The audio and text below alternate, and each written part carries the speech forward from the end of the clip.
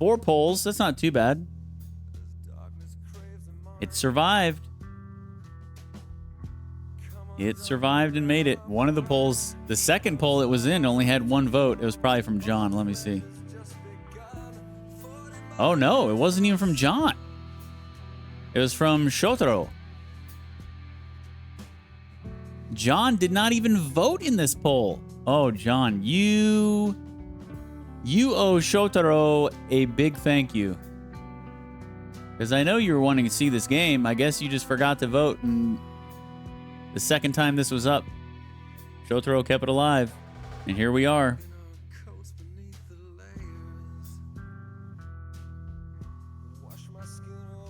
I wouldn't matter anyway. I don't know any of the games and haven't seen them, and just vote for what I like the sound of. Yeah, that's what Flame does. He just votes for whatever the coolest title is. Hey, you can vote however you want, I guess. I've said it before and I'll say it again. My voting system is the exact same as virtually any Western civilization voting system. You don't have to know shit. You don't have to be up on any of the topics whatsoever. No, you don't even have to know me. That'd be kind of hard. But you don't even have to know the games. You can vote for whatever you want, for whatever reason. Knowledge, not required. But I'm doing pretty good today, Donna. Thank you for asking. Excited to get this game going. We'll probably spend the next 2 hours of the stream in the character creator.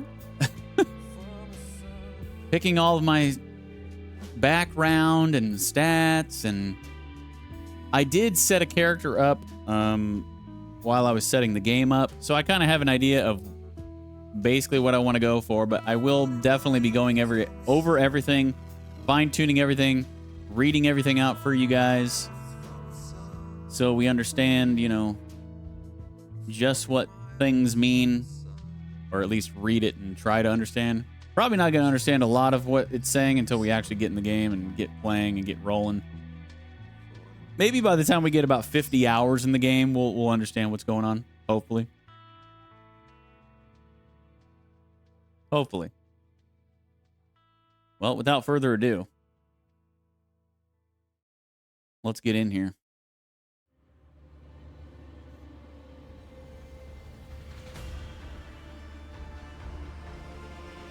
I don't know why you don't play a decorating and or girly makeup game. You'd love it. Like what? I like decorating if it's done right in video games.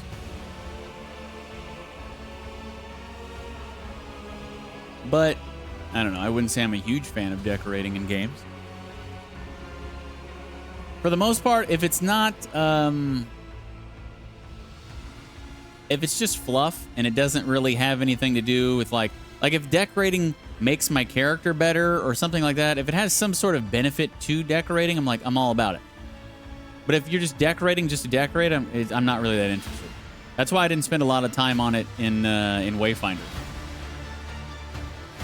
I went to my house the first time, spent probably like an hour decorating stuff, and then after that, it was just kind of like, anytime I got new decorations and stuff, I was just like, whatever.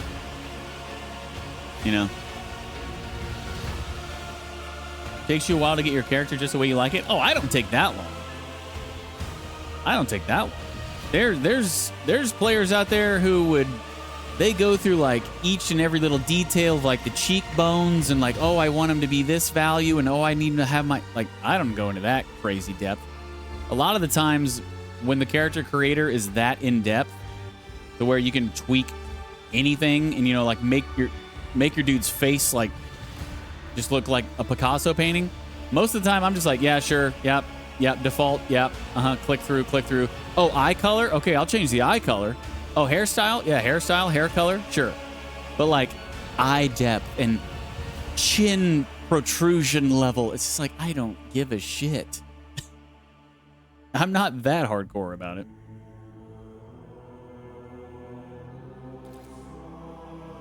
All right, here we go. New game.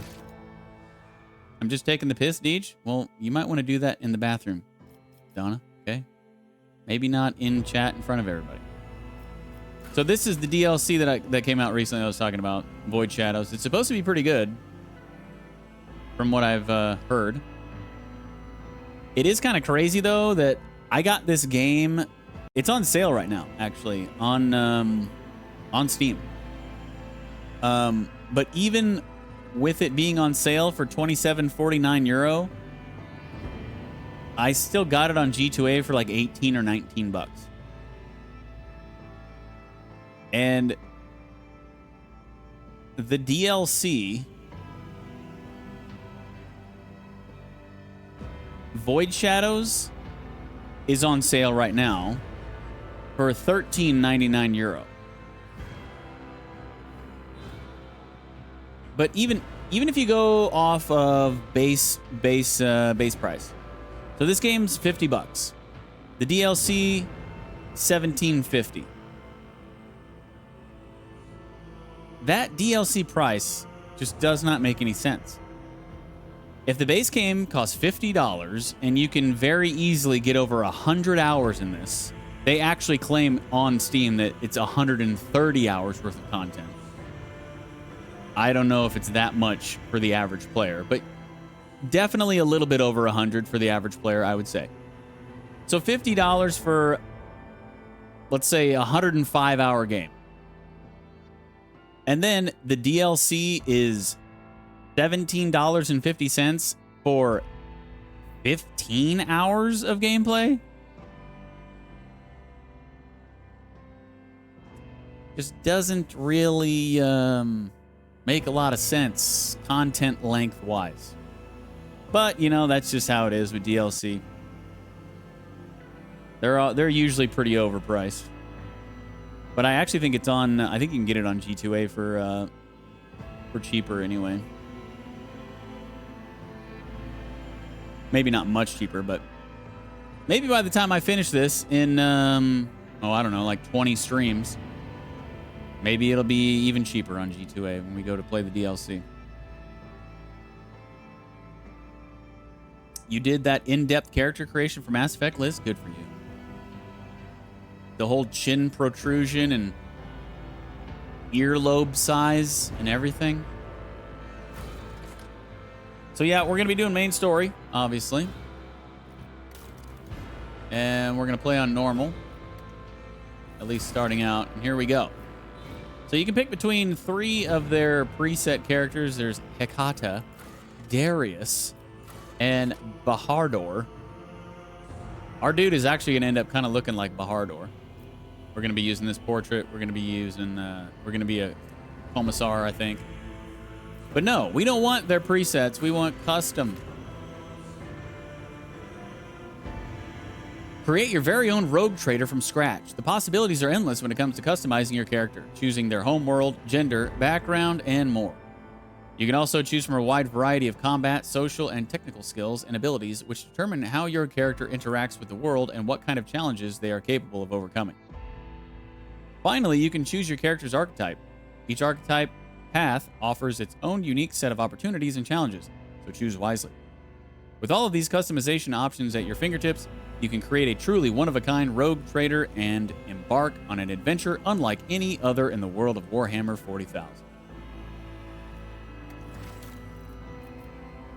Okay. So we want this portrait. And we're gonna customize his appearance a little bit. A little bit. Not his face, not his body. Skin color. Pasty. Pasty AF. We'll leave the hair the same. The hair's not really going to matter once you see what I'm going to do here in a second.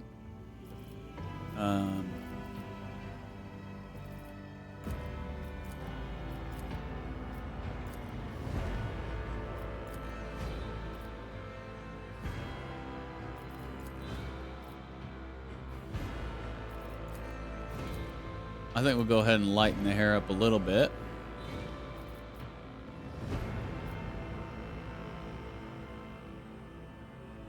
Eyebrows are fine, nice and thick and manly.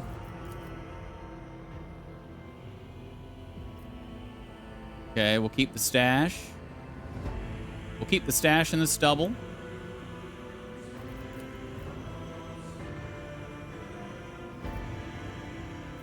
Hair number 5. Oh, this one? This is what you want? Oh, yeah. Don't they still wear those wigs in the UK? Is it judges or who still wears the powdered wigs in the UK?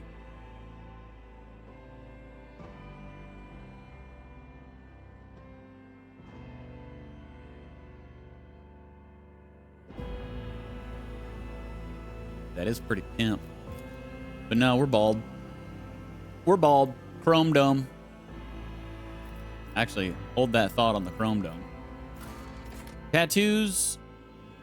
Oh, also we gotta match the scars to the scars. I'm pretty sure number 8 is the exact scars for this dude's portrait. You see his right cheek, okay? And then look at his chin. He's got 1, 2 little marks on his chin. Looks like he's got 2 marks on his chin. And then this side. So I think that's the exact scar layout. Barristers and judges in the high courts. Copy that.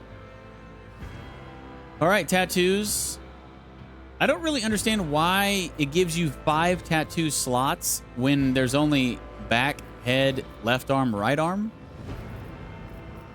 So there really should only be 4. I don't know why there's 5, but we'll rock the back piece, and then for tattoo 2, I'm not gonna have a head tat, but I will have some sleevage. This will be our left arm, and then this is our right arm.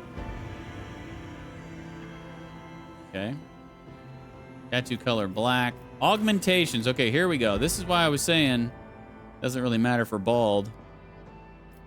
And plus, you can't see the top of his head with his hats on. So, just for lore's sake, we're going to have some augmentations. We're going to have the Chrome Dome augmentation.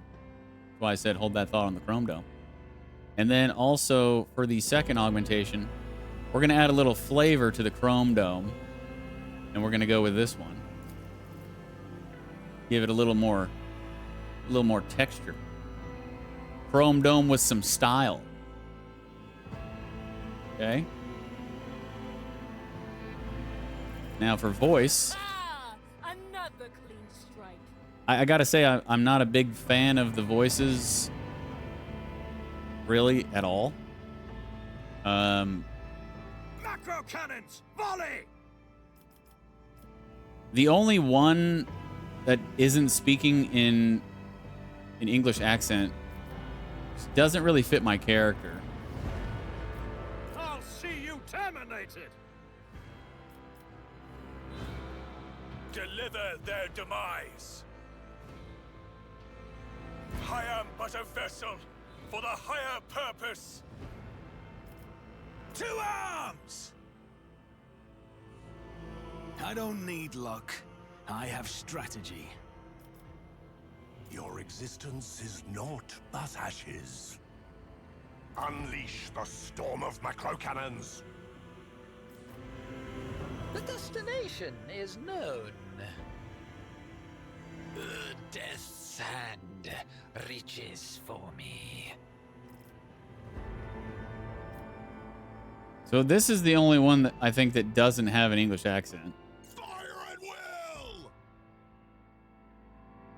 Now that's interesting. I don't know why there is a daring male but not a daring female. Maybe this was added later. Looks like we have a problem on our hands. It just doesn't really fit my dude. So, I think the best one that fits is the bold male. Fit for the Von Valancius annals. You hear it? Excellence matters. I think that goes pretty well with him, with his look. So it would be a bold male.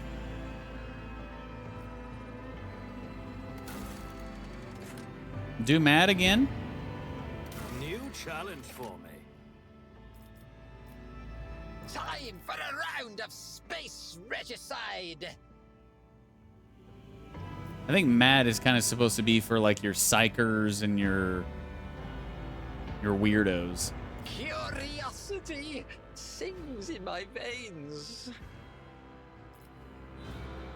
Our character is basically going to be essentially like a warrior type, using ranged and melee weaponry. Something of interest.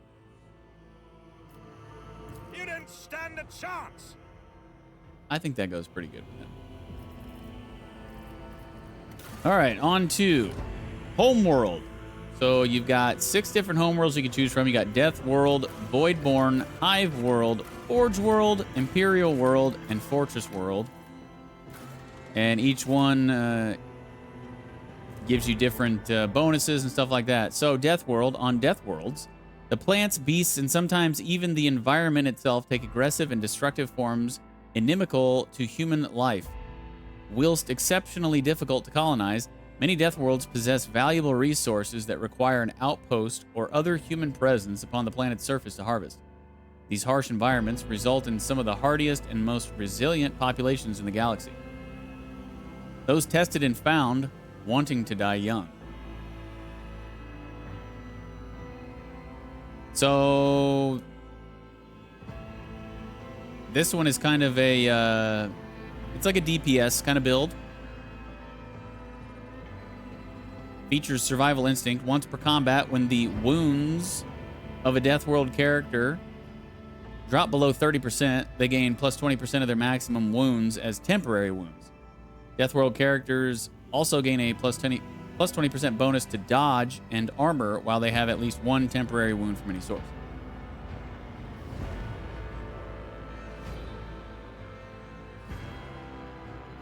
Okay. Voidborn are humans birthed in the belly of a void vessel or aboard an ancient orbital satellite. Those who have lived their lives on void ships become inured to some extent due to the reality-altering process of warp travel and to living in low or zero-gravity environments. In many cases, their features are drawn and their skin pallid. They may even have minor deformities or a strangeness to their speech, gait, or general appearance that sets them apart from others. So this would be like your mad males. Feature here is Fortune. A Void-born character can re-roll any failed attack, dodge, parry, characteristic, or skill test with a 20% chance of success. This chance cannot be greater than the base success chance of the roll.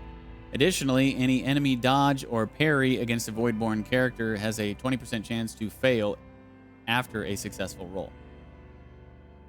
So, kind of more of your luck characters, maybe more of like your, like if you want to go heavy on like dialogue stuff.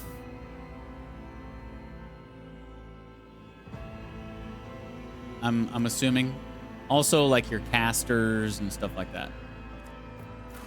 A hive world's population is so dense that great swaths of the surface of the world are frequently covered in gargantuan cities bejeweled with towering spires that pierce the atmosphere. Hive worlds are vital to the welfare of the Imperium and are the beating heart of its economy and war machine. They produce munitions for the Emperor's armies in vast manufactories, mine valuable minerals, and refine fuel for the Imperial Navy. Innumerable regiments of the Astra Militarum are raised from their massive populations as well. Feature, strength in numbers. Hive world characters gain +1 fel, that's fellowship bonus. Fellowship represents a character's ability to interact with other creatures, to deceive, charm, or befriend them. So Hive world characters gain plus this resolve if there are 3 or more creatures, allies or enemies, in a 3-cell radius. Yet they suffer a -2 penalty to resolve with no creatures around. Resolve influences how efficiently and for how long characters can fight in the battle. It determines the amount of momentum gained at the beginning of each turn or after killing an enemy.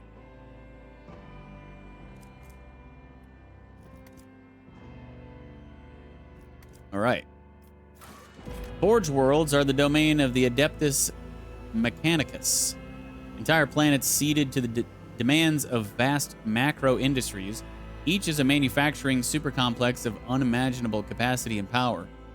Over the millennia, different Forge worlds have become especially renowned for their philosophies or ways of war.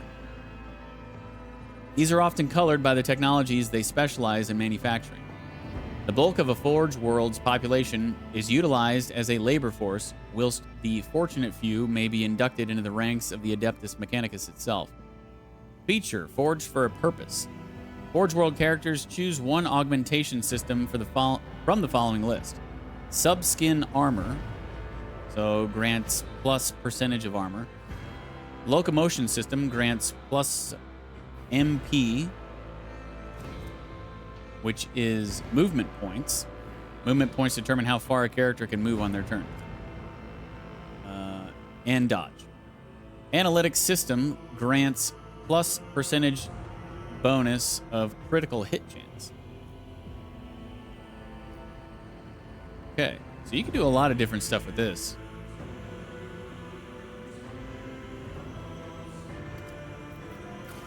An Imperial world is one of a million planets united by the belief in the immortal God Emperor. Hailing from hyper-technological societies to grimy feudal populations, the inhabitants of countless worlds offer fealty and devotion to the Master of Humanity and the Imperial Creed espoused by his servants. The designation Imperial World encompasses a vast array of wholly dissimilar worlds that are, nevertheless, part of the Imperium.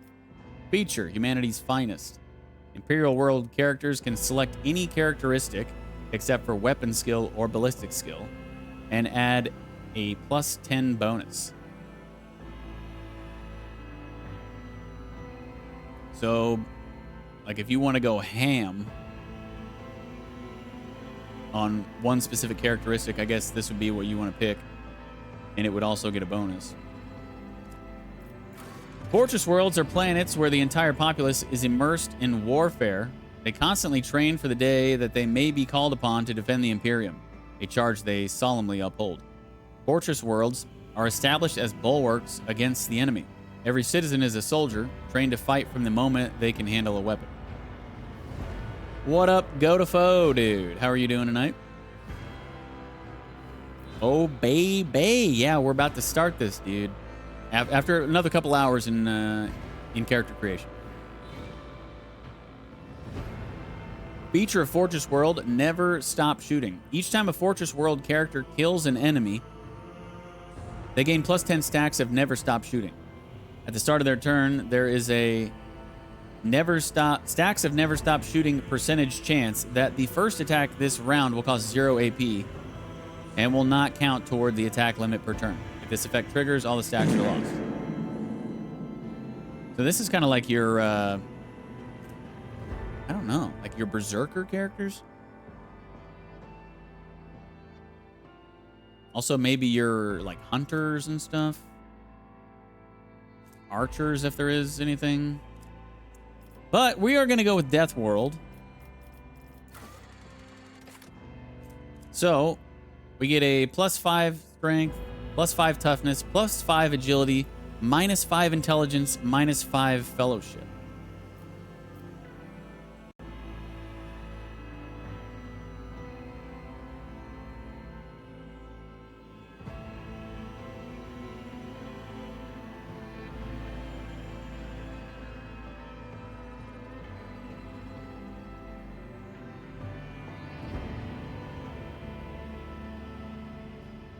So basically, you're, you know, like your brute dudes.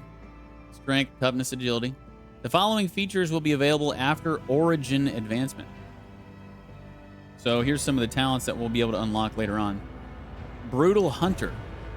Death World characters gain plus 15% critical hit chance against targets with the bleeding effect or with 50% or less of their maximum wounds.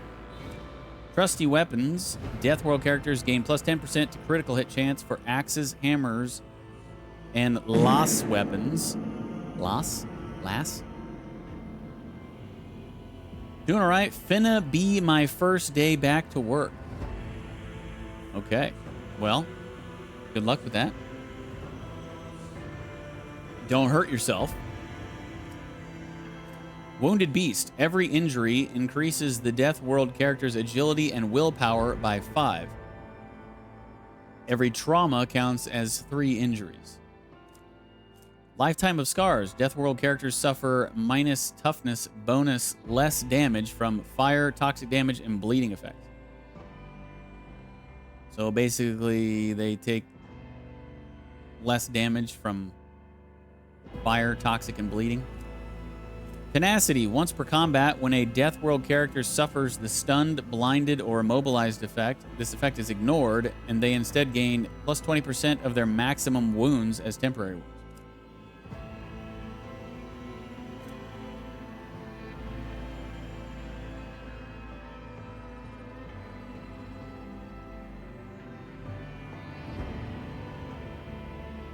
Okay.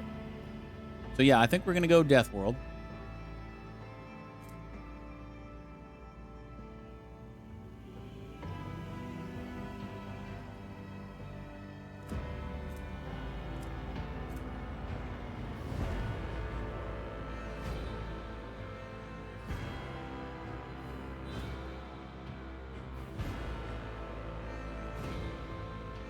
What does willpower do? Willpower reflects a character's ability to withstand the horrors of the warp, the terrors of space, and the dreadful opponents they are bound to encounter in the Coronis expanse. High willpower allows characters to exert control over a crowd or interrogate a heretic. It also increases the chances of resisting negative mental effects and psychic powers. Okay.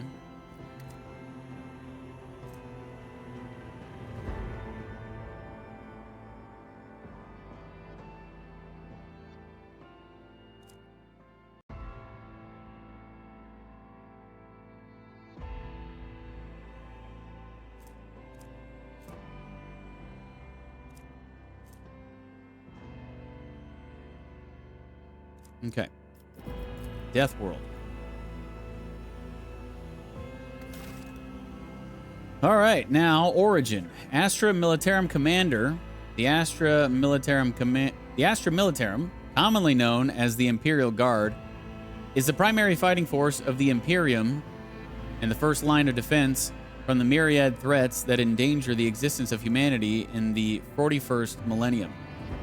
You have served as one of the commanders of an Astra Militarum regiment, commanding thousands and winning battles in the name of the God Emperor. Feature regimental tactics. The Astra Militarum commander and all their allies deal an additional +% damage using perception to enemies that are adjacent to the commander or their allies until the end of the commander's next turn. All of the commander's allies also suffer no damage from allies' attacks until the end of the commander's next turn. Can only be used once per combat. So, bonuses to ballistic skill, perception, athletics, Medicae. Okay. Commissar, which I think is what we're going to pick. Commissars of the Officio Prefectus are ruthless officers charged with maintaining the morale, discipline, and fighting spirit of their Astra Militarum regiment. You used to be one of these faithful servants of the God Emperor, a living symbol of Imperium authority, regarded with a mix of fear and awe by their subordinates. Feature at all costs. The Commissar's next single shot or single target melee attack applies the following effects. Enemy target. The target becomes marked. The ally who kills the marked enemy gains an extra turn after the current one with +2 AP and +4 MP. Allied target. All allies gain an additional +1 AP and +3 MP for 1 round. Can only be used once per combat. The Commissar themselves cannot gain bonuses from this ability. So that's got bonus to weapon skill, fellowship, coercion, and athletics. Actually, I don't know if do I want to be Commissar?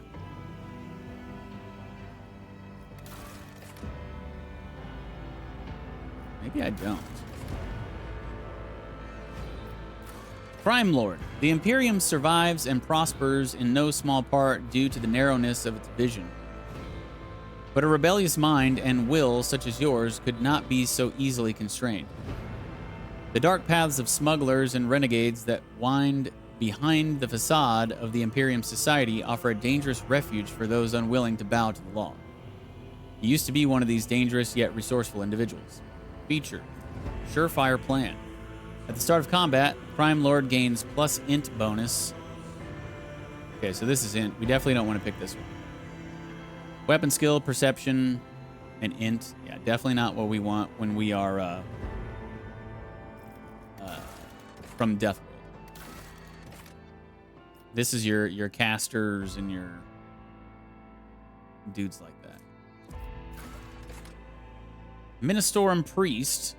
The Ecclesiarchy, known formerly as the Adeptus Ministorum, is a vast institution that oversees the galaxy-spanning religion of the Imperium. The Ecclesiarchy's complex hierarchies of cardinals, missionaries, preachers, and zealous laity ensure the prescribed prayers and invocations are made, all the while instructing the masses to guard against heresy and deviancy. You used to be one of those fiery and charismatic individuals concerned with keeping a close watch on your congregation. Feature: War Hymn. Grants momentum equal to 2 times devotees. What is that? Weapon. Willpower. Willpower bonus. WP willpower. This ability also grants an additional willpower bonus momentum for each enemy that is either in a 5-cell radius around the devotee or was hit by the devotee this turn. Toughness, willpower, and int. Navy Officer. The Imperial Navy is responsible for the fleets of void ships that assert the dominance of the Imperium amid the stars and fulfill other duties connected to the void and warp travel. You used to be a Navy officer and a commander of a void ship, hardened in numerous battles and famous for resounding victories. Feature: Brace for Impact. For 1 round, the Navy officer and their allies in a 3-cell radius gain +2 deflection for each archetype taken by the Navy officer. Archetype. Archetype defines a character's role in the game. Oh, that's later on. That's right here. As the character levels up, the rank of the chosen archetype will increase, opening up access to new abilities and talents. Okay. Noble. The high nobility of the Imperium are an enormously privileged and powerful elite, a breed apart from the common masses they rule. You grew into adulthood upon a pedestal of affluence and grandeur that towered high above the common masses. You expected their obedience and lived upon the fruits of their toil, surrendered to your family in solemn fealty. Feature: You serve me. The noble assigns 1 ally who will become their servant until the end of combat. Anytime the noble's abilities affect the servant gains +5 to all characteristics until the start of the noble's next turn. Anytime the servant attacks a target that the noble dealt damage to last turn, the servant gains +% critical hit chance against the target. Okay, int and fellowship. Definitely don't want to be a noble either. Sanctioned Psyker. Psykers are feared and distrusted, but are nonetheless valuable assets to the Imperium. The role of the Adeptus Astra Telepathica is to recruit, identify, and classify those found to possess psychic abilities. The most powerful who somehow survive the rigorous sanctioning rituals are selected to serve on the battlefield. The mind of a sanctioned Psyker is steeled against the manifold dangers risked by wielders of warp powers. You are one of those found worthy to serve humanity and have miraculously survived the perils of the warp. Note: damaging Psyker powers count as weapon attacks, counting toward the normal attack limit per turn and gaining all the benefits of abilities and talents, increasing the damage of attacks. For example, a soldier using the run and gun ability will be able to use damaging Psyker powers twice per turn, and an operative's analyze enemies ability affects the damage of damaging Psyker powers.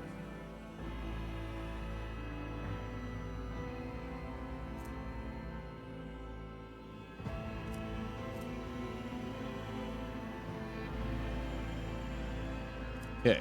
toughness, willpower, int. All right, so, okay, what do we want to be here? I originally was thinking Commissar, but I don't know. Let's see.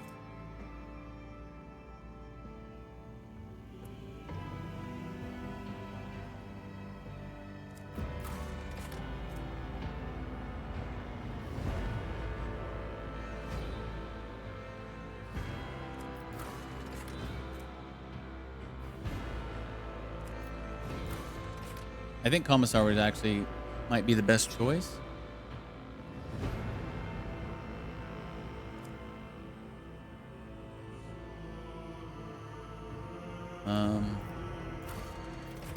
Commissar, priest.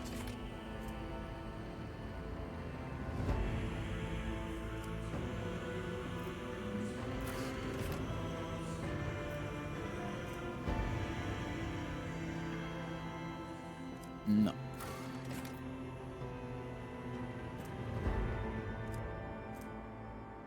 Commissar, priest, Navy officer, psych.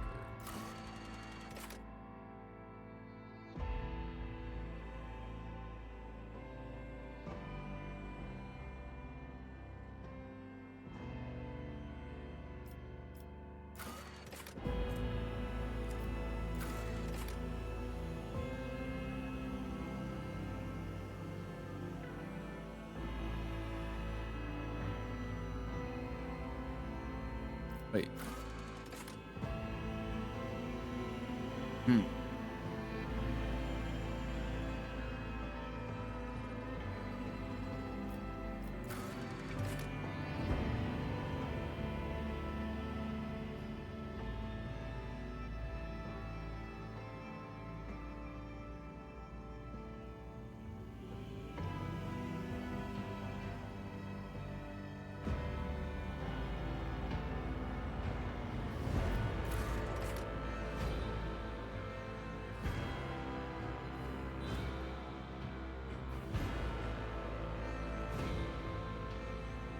Maybe I actually want to go Navy officer.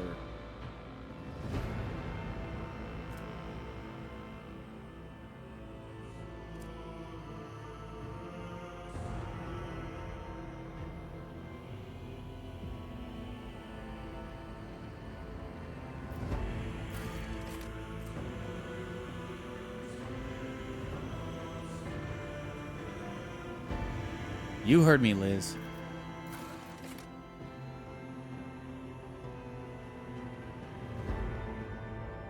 It's Space Navy though. It's not Water Navy.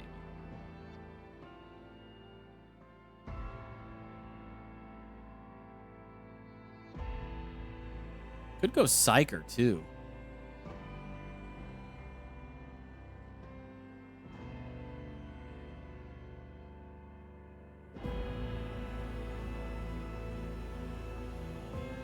Although I feel like Psyker's going to be hard to play.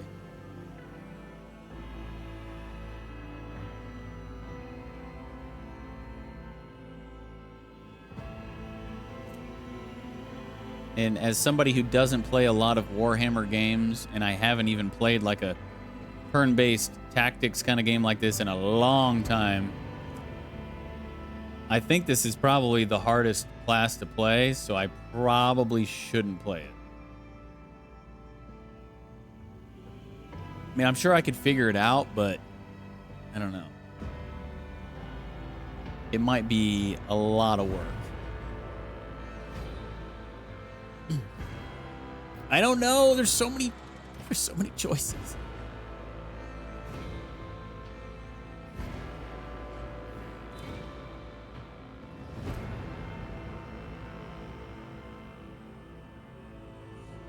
Definitely not Commander.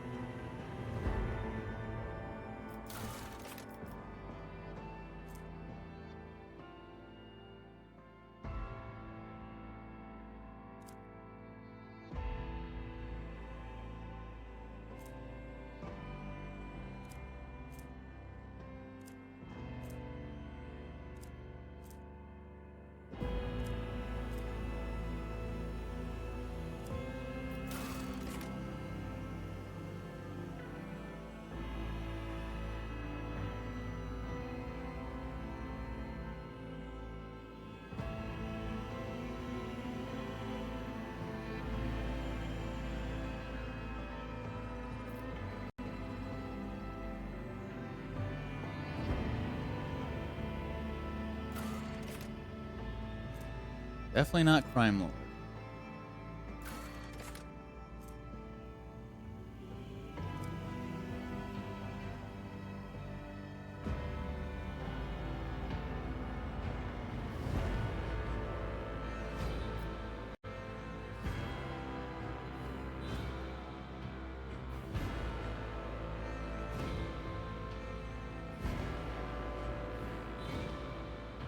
I'm a criminal. No, I'm not gonna be Crime Lord. I don't think that would be. I don't think that'd be a good choice for Death World Homeworld, and I definitely want to do Death World Homeworld.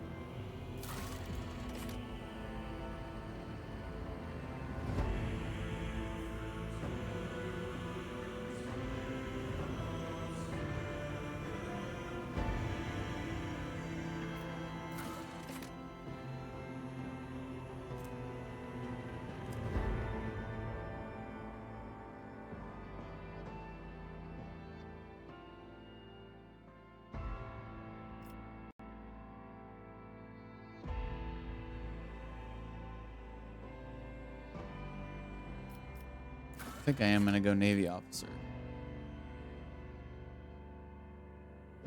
Definitely don't want to be noble. Yeah, I think I'm gonna go Navy officer. So I gotta change my portrait and all that. I gotta back out.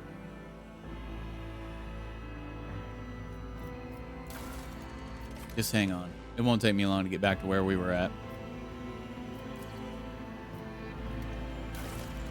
Well, which one is actually... Oh, I'll be able to see it. It'll be on the hat, right? Where's the Navy dude?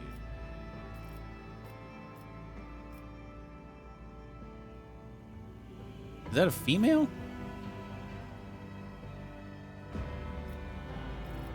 Is there a male Navy dude?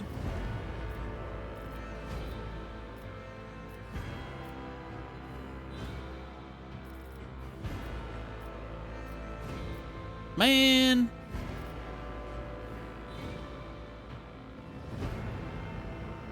Should we just be a chick to match our picture? Next one over? Oh, yeah, no, I guess that makes sense. Yeah, they put him... I didn't even notice that until you mentioned that, Liz, but yeah. You're right. They put him back to back. So this guy. Good call.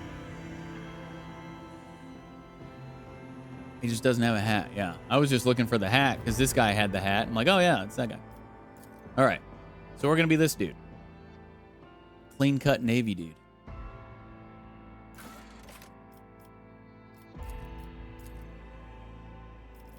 We'll change him a little bit.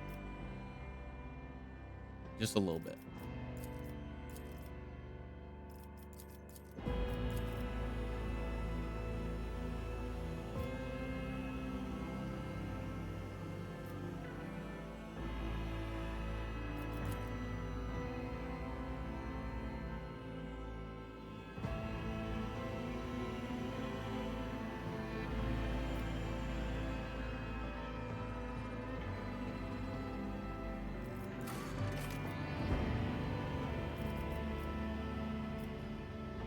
Does he have the right scars on?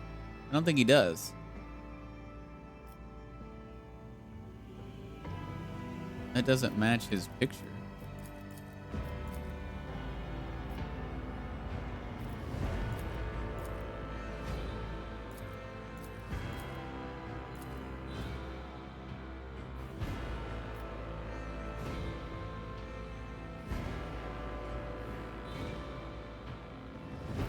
Seven looks closer.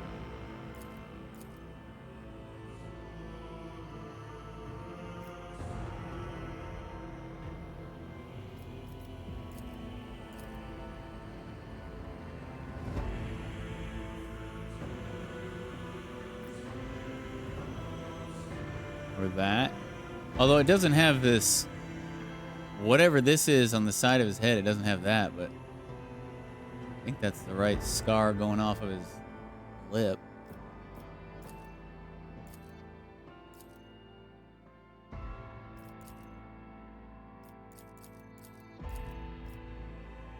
Yeah, we'll just rock this scar. Tattoos, same as before.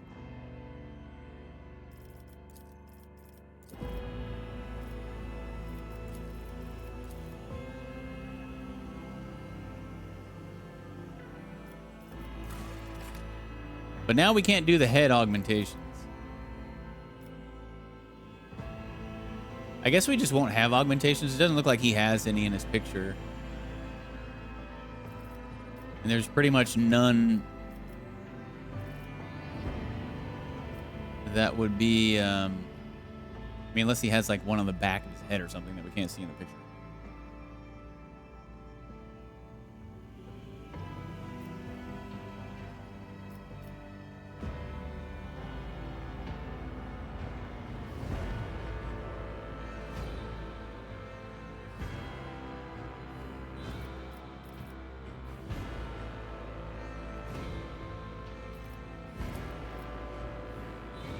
Even if you put one on the top of his head, you can't see it. It's just under his hair.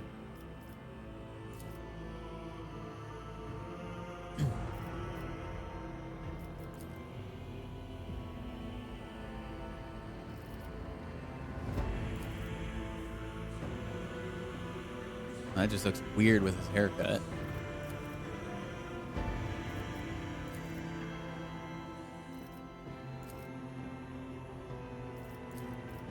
Okay, so we're just not going to have any augments. We are a clean-cut Navy dude. We need to investigate. Now our A voice. new challenge for me. Excellence matters. For the glory of the dynasty. I think I still like this voice, even for him, too. All right. Death World. Navy officer.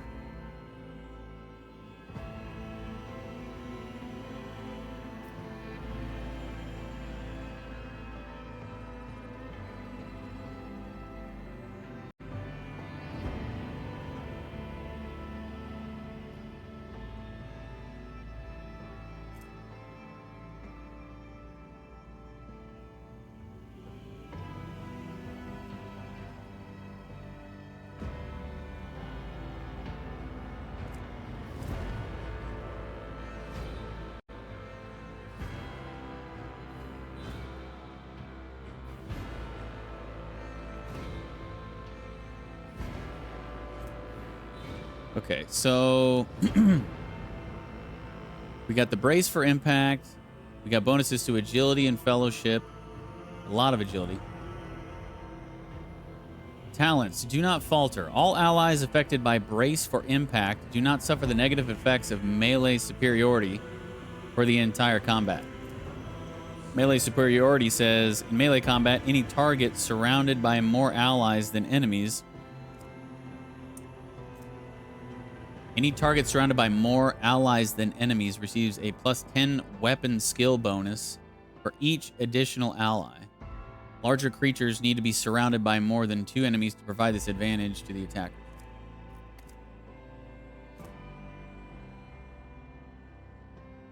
Okay, scatter. All allies affected by brace for impact suffer only half damage from all attacks of opportunity. Perfect timing. All allies affected by brace for impact gain plus 30% to cover penetration. The Navy officer also permanently gains plus 15% to cover penetration. Permanently, like, just for the fight? I mean, I know you can only use this once per combat, but even there's no way it's just permanent. Maybe it is.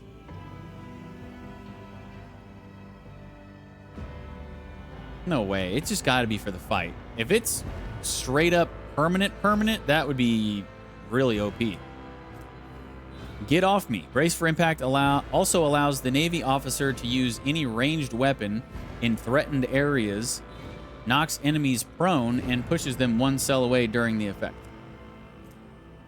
Get into cover. All allies affected by brace for impact gain an extra turn with 0 AP and 3 MP, and increase their cover efficiency by plus 20% for 1 round. Targets can only use movement abilities, heroic acts, or desperate measures during this extra turn. Okay. Yeah, it seems like it'd be pretty cool.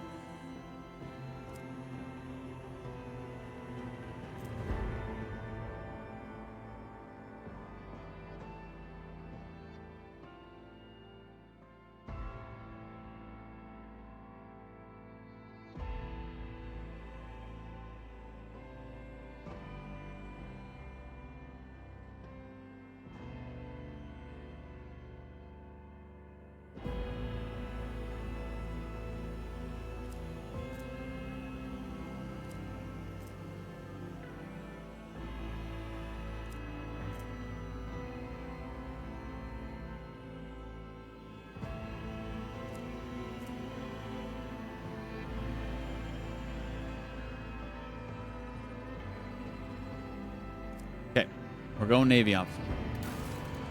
Now, Triumph. Okay. Apex of Brilliance. You lured a pirate squadron into the gravitational tear of a star, thereby destroying the whole fleet through your cunning alone. Okay, so now we get to pick a Triumph that we did. Illustrious Glory. Your ship became the first to take a now reclaimed warp route to a cluster of humanity's lost worlds. So that would give you Commerce, which is a Fellowship +5. Apex was Tech Use +5 int.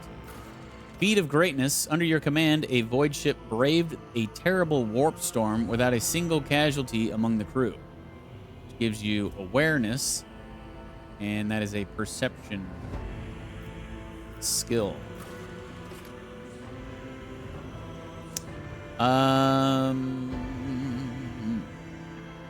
Definitely not Apex of Brilliance.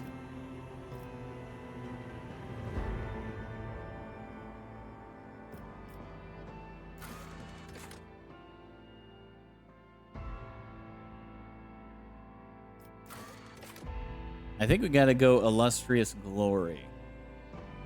Your ship became the first to take a now reclaimed warp route to a cluster of humanity's lost world. Skill modifier Commerce. The skill is affected by the Fellowship characteristic. It represents a character's business sense and their ability to make profitable bargains. May give access to new dialogue options. Yeah. Yeah, let's go with that. Illustrious Glory. That's our triumph. On to Darkest Hour. What was our Darkest Hour? Grim Portents. You have journeyed through dark and forsaken systems, and the things you have seen have left a mark on your soul that will never heal. Skill modifier. So your triumph is like your good thing, you get a bonus to. Your Darkest Hour is your bad thing, you're going to take a hit on. So logic, -5, int. Brand of Shame. Once in your past, when the temptation of easy gains got the better of you, you resorted to piracy and were caught red-handed. Fellowship Commerce -5. Commerce -5. So wait, were these the same? No. Tech Use, Commerce, Awareness. Logic, Commerce, Persuasion. Okay. Shadow of Torment. Your ship was boarded by pirates and you barely survived, enduring many horrors during your time in captivity. Persuasion -5, Fellowship.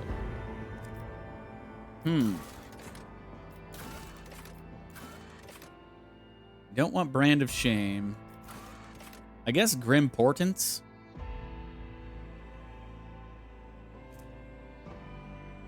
Logic -5. It makes a character's rational arguments more convincing and allows them to notice any logical inconsistencies in other people's words.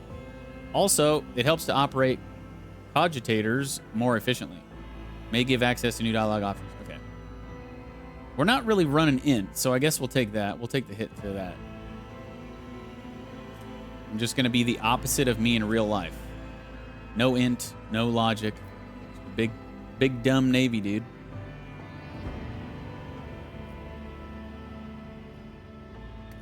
Okay, archetypes.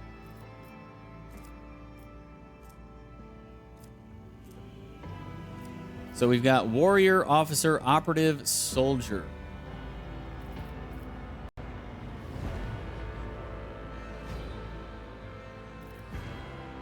And then you can see it branches off when you level up, which ones you can pick from there. Warriors are combatants boasting exceptional melee prowess, capable of dealing high damage in close quarters combat and withstanding heavy amounts of damage.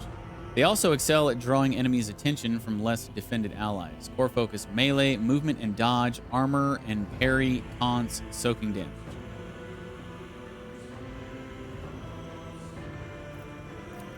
Officers use their willpower and fellowship to improve the combat capabilities of their allies, turning them into even greater threats on the battlefield. Core focus, extra turns, single target buffs, rescuing allies, momentum. An operative uses intelligence and perception to find and exploit weaknesses in enemies' defenses. None can withstand an attack from an operative. Core focus, precise single attacks, defense penetration, area debuffs, consistent firing position. Okay, definitely not going to be an operative. A soldier is a master of all ranged weapons, quickly able to assume an advantageous position from where they stand, ready to rain fire on the enemy. While well trained in highly diverse range of arms, a soldier is particularly proficient at blasting their targets with burst fire and area weapons. Core focus, movement and ranged attacks, cover and dodge, burst fire, area attacks. So, did it say that we were going to be mainly ranged? Where was that at? Origin?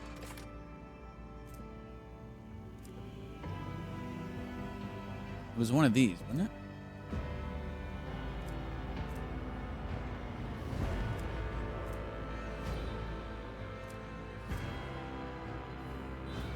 Brace for impact also allows the Navy officer to use any ranged weapon in threatened areas, knocks enemies prone, and pushes them one cell away during the effect. I mean, I assume we can use melee as well. It's just... It doesn't really... I guess it's just because it leaves you... It lets you choose what you want to do kind of thing. Instead of saying like, hey, this is good for range. Hey, this is good for melee. Hey, this is... You know what I mean? You can just kind of do whatever you want. But I'm definitely not going to be operative. Let's see.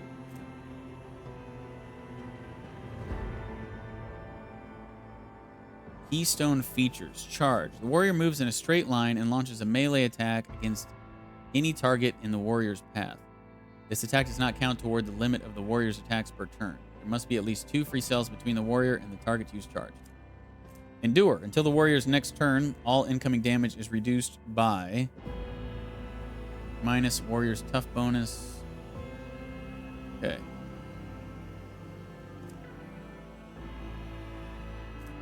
Daring Breach. The warrior immediately restores all AP and MP and gains plus agility bonus MP until the end of the turn. They do not lose MP after performing attacks. The warrior has no limit on melee weapon attacks this turn. Okay. What do the thumbs up mean?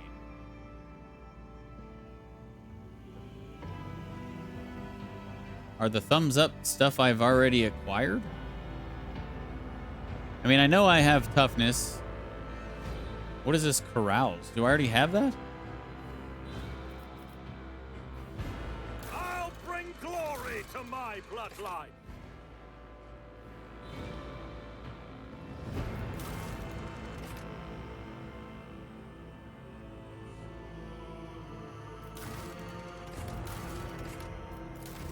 I don't know what thumbs up mean.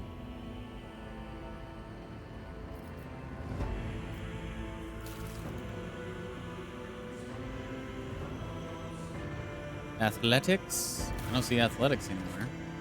I didn't see carouse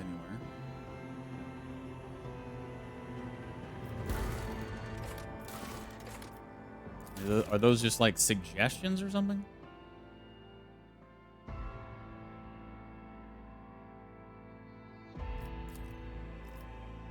Okay, keystone features on the officer. Bring it down. The officer immediately grants an ally an extra turn with 2 AP and no MP.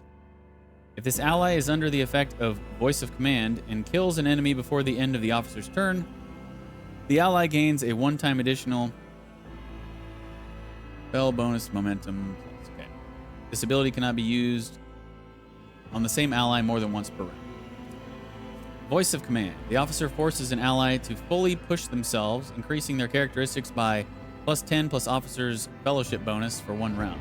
Additionally, all of the officer's abilities can be applied to the target of Voice of Command from any distance. A character who becomes the target of Voice of Command cannot be targeted by this ability again for the next 2 rounds. Ultimate abilities. Finest Hour. Heroic Act. 1 friendly creature, unlimited range. The officer grants an ally an extra turn with full AP and MP. During the extra turn, there is no attack limit. Finest Hour. Desperate Measures. 1 friendly creature, unlimited range. The officer grants an ally an extra turn with full AP and MP. During the extra turn, there is no attack limit. Until the end of combat, the officer's fellowship is halved.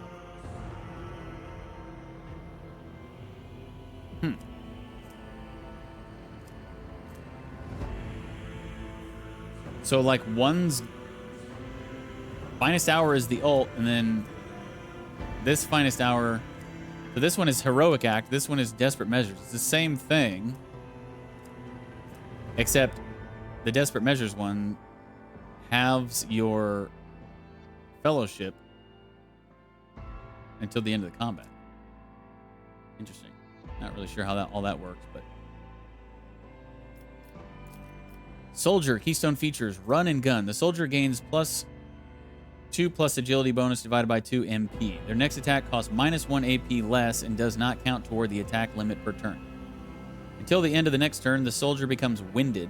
While winded, the soldier suffers a -10 penalty to ballistic skill and cannot use run and gun. Revel in slaughter. The soldier immediately removes the winded effect. Until the end of combat, the soldier gains the following bonuses: +10 ballistic skill, plus percentage critical damage, plus agility bonus % critical hit chance. This ability becomes available after the soldier kills 3 enemies. The kill counter is not reset between rounds. Ultimate abilities: Firearm Mastery. Heroic Act. The soldier gains the ability to make a number of extra attacks equal to their weapon's rate of fire, minimum 2, using the weapon attack that normally costs the least AP. These attacks do not spend AP. Until the end of the soldier's turn, their first attack against each new enemy automatically scores a critical hit. The soldier immediately reloads their current weapon. So, and then here, same thing, except starting from the next round and until the end of combat, the soldier's AP are reduced by -1. Okay, so what do we want to do? Definitely not operative, and I don't think soldier either. So warrior or officer.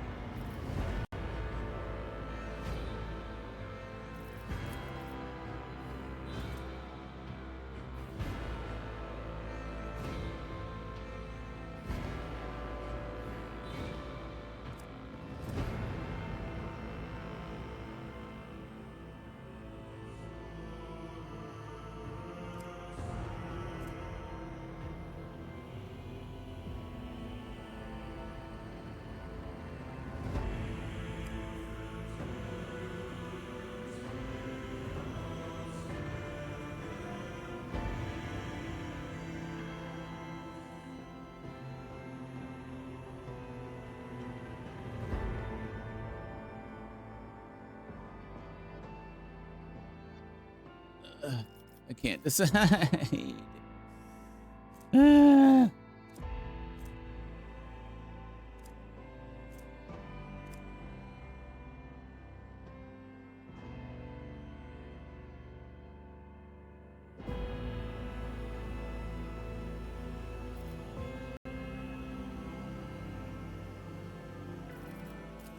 Maybe I should look at the next tier. Maybe that'll help me decide.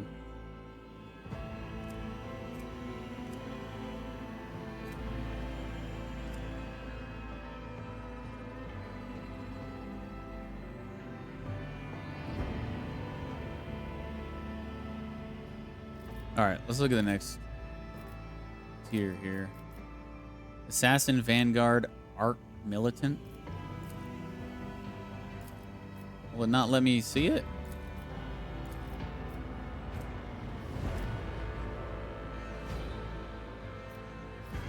Archetype, warrior, or operative. So you're only getting these options because of the world you chose at the beginning? No, I don't think so. I'm not sure. I'm not sure.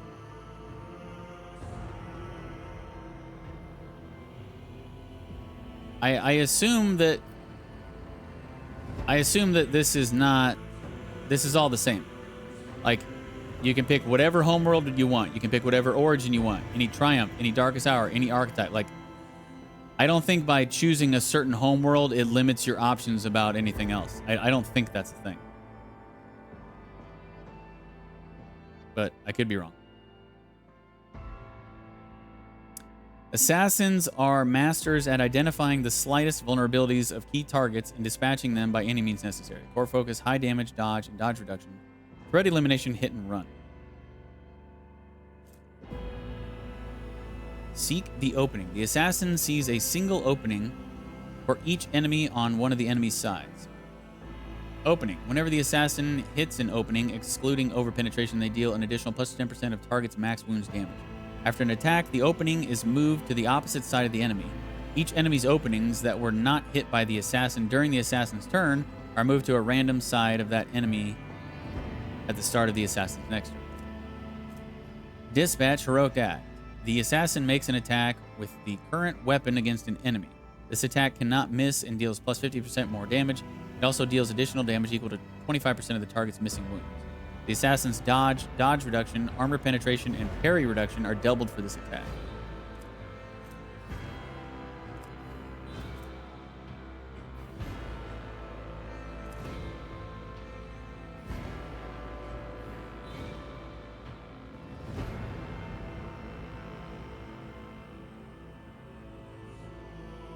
Wait a minute.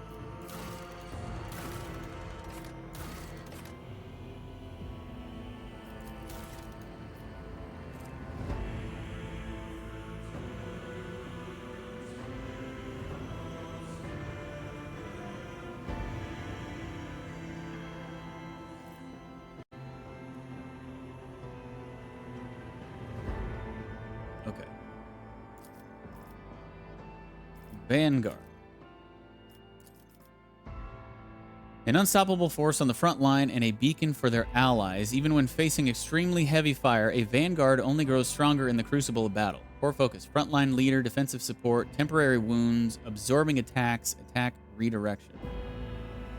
Keystone features, unyielding beacon. Each attack against the Vanguard grants them +1 stack of unyielding beacon. Each stack increases their resolve by +1 up to a maximum of +15.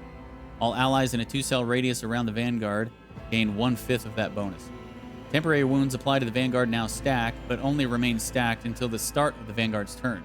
At the start of their turn, the remaining temporary wounds are reduced to the largest amount granted by one applied effect. If the remaining number of temporary wounds is less than the number of stacks of unyielding beacon, it becomes equal to the number of those stacks, even if the Vanguard has no temporary wounds at the start of their turn. Unyielding Guard. Until their next turn, the Vanguard attacks each enemy that attacks the Vanguard's allies in a 3-cell radius around the Vanguard. Additionally, until their next turn, the Vanguard always retaliates when attacked.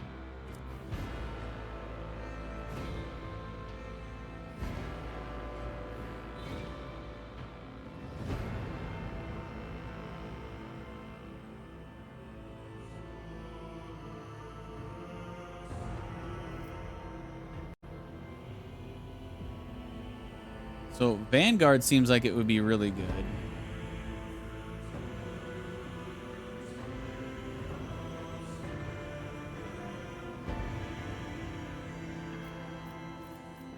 Vanguard definitely a lot better than Assassin.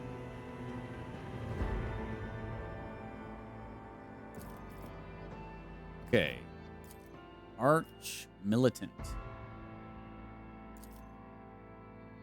An Arch Militant is a formidable master of warfare, able to blend various weapons and styles mid-combat, be it melee or ranged, or anything in between. The Arch Militant is the best at it, and becomes stronger and stronger with each second in battle. Core focus, versatility, large area attacks, personal buffs, weapon set rotation, crowd control. Keystone features, versatility. Whenever the Arch-Militant uses an attack that is of a different type from their previous attack, the Arch-Militant gains a stack of versatility. Valid attack types are single shot, melee attack, single target or burst, area melee, area ranged, or ranged burst. The Arch-Militant gains +3 weapon skill and ballistic skill for every stack of versatility. If the Arch-Militant has 4 or more stacks of versatility, the Arch-Militant deals an additional +10+ weapon skill bonus %, or +% damage, whichever is highest. Steady Superiority Ultimate, Heroic. Until the end of combat, the Arch-Militant can make 1 additional attack each turn, including 1 additional attack on the turn this heroic act was used. The first attack after using this ability and each turn afterward costs 0 AP. Desperate Measures effect. The Arch-Militant suffers a -30 penalty to their toughness until the end of combat and suffers bleeding.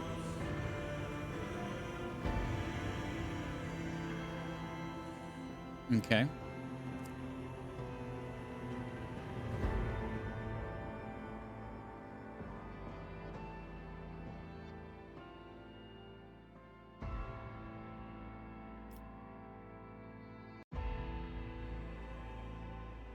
Okay.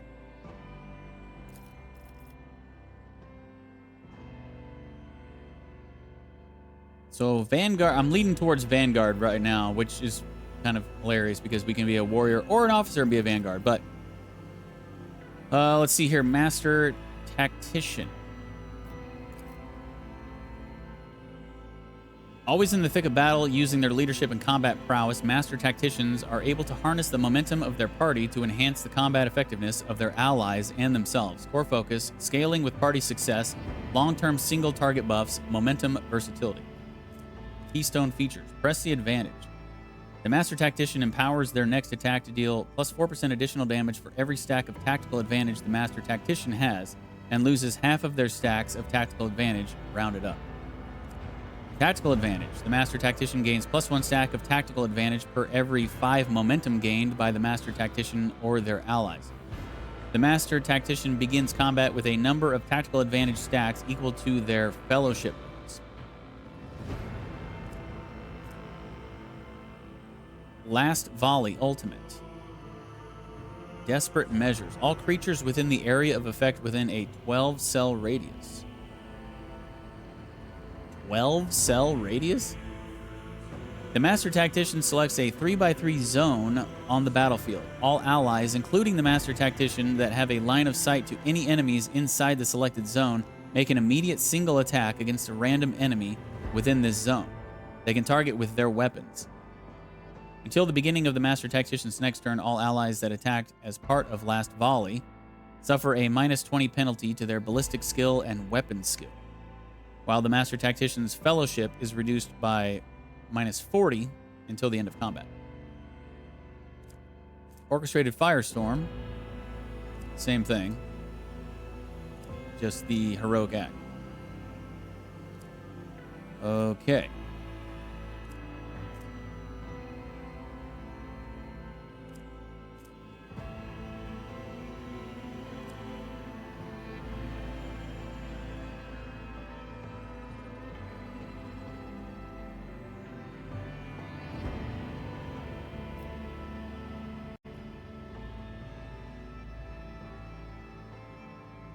Still leading towards Vanguard.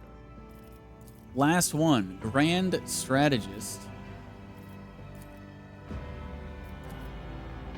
A master of battlefield positioning for themselves and their allies, the Grand Strategist is able to increase the battle effectiveness of their party by designating and strengthening important parts of the battlefield. Core focus, battlefield control, ally buffs, unique utility, enemy debuffs, keystone features, combat tactics. The Grand Strategist analyzes the battlefield and can create specific areas providing bonuses to all allies, including the Grand Strategist, frontline, backline, and rear. In the first round of combat, all 3 areas can be created in 1 turn. In the following rounds, only 1 of them can be created per turn. All areas can be moved with the corresponding abilities, 1 per turn, and cannot overlap. If there are 2 or more grand strategists in the party, the combat tactics area are common for all the grand strategists, and the highest intelligence bonus and fellowship bonus of all the grand strategists is used. There cannot be more than 1 frontline, backline, or rear on the battlefield. Regardless of the abilities used, the grand strategist always acts first in combat. Ultimate, Taken Hold, Heroic. The grand strategist chooses 1 combat tactics area. Every ally inside that area gains an extra turn with 1 AP and 2 MP at the start of the grand strategist's next turn. For every enemy that was killed in the selected combat tactics area, this AP is increased by +1 up to a maximum of 3, and MP by +2 up to a maximum of 6. Desperate measures, all of that, and the grand strategist's MP are reduced to 1 until the end of combat. Damn.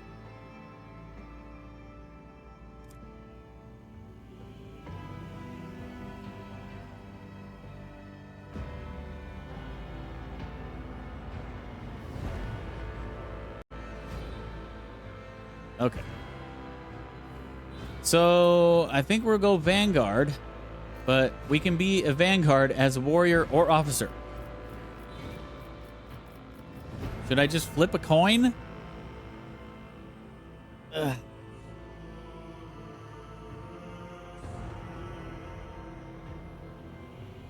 I guess I'll go officer.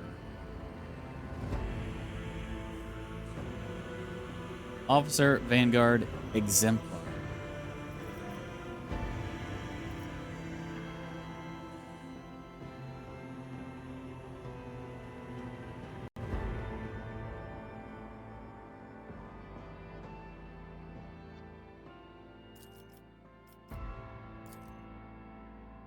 We're going officer, guys. I'm finally picking. Everybody wake up. We're on to the next one. DeejTheSqueej officer. Naval officer at that. Characteristics. Okay. Jeez, I feel like I need a potty break and I haven't even finished making my character. Hurry up, sir.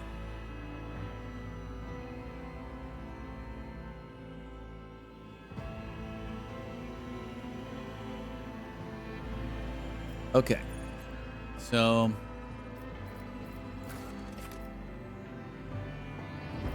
I don't know what the arrows mean. Oh, I think because I've got bonuses to strength, toughness, and agility, and I have a minus on int. I think that's what it's telling me. I think all of these are base 30. Yeah. So it's telling me I'm getting a +5 from everything I've picked before. I'm getting +5 strength, +5 toughness, +10 agility, and -5 intelligence. So now we've got 30 more points to put into these.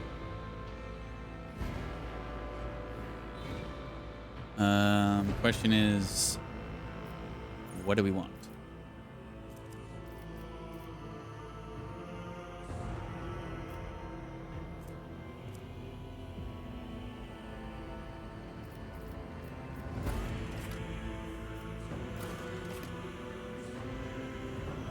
Do we have athletics?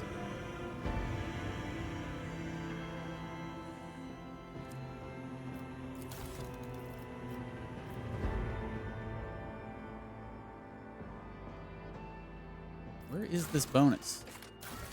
I am not seeing athletics anywhere.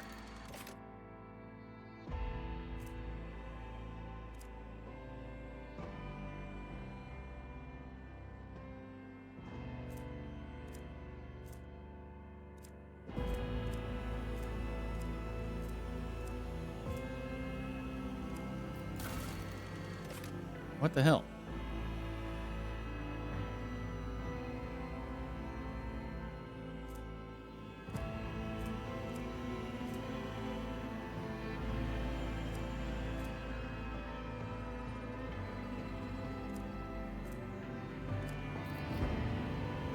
I don't get it.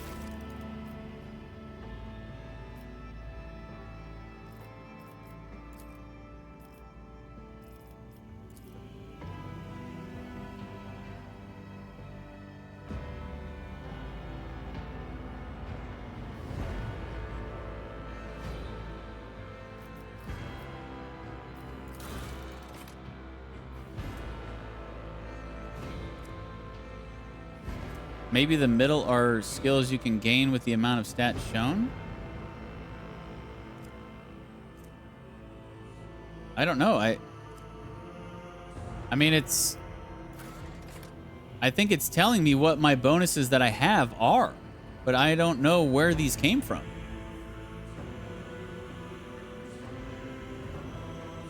Oh, wait a minute.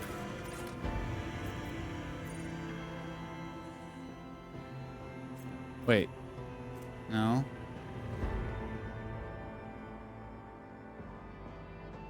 Yeah, no, I don't know. We're getting +5 strength from Death World.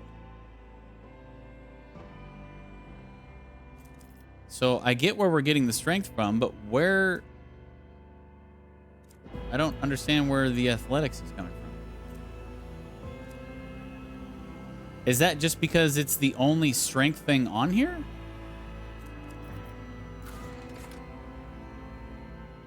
And this is the only toughness thing on here? Is that what's going on?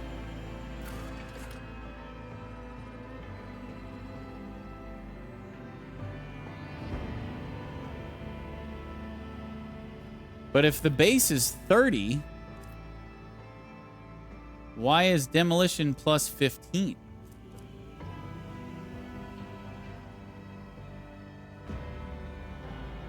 Death World Navy officer. That's 5 and 5. Yeah, I don't know.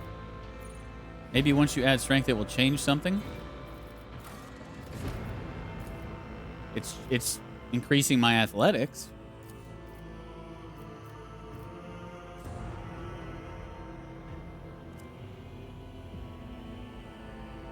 I don't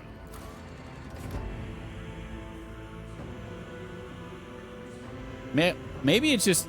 Oh, I think it's just highlighting... Oh, I think I know what's going on.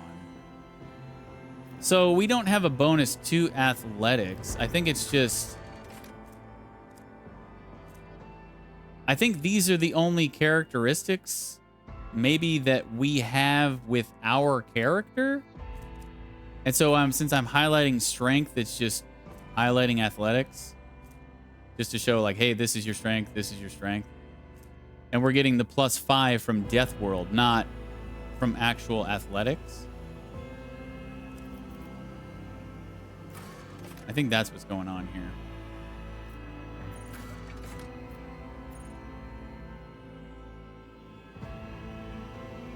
But I still don't know where the extra +5 in my agility is coming from. It says +5 Death World, +5 Navy Officer. But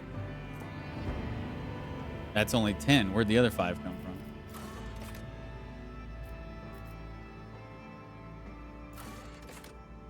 It says base value 30, +5, +5. That's 40. Characteristic bonus?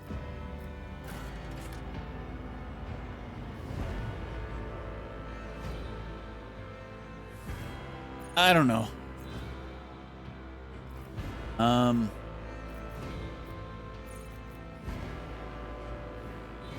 don't know. What do we want to increase?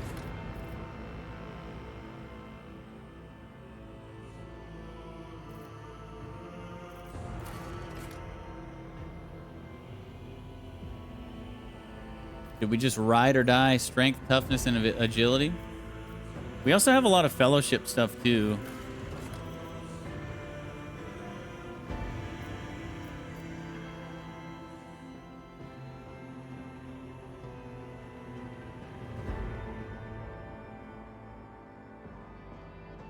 So many choices I can't decide. It shows 2 bonuses on demolition. What do they say? Where? Oh, agility? 2 bonuses. Yeah, right here. +5 for Death World, +5 for Navy Officer.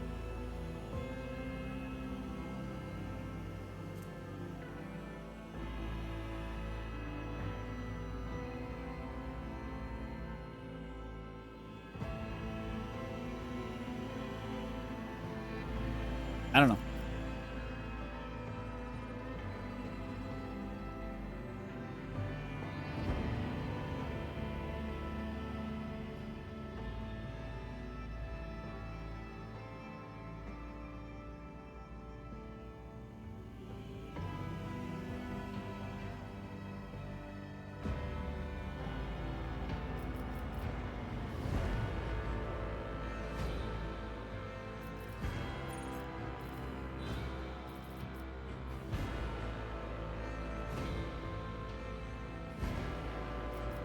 Do I even have anything for weapon skill? Like,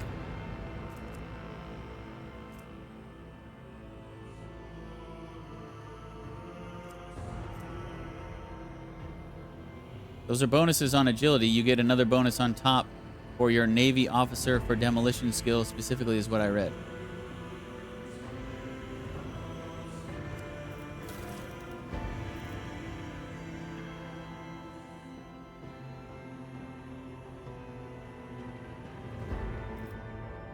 Yes. Yes, we're getting +5 because we're from Death World. We're getting +5 because we are a Navy officer.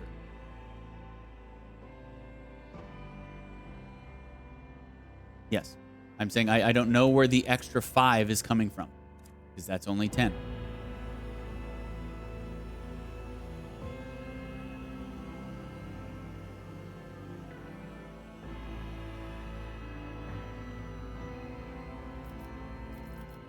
Anywho, I don't think am I getting any sort of bonus to weapon skill?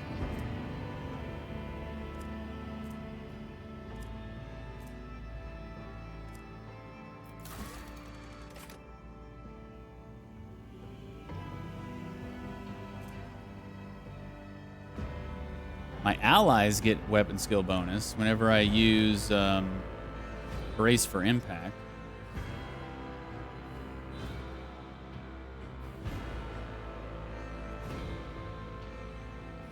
Oh no, I guess it says any target, so that would include me, right? But it says all allies affected by brace for impact do not suffer. So that's just allies, I think.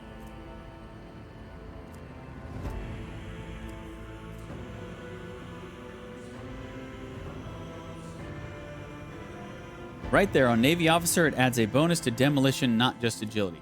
Correct. Yes. Oh, and that's +10. Oh. Oh, no. Oh, no. Wait. 10. That's the 15. So that's the 15 on demolition. Then where the hell is athletics? It doesn't make any sense. So this is specifically... I don't even know. I don't even know. Don't even care. Whatever. We're moving on. Forget it. Forget it. Forget it. Forget it. This is taking too long. I'm trying to wrap up here, Liz.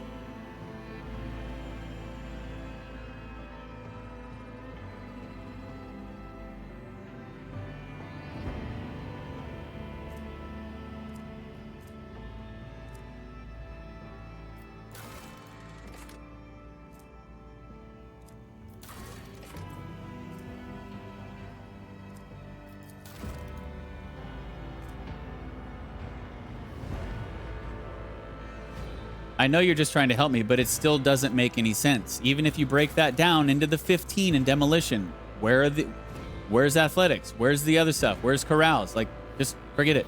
It doesn't matter. I know you're trying to help, but you're not helping because it still doesn't make sense, even with what you're saying.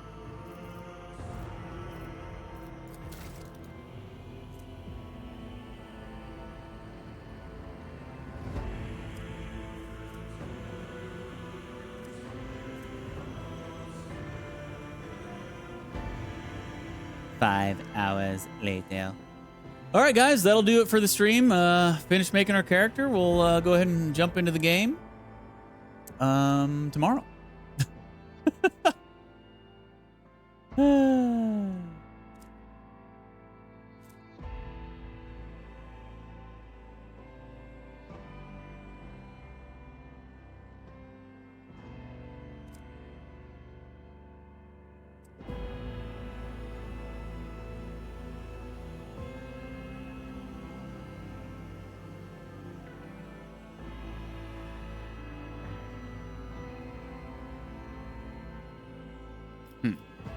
Okay, so I don't think we really have any weapon skill stuff.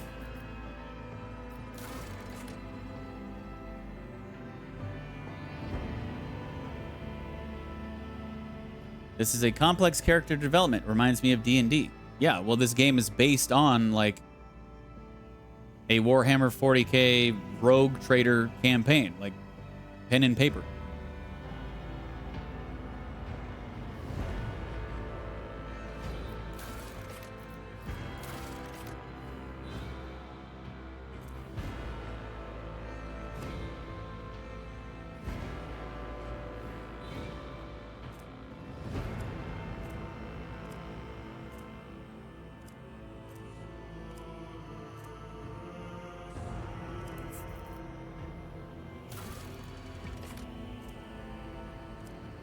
Five hours later.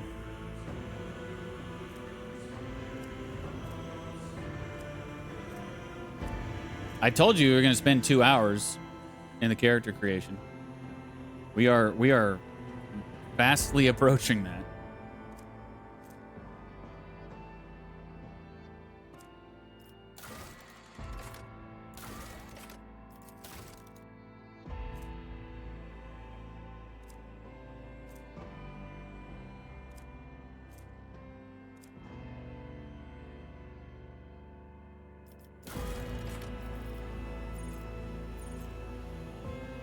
I don't think we're getting any sort of bonus to perception.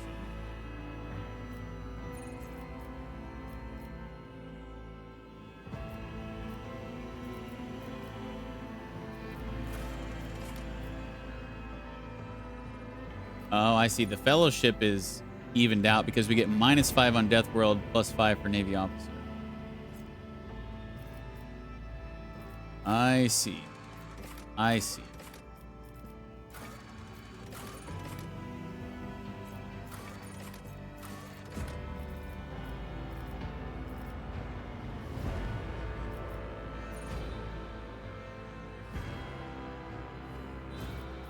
Didn't we have something to do with willpower?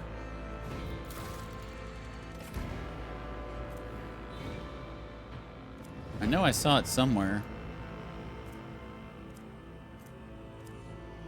Or was that whenever we were Commissar? Oh, wait, right here. Every injury increases the Death World character's agility and willpower by 5. Okay. So we basically care about strength, toughness, agility, willpower, and fellowship.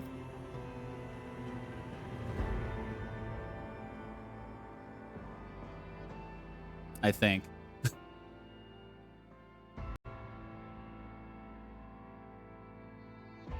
So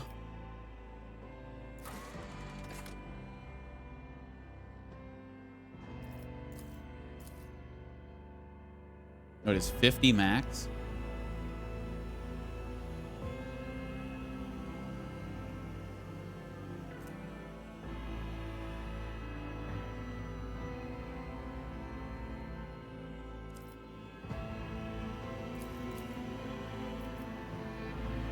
It's interesting that it makes me put in 5 points at a time. So see the little dots? So I guess I can only put in... Oh, I see. So you can only upgrade it twice. So it doesn't... So like 50 isn't max. Like for instance, if we did this here, 40 would be max because that's... Interesting. So you can only upgrade it twice at 5 points per each time.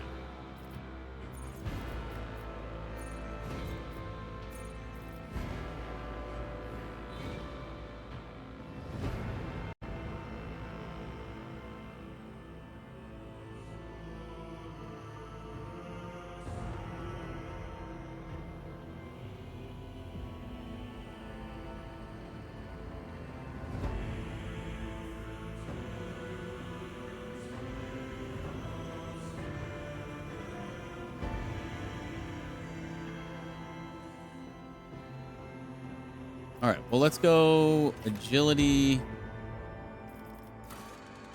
fellowship, strength.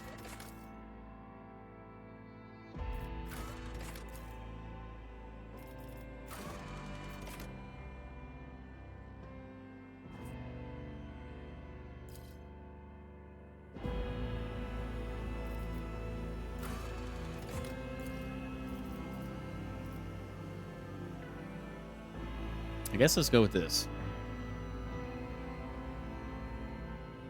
All right, go to foe. Have a great night at work, dude. I think I'm finally almost done. Almost. We're going to be like a demolition expert. It is used to deactivate traps. It also allows the use of explosives to blast containers open or break through closed doors and block passages. We're just a big dummy that likes to blow stuff up, man. Okay, next. Void Ship. Sword Class Frigate. The Sword Class Frigate is a classic void ship design proven in thousands of battles, combining decent firepower, high speed, and respectable survivability. Estimated dimensions 1.6 kilometers in length, 0.3 kilometers abeam at the fins. Blah, blah, blah, blah, blah, blah, blah. So this is our ship. I think there was like paid DLC that you could get another ship, but I ain't about that life. We can name it though. Oh, wait. I forgot. We can change our look here, I think. Yeah, we can change the color scheme. We'll keep the same color. Also, you see his sash is the opposite direction. Doesn't look exactly the same, but show helmet. We'll take the helmet off to match his picture. There he is. That's what I wanted to do. Show clothes. Yes. No helmet.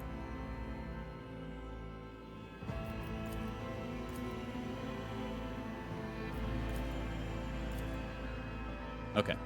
That's what I wanted to do before we moved on. But I can name our ship. What should we name our ship?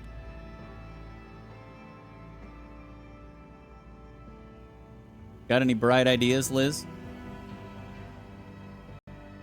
Got any more brain busters?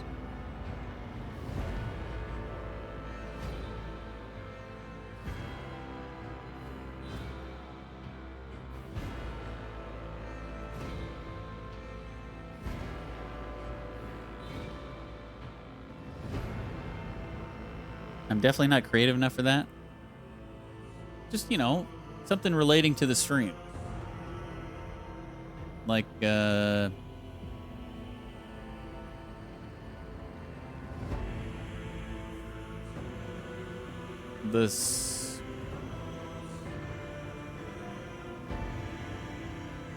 squeegee hauler.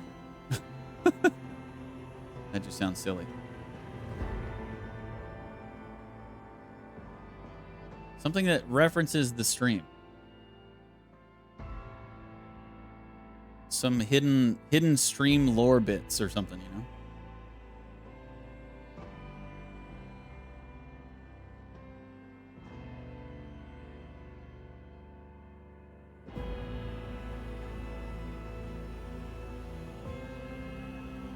Nothing? You got nothing, huh? Patient Fortune? You just generate a random name. Unforgiven. Redemption Inexorable. Calamity's Promise. Seeker's Haven. Patient Fortune. Destiny Hunter.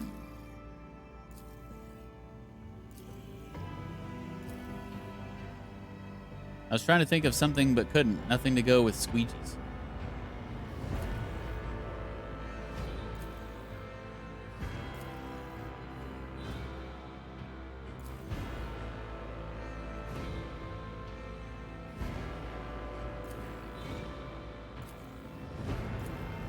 They really don't have a lot of random name ideas.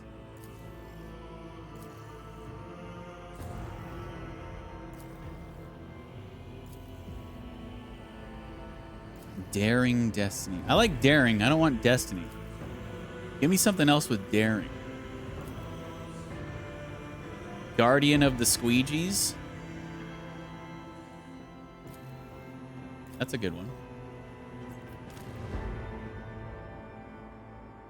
Guardian of the Squeegees. There we go.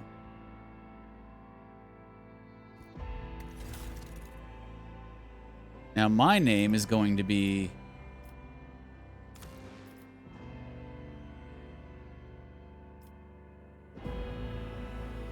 Oh my gosh, highlight the whole freaking thing. That's really annoying. Okay, do it this way. Deejius the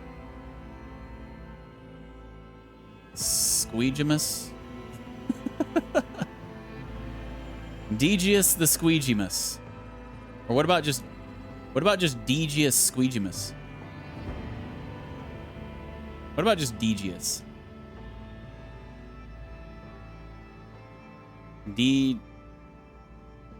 Deejius? Deejimus. Deejius or Deejimus?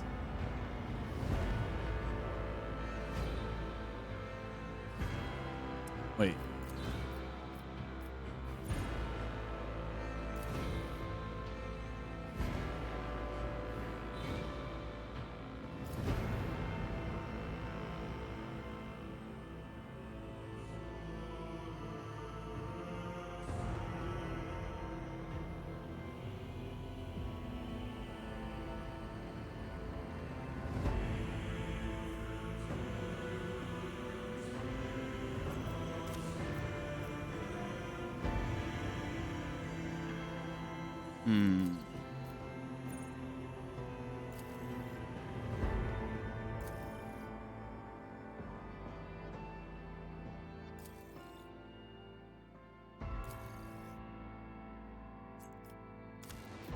I don't know. Maybe I'll just be Deej.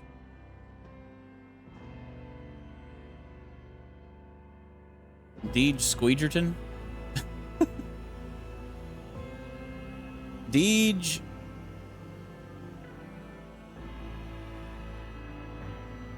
Squeegerton? They call me No Squeege since it's on the ship? What do you mean? We got squeegees in the name of the ship. That's all right. Deej Squeegerton. You can't be the guardian of yourself? I'm not a squeegee. I'm Deej Squeegerton.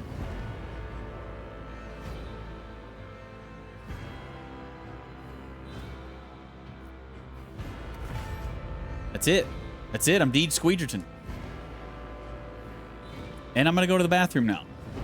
BRT. BRT.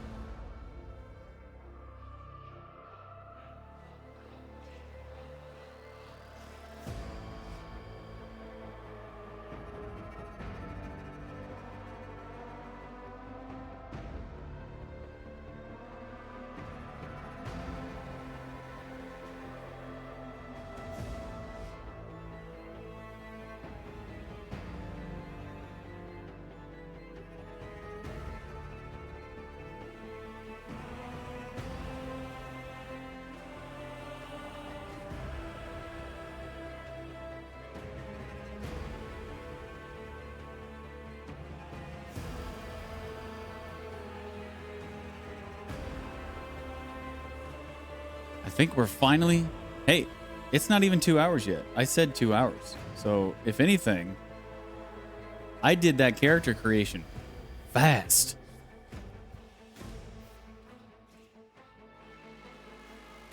Here we go.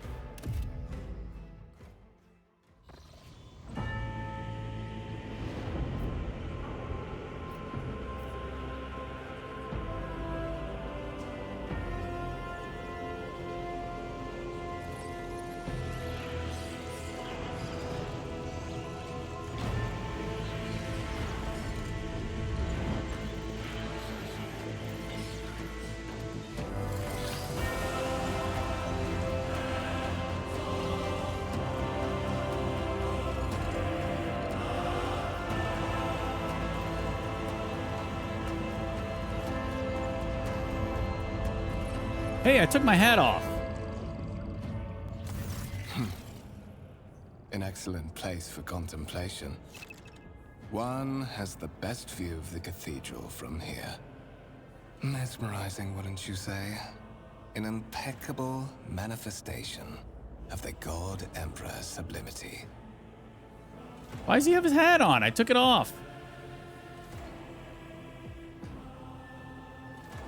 Choice in dialogues. You are in a dialogue. Here you can learn more about current events, influence the character you are speaking to, or even alter the course of the game's narrative.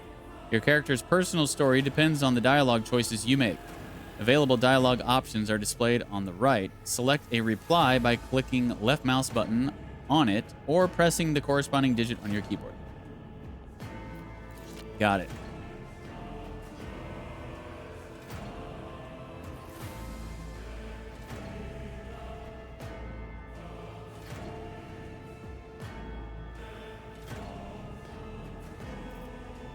All this ostentatious luxury, this laughable pretense. It is enough to make one think that the architects meant to compensate rather than glorify. An interesting perspective. However, allow me to offer you a bit of advice. In the interests of your own well-being, you should frame your thoughts with greater piety. Demonstrating such a lack of care when choosing your words might be viewed by certain people as evidence of insufficient trepidation before the God Emperor, the master of humanity.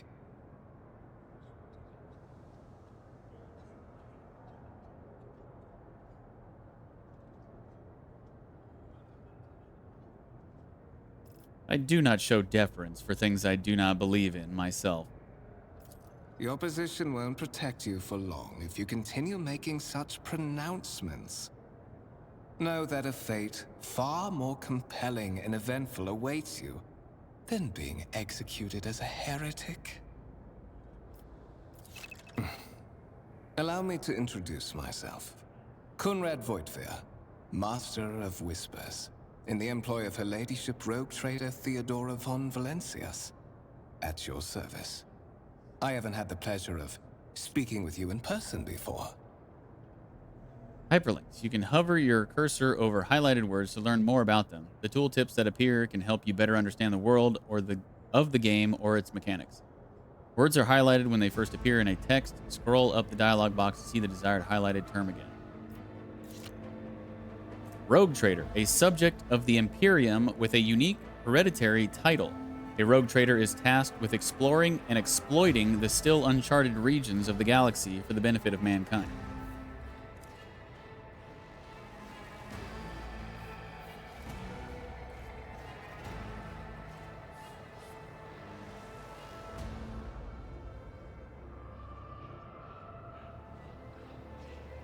Commodore DeejTheSqueejerton von Maynard, Lord Captain of Drusus's Blessing. My regards, Lord Captain. Though perhaps I should refrain from addressing you thus while aboard this vessel. With all due respect, Commodore. I will be frank with you. You may forget your past titles, no matter who gave them to you, or what their origins are. From the moment you and the other candidate were brought aboard this void ship, your fate changed. You now serve Lord Captain Theodora von Valencias, and carry the burden of an heir of this house. Henceforth, you share your dynastic name with Her Ladyship. Bear it with honor. Night, Donna.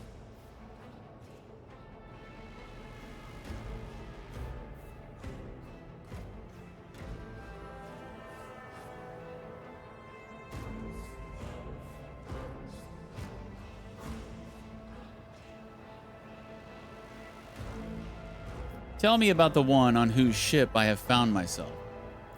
I would rather not discuss the Lord Captain behind her back. Especially not on board her ship. No one knows better than I that whispers are wont to attract particularly close attention. Suffice it to say that her ladyship is the bearer of the sacred warrant of trade and a woman of immense power and entitlement. However privileged your position may be, I ask that you do not incur her anger by being disrespectful or obtuse. Lady Theodora despises both qualities. Why am I aboard this vessel? Why have I been brought here? So that you may fulfill your blood duty. Whatever obligations you had before, they are henceforth null and void. By order of the Lord Captain, you have been requisitioned to serve the rogue trader, indeed blessed by the God Emperor. How insane would that have been if he would have been like, so that you may fulfill your blood duty, DeejTheSqueej, and actually like said the name? I was kind of half expecting it when I saw it spelled out here on his dialogue. I see that you are shocked. Yes, you understood correctly. Lady Theodora's authority indeed supersedes that of those whom you obeyed before. The Lord Captain's power is so great that she is capable of performing unthinkable feats, such as changing the fate of a servant of the Imperium. Your fate. I'm just awaiting the day that someone's game does that due to some new technology or AI and get freaked out. There's already been games that have done that.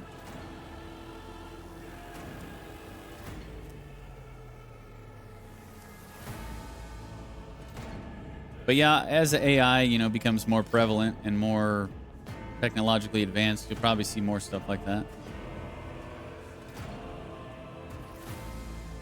You have a curious title, Master of Whispers. What are your responsibilities? To put it plainly, I am the head of the network of spies and informers who serve the interests of House von Valancius. I uncover weak links both among Lady Theodora's retinue and in the ranks of her rivals. I eliminate our vulnerabilities and exploit those of others. Oh, really? Did you have to choose from a selection, though? There's some games that are like that, yeah.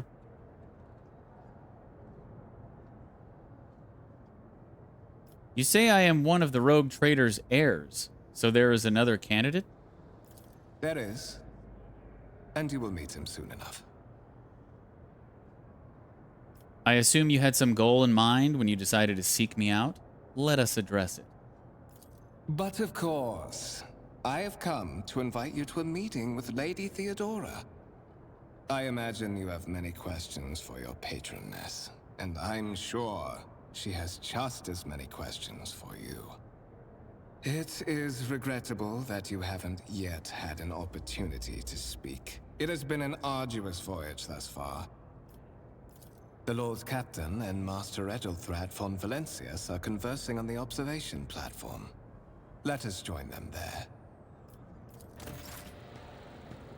New quest, by right of blood. Rogue trader Theodora von Valancius desires to Okay, that goes too fast. Movement. Move your character, but... Okay, that goes too fast. Change your point of view. WASD. Okay. I hope you can read fast. How do I get rid of my hat? Damn it. Character.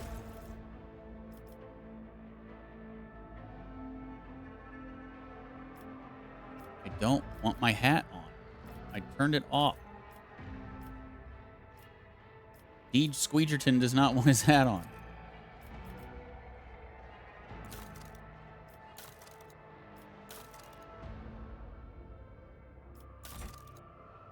Damn it.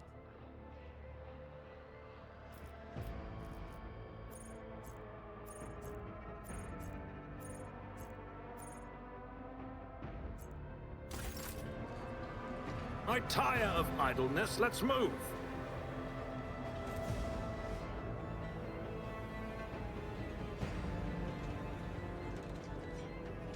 So it looks like we got a stub revolver right now.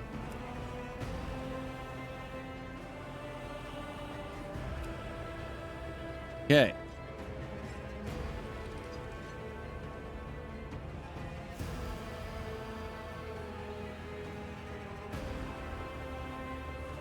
It's about time. Interactable objects. Some objects in the game can be interacted with in a special way. They are marked with specific icons. Some icons allow you to study objects. Others will transfer the character to neighboring locations or launch a small event. These icons become visible when your character is standing close enough to the interactive object. Click left mouse button on the icon to perform the associated action. Some interactive objects, such as doors or chests, are not always marked with icons, but the cursor changes when you hover over them. Hover your cursor over the object. If the cursor changes, the object is interactable. Hold tab to highlight objects your character can interact with.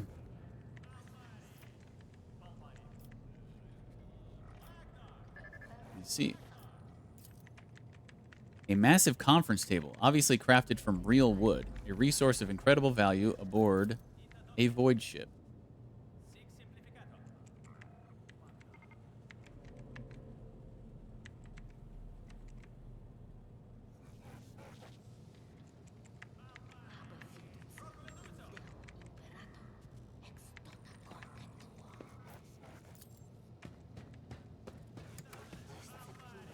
The sacred mechanism has been interfered with without due reverence. The duration of the data processing cycle has tripled. Incomprehensible information is displayed on a large screen above the cogitators. You can make out references to unfamiliar systems and worlds among the numbers and logisticar symbols.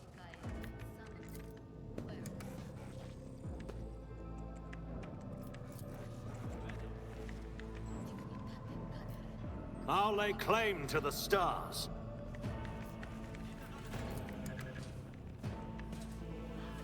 Can you have the text bubbles stay up longer in the settings? I don't know. I don't think so.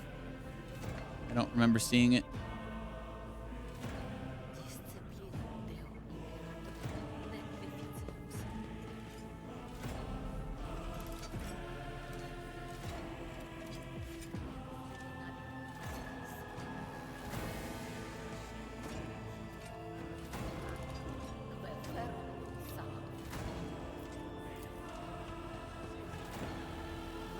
A candlelit altar with a copy of the 2,348th volume of the Lex Imperialis, the Codex of the Sacred Laws of the Imperium.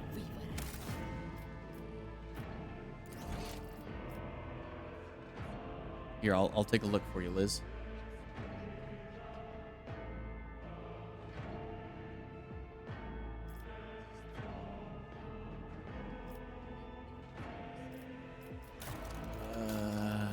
I think so.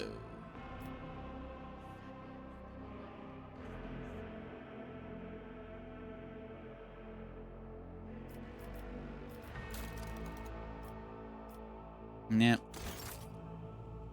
I thought that person was doing flips and rolls in the floor. No. He's bowing. Victory awaits.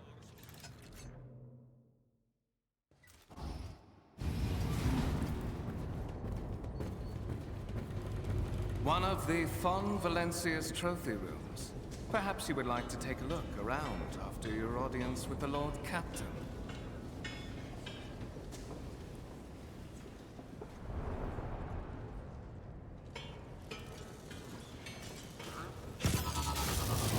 What's happening?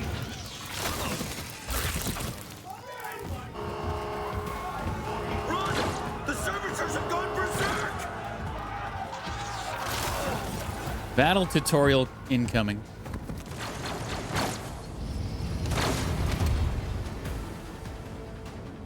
Feel my wrath!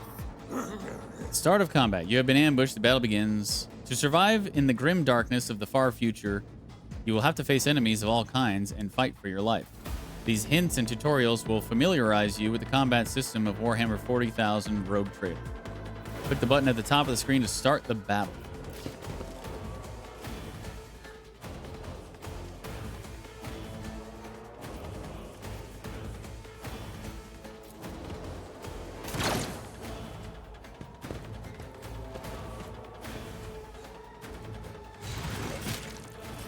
Dang.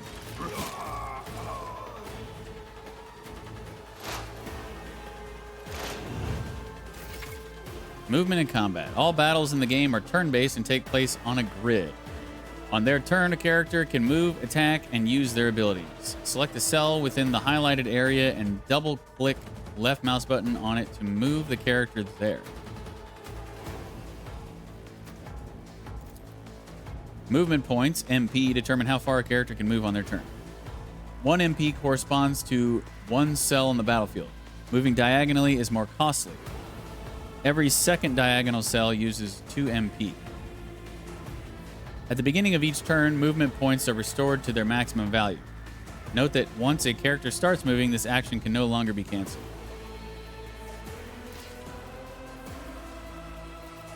What's the range on this weapon?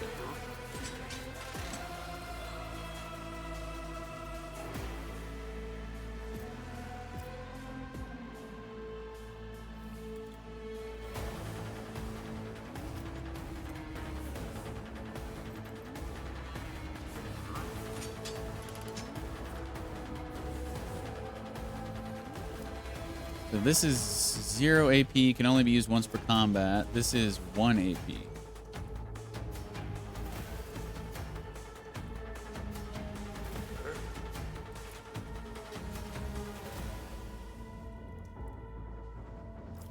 So using this is 1 AP.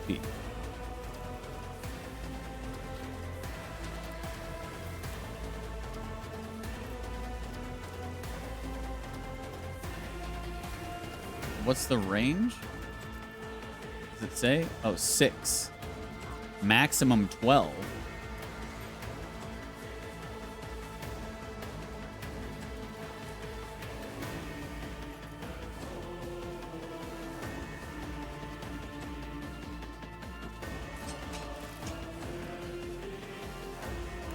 Never wavered in the face of adversity.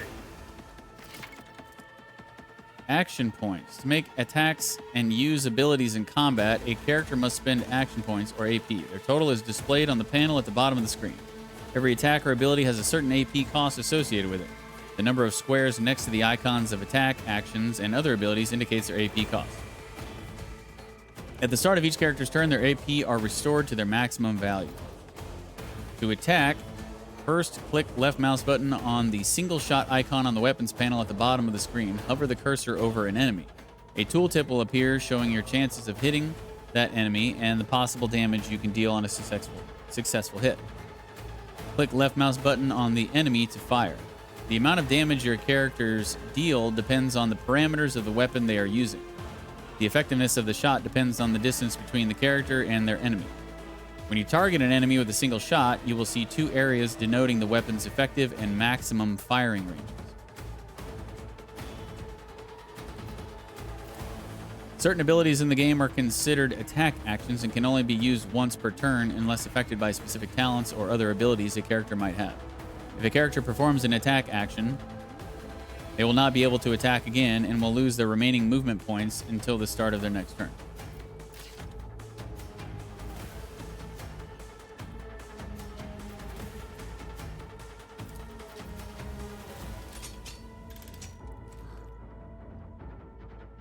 %75% to hit from here.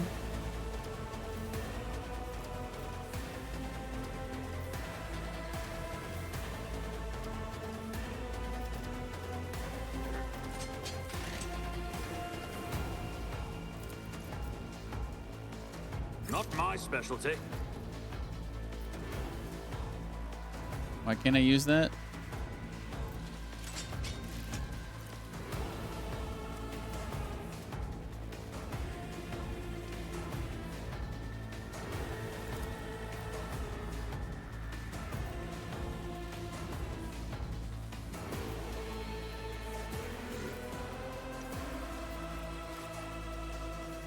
Huh. I guess I can use it on one of these guys, but not him? I'll pass.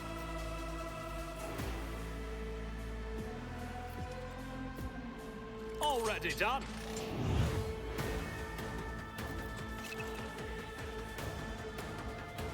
Ending the turn. When you're ready to end your turn, press space or click the end turn button on the bottom right of the screen.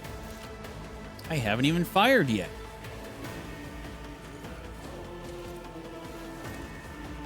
Nothing I can't do.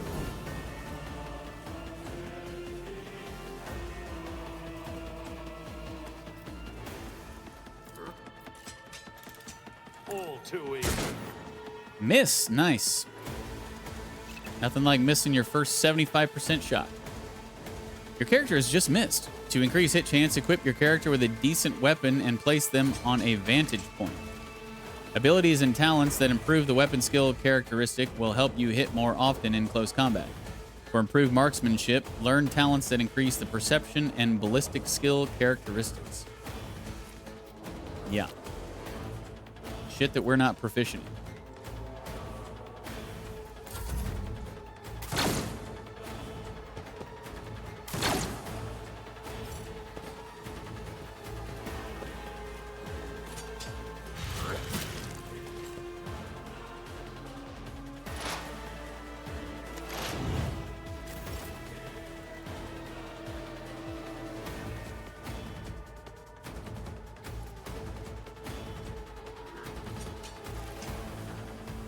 My tactics are flawless.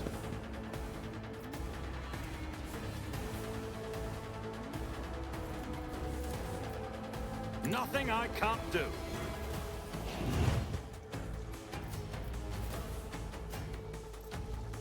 Suits my purposes. Hey, we landed a shot.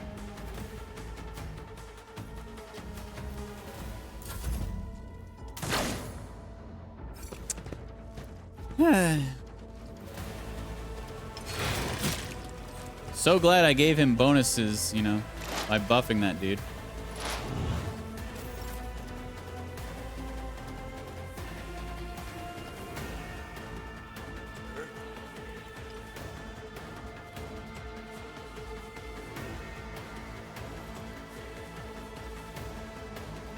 I wish it told me, like, while I'm hovering over these, if I'm still able to target the guy.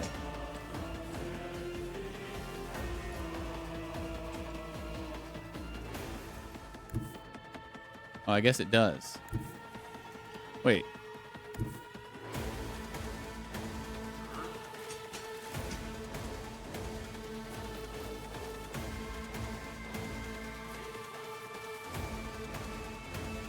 Oh, I see. So I can fire from 12 away, but it's only a 37% chance. The highest I can hit is 75%.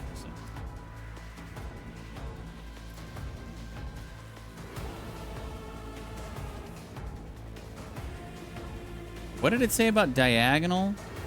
Diagonal is that 2? 2 distance away?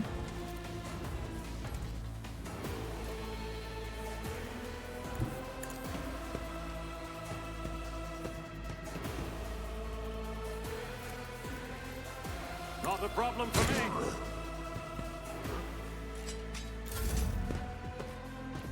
This dude's just gonna stand here the whole time? Sick dodges, bro. My God, this dude is invincible. Attack denial.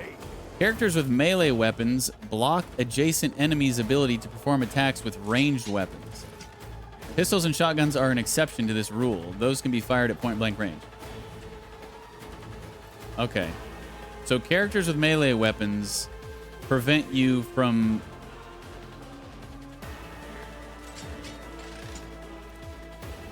Characters with melee weapons block adjacent enemies' ability to perform attacks with ranged weapons.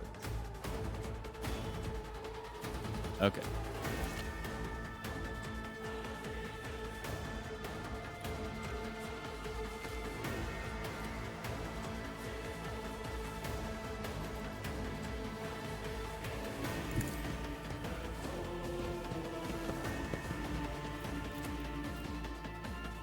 Suits my purposes. Another 75% miss. Nice. So we have now missed 2 out of our 4 shots. Good stuff.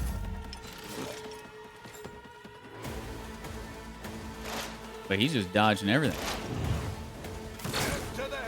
Damn. I think that was a crit. What suspiciously poor timing for such an accident. Servitors malfunction on the officer's deck at exactly the same moment when the rogue trader and her heirs are gathered here. I have blocked all passages between the upper and lower sectors of the residential decks. If this is a deliberate attack, it should stop the culprits from advancing their plan.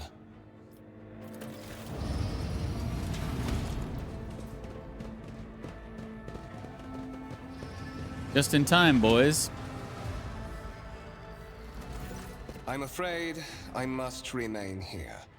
For Lady Theodora's Good safety, morning! I have to Oh, and oversee in the case I don't see execution you, of these good orders afternoon, personally. Good evening, and good night.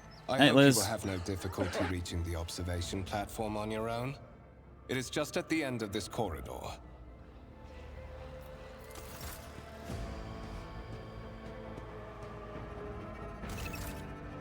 Map. You can open the map using M to orient yourself. Uh-huh.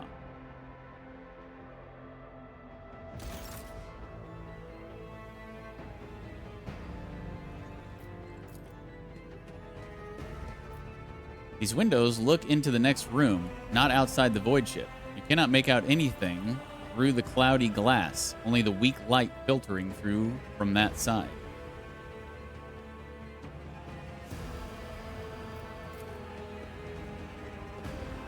The wires in the servitor's head are still smoldering.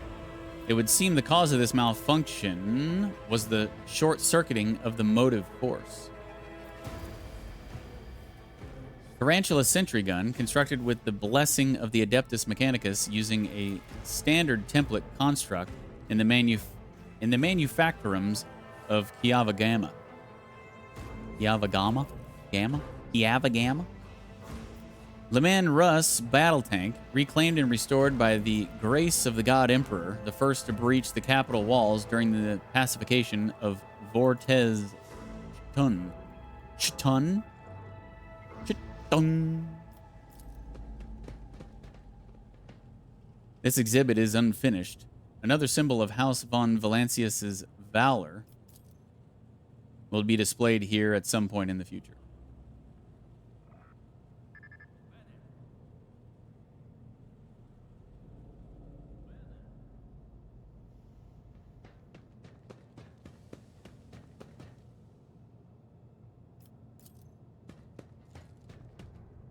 A violet alloy, which, upon closer examination, turns out to be a handcrafted object. Symbols carved with a primitive tool are visible on the surface. Steel.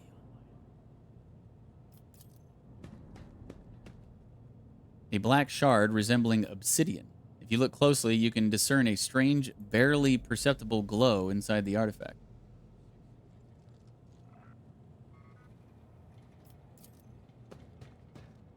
A massive golden amalgam interspersed with sparkling particles. The stone on the pedestal is no doubt solid, but its surface shimmers and changes hue, as if someone has captured a piece of turbulent sea within the rock. A strange object that resembles sea coral.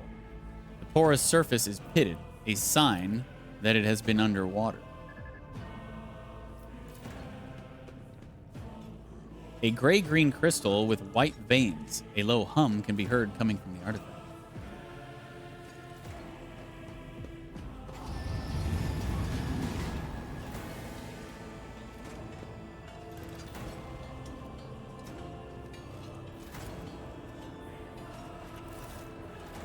The Grand Void Ship Temple occupies the entire space below the officer's deck and is lit by countless candles and lumens.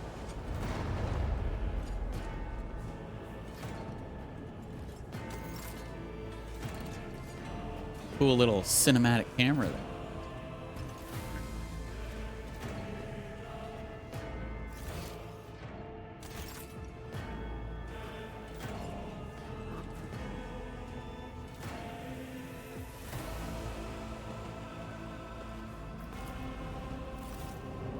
The lifts carrying people around the decks move with a loud grinding noise.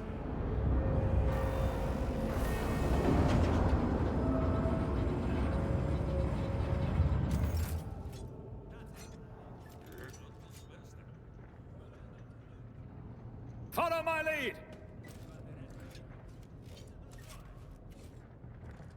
Guess I can't go that way, huh?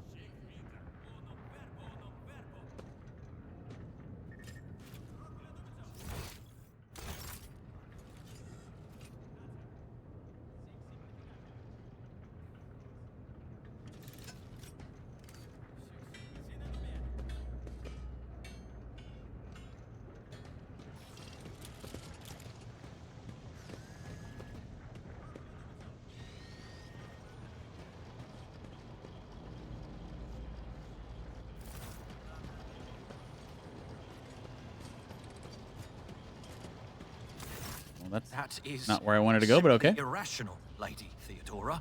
Assimilation into the trade structure would be political and economic suicide. Practically an admission of heresy.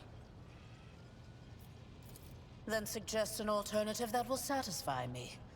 I have described the situation. No worse than my seneschal could have done. Make a decision.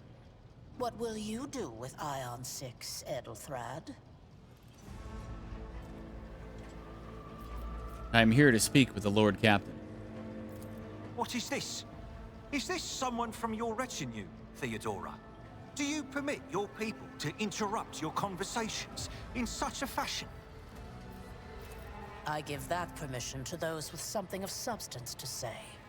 Let us see if it was worth it. This is the second candidate for the title of my successor. Step forward. DeejTheSqueej. Consider this hypothetical situation. Ion 6. A new world on the fringes of the Coronis expanse. High seismic activity, regular magma eruptions, metamorphic rock deposits, prospects for large-scale mining. The world is populated by natives who worship some heretical underworld spirits that protect those who offer them sacrifices. Flights of fancy, you might say, but attempts to install ore extractors have failed for the second time. The mining crews sent to the planet's surface simply vanished overnight. My question to you is, what would you do with this poisoned treasure? Passive skill tests. Your character's skills reflect their knowledge and capabilities. Some dialogues automatically initiate passive skill tests. If such a test succeeds, new information will be revealed or a hidden dialogue option will unlock. If your character is traveling with allies, the party member with the highest score in the applicable skill is selected for each given passive skill test. So this is interesting that I would succeed on these lore checks when I am minus int. So these must be very easy checks.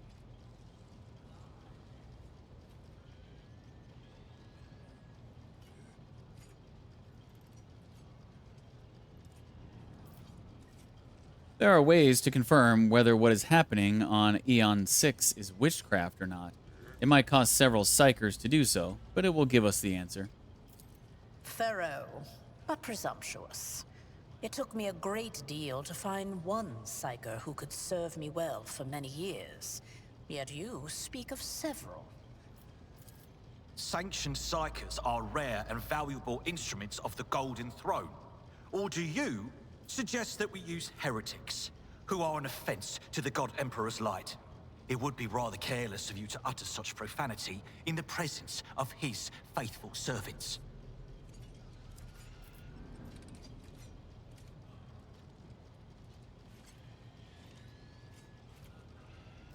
I find your tone most disagreeable, Edelthrad. You will kindly alter the manner in which you address me, or else you will live to regret the consequences. Well, I find your company disagreeable, and yet I'm forced to endure such. Edelthrad, I believe I gave you an assignment on this ship. Explain to me then why my senior congregator is still dawdling about the officers' deck, instead of proceeding to the middle decks to commence the inspection of the compartments in his purview. I beg your forgiveness, Lady Theodora. Your presence has such a profound effect on me that I well forgot the time.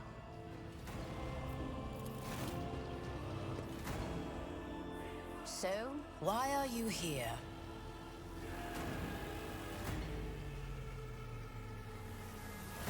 I do not know just yet.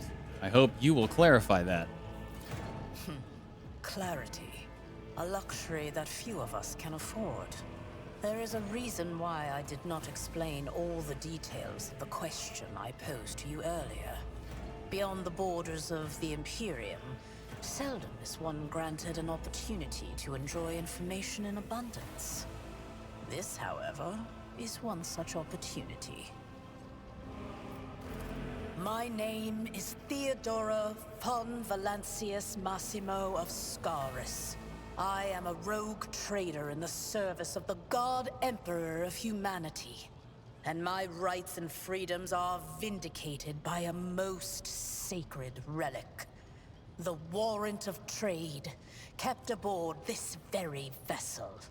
Mine is the honor to venture into the darkness, beyond the Imperium, and carry humanity's light where powers wicked and heretical reign, and bow death and ruin to us all.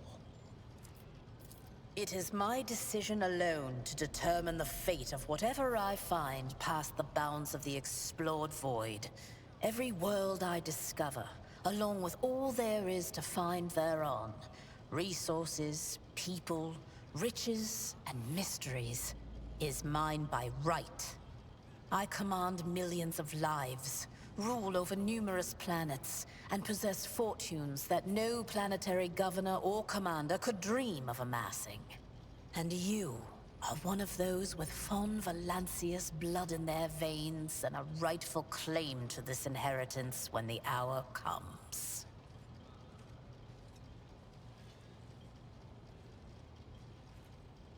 I am ready to take on this sacred purpose. Oh, yes. You would be, wouldn't you?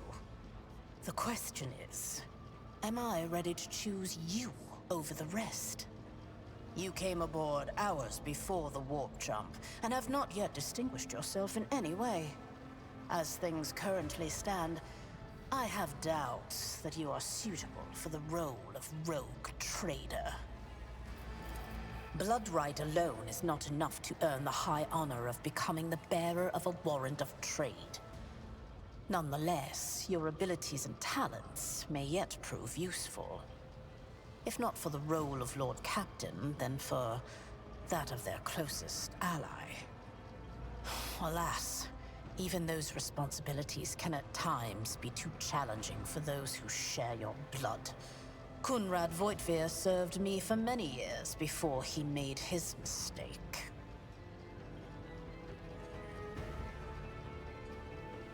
Did I hear you correctly? The Master of Whispers is related to you? His kinship to me is most distant, as is yours. Nonetheless, he does bear the name von Valancius, even if he avoids using it publicly, and as such, strictly speaking, can be considered my heir. That door, however, is closed to him. Voitvir's performance in his current role is satisfactory. Or it used to be, at least. One of? Does this mean there are other heirs? Naturally. Some have yet to arrive on board, but you have had the pleasure of meeting one of them. Edelthrad may be somewhat disconcerted by the scale of the responsibilities that may potentially fall upon his shoulders. However, I have a good feeling about him as a candidate. If you are satisfied with Edelthrad, then what sense is there in having this conversation? Why are you wasting your time on me? Impatience. I am rather fond of impatient people. They are not as quick to resign themselves to circumstance and more eager to show initiative. Even if I do choose Edelthrad as my successor, I will still require loyal advisors. The skills and knowledge you acquired in your former life may prove invaluable here, in the Coronis Expanse. You were once a Lord Captain yourself, aboard your own ship. You know everything there is to know about the life of this gargantuan beast and its thousands of crew members. You know how fickle machine spirits can be, how weak-willed are the rabble from the lower decks, how a single tactical decision can turn the tide of a battle. Few people can claim to have such priceless experience that is so highly sought after in my calling. Moreover, even changing your family name will not rid you of the fame you previously garnered. I hope it will also help you bring glory to the Von Valancius dynasty, to which you now belong. Thank you for clarifying. May I ask my questions now?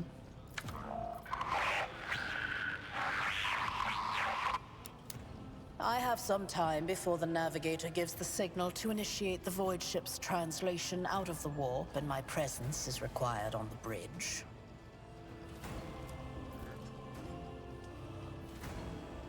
An incident took place on the officer's deck. Some servitors went berserk and attacked the crew. Is that so? Perhaps the technomats were careless during maintenance.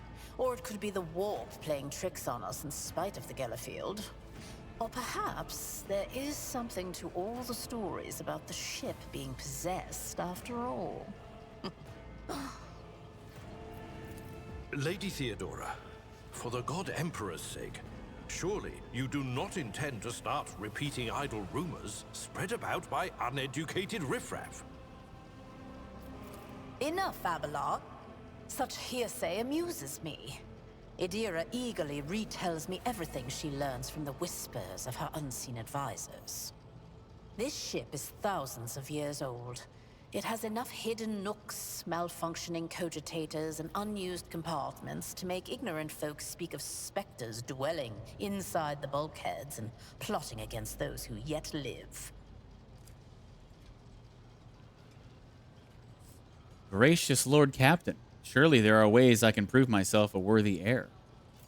You can start by not asking questions of this sort.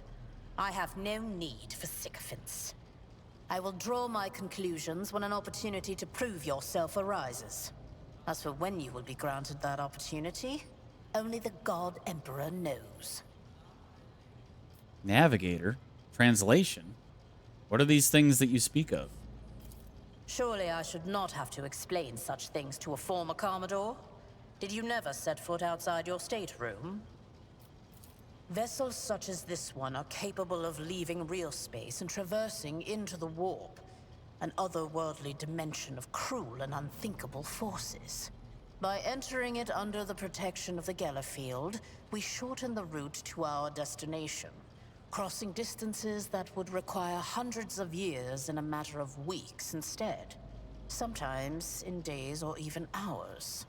That is how humanity spread across the galaxy.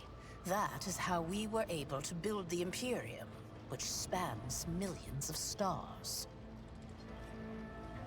What are my current responsibilities? Observe, learn, absorb. It will take time for you to find your bearings aboard this vessel and in your new position. Eventually, I will find a post that suits you as I did for Edelthrad. Until that time comes, consider yourself my aide. Where is your ship headed? The Rykad system, the domain of rogue trader Winterscale, one of my peers and rivals. Besides me, 2 other rogue traders exist in the Coronis Expanse, and each of them possesses resources comparable to mine.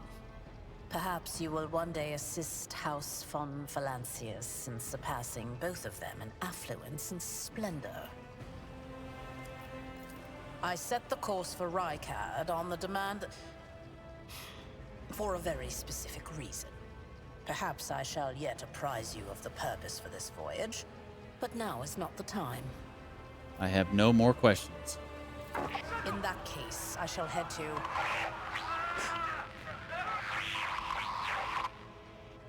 disturbances reported on the adjacent decks. Seneschal, if the need arises, protect the new blood. It is possible that the chance to prove your worth may present itself sooner than you may have anticipated.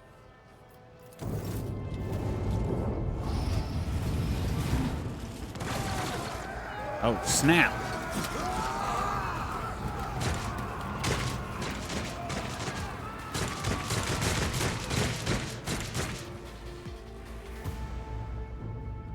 Take a knee and bow before me. Your Emperor won't save you!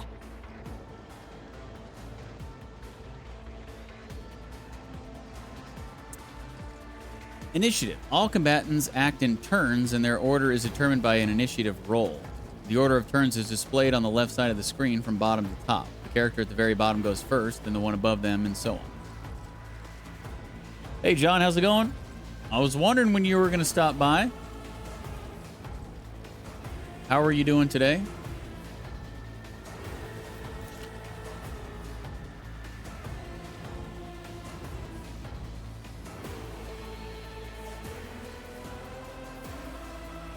We've been ambushed. Bamboozled. Looks like we got 3, 4, 5, 6, 7, 8, 9, 10, 11 dudes. 11 on 4.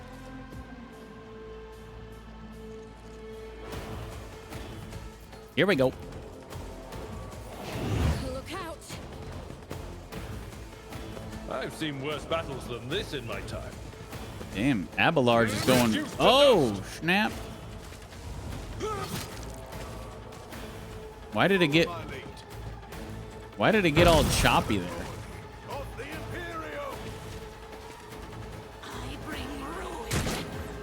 Like, my frames didn't really drop a lot, but it's like the animation itself was like choppy. That was kind of weird.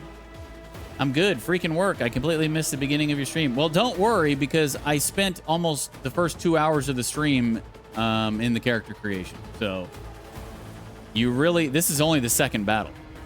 You really have not missed that much. I've only been playing like in the game for like 50 minutes. So yeah. Use cover to avoid enemy attacks. Cover that a character can hide behind are marked with a shield or a shield with a skull. When standing close to them, the character will automatically take up an advantageous position. In this case, the chance that enemy attacks will hit the cover and not the character behind them increases. The character will not receive a bonus if attacked from a side not protected by their current cover.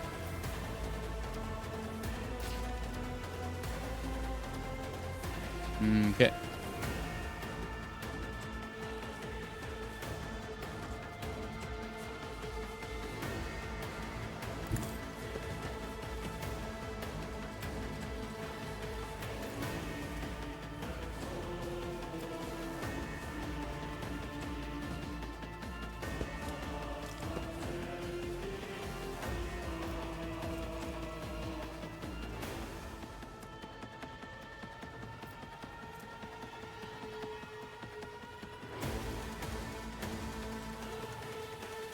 Already done.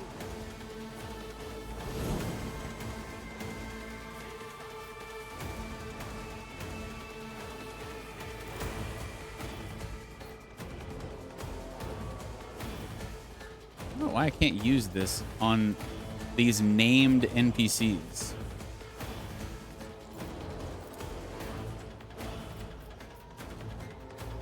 %. Oh, is that because of Brace for Impact?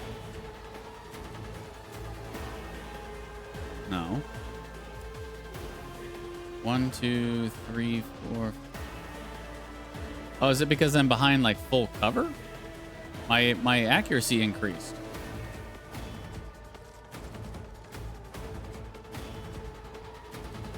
Now it says effective distance 95%. Before it was 75. What changed? I didn't level up or anything. But John, the thing is I wasn't even spending a lot of time in the character creation of like changing my look. There's really not a lot of options in that regard. It's just like figuring out like where you want to be from and What do you want your heroic act to be? And, you know, like, there was a lot of that kind of stuff. And trying to just get it all, like, kind of matching up with, like, how I wanted to play and what I wanted to be, it took a while.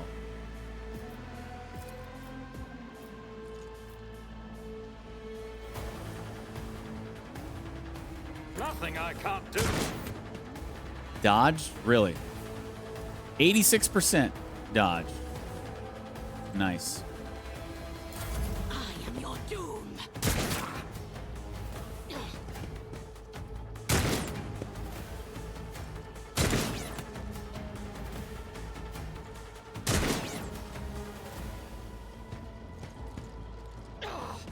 These NPCs here in the beginning that joined me in battle, they seem like complete badasses. One fewer target. Reduced to dust. I wish I had them in my party for the entire game. Strengthens me. Die.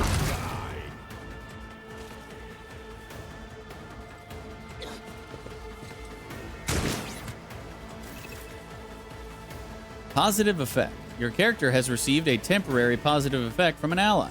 Such effects enhance your character's capabilities in combat in some way. To learn more about the effect you have gained, hover your cursor over the effects icon next to the character's portrait. Kill them. Source, Theodora, duration permanent, plus 50 ballistic skill until the end of combat. Oh, maybe. Oh, I think that's why my hit percentage has gone up and my damage has gone up. Okay.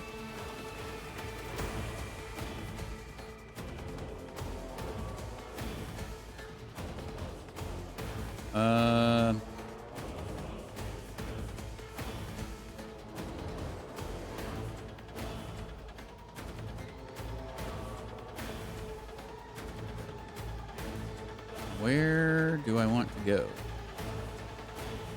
Did I just like get up the side and flank these fools? They're probably gonna have. There's only one guy left, right? Or no, two? No, three. Ah, Tab. There we go. Tab is your friend. 3 dudes left.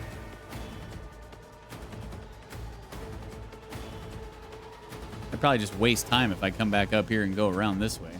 They'll have them all dead by then.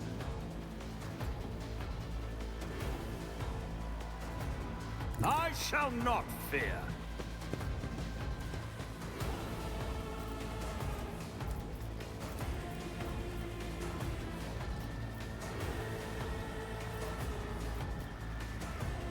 %34. Dodged. Nice.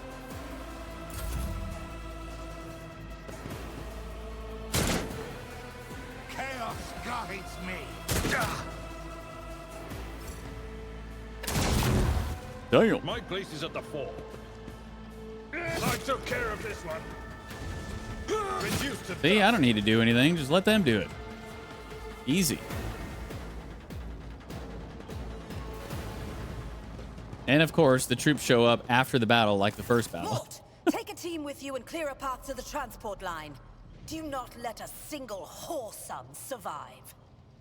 Orson. That's some language right there. Didn't bat an eye when that scum burst onto the deck, huh? Not bad. I have seen many an officer who panicked at the sight of combat on the upper decks. The false sense of security offered by their position makes them that much more vulnerable to the harsh realities of warp travel.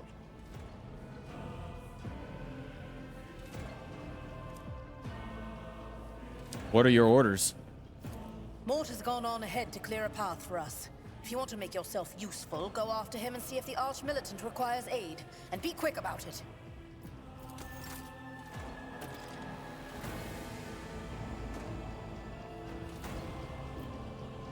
Find the Arch-Militant. Okay. Well, I want to go back here. Actually, I can't go back over there now.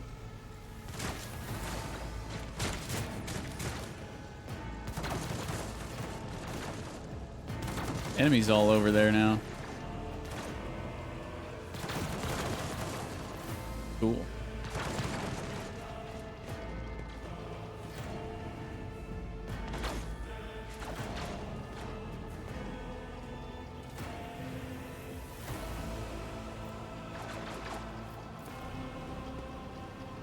The massive metal structure never stops moving for a moment. Light bounces off the orbits and figures representing celestial bodies.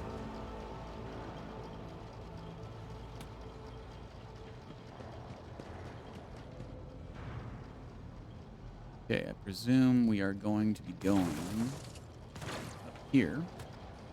None shall stand in my way.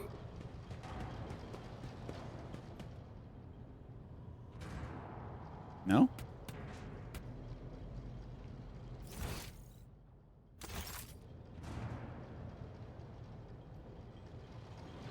Okay, maybe not.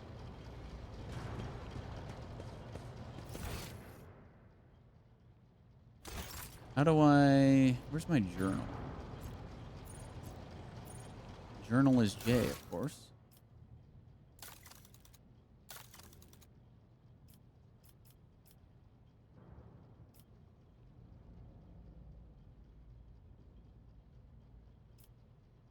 Okay. So we got a map, but it doesn't actually show where to go on the map. So I guess we'll find it. Gotta be this way then, eh?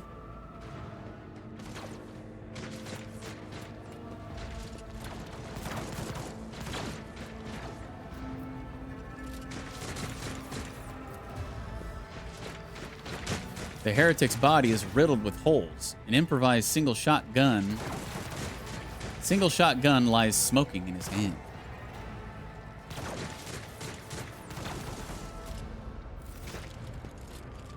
There we go.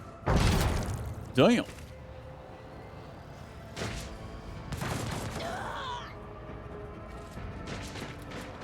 Nice job, boys. Thank Providence you are alive and well. Always on time, eh, Coonrad? The moment we finish chasing the riffraff around the deck, you show up. Always just after the fighting's done. You could set your chrono by it. Mort, hold yourself together. What, did the Lord Captain send you to chivvy us along? We're all done here. I'll report right away.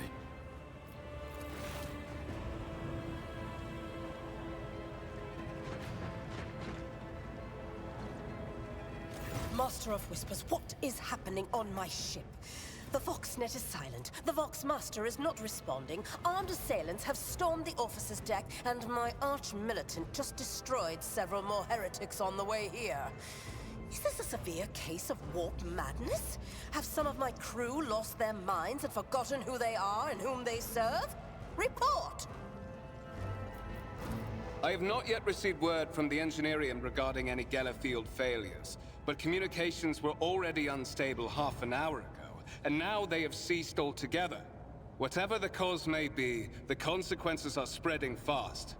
I am receiving scattered reports from the middle decks, and the only Voxcasts from the lower bays are one-way heretical gibberish. That the madmen have already reached the officer's deck suggests that this outrage was planned in advance. Perhaps this is an organized mutiny.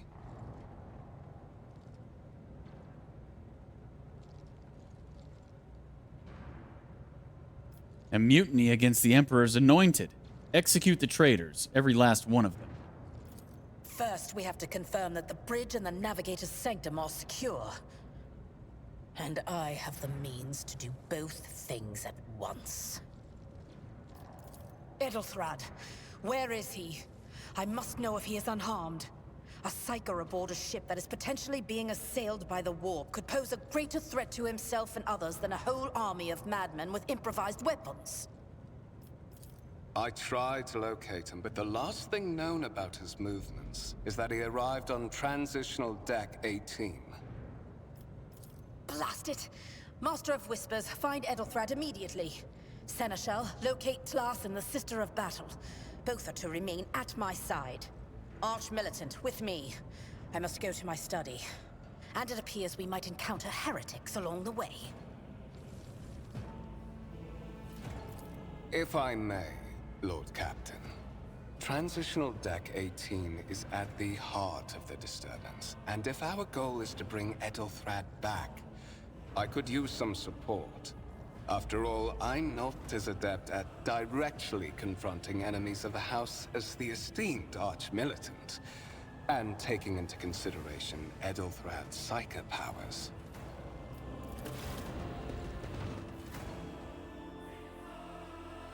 Then it's settled. Find Ethelthrad and bring him here. In whatever state you find him. This elevator leads to restricted compartments such as my personal chambers and the bridge. Do not let me down. I require you both. Do you understand?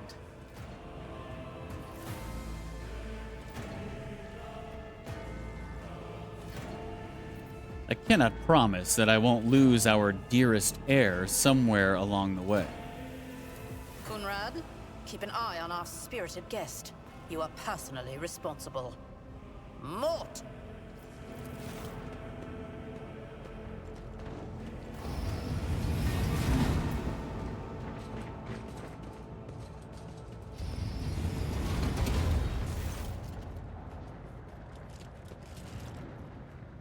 Are you ready to head to 18?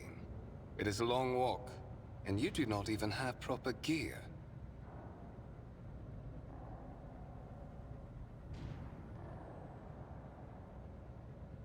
I have a proposition. Since I am the more important person here, you can go in the front to shield me from potential threats. Oh, certainly. Lady Theodora would be devastated if she were to lose one of her precious heirs. But that is no longer relevant. Something hits you hard with a sharp crackle, and you are consumed by unbearable, gut-wrenching pain.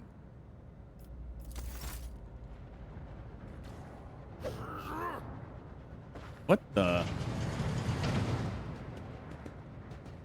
I promised you a special destiny, DeejTheSqueejerton. It is time to fulfill it. That dude... Is this dude a traitor? Oh, shit. That son of a bitch.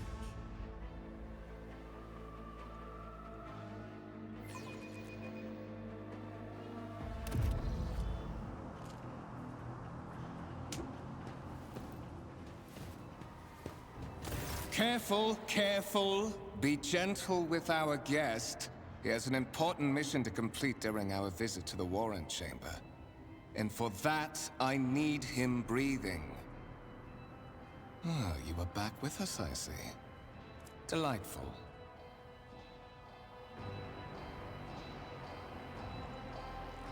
Voigtbeer, you two-faced scum. You are the one behind this mayhem.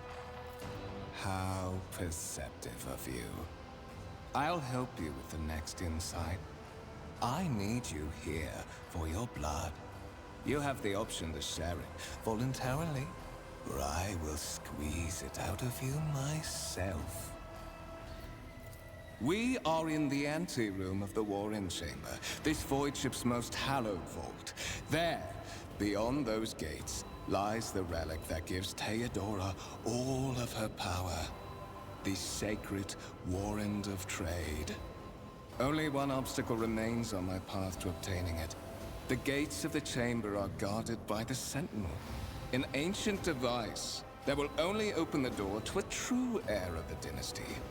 I expected to do this part myself, but never mind. You will offer your blood to the Sentinel.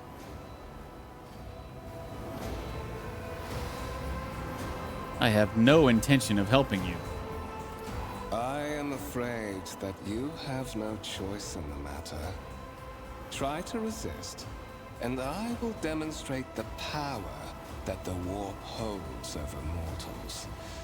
Come to think of it, I might even take some pleasure in doing so.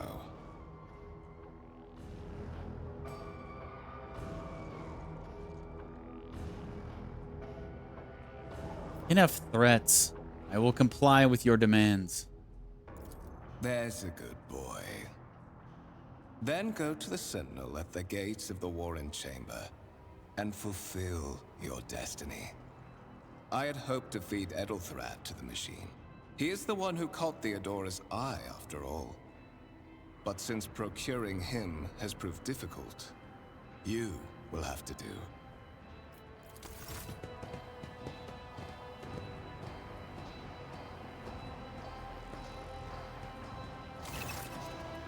Skill tests and dialogues. One of the available dialogue options requires making a skill test. Unlike with passive tests, which are made automatically, in this case, you can decide whether or not to select an option, the consequences of which will depend on the result of the associated test. Success or failure affects how the dialogue develops. Depending on the context, you might change the course of the conversation, alter the character's attitude, or perform an action whose consequences will only become apparent later. Hover your cursor over the dialogue option that requires a skill test, and you will see a tooltip detailing your chances of success.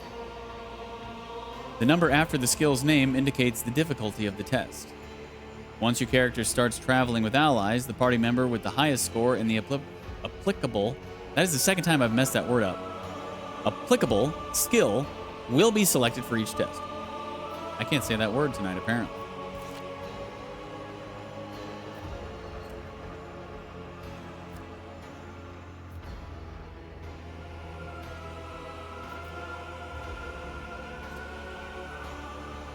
Tech use, 25. Chance, 100%.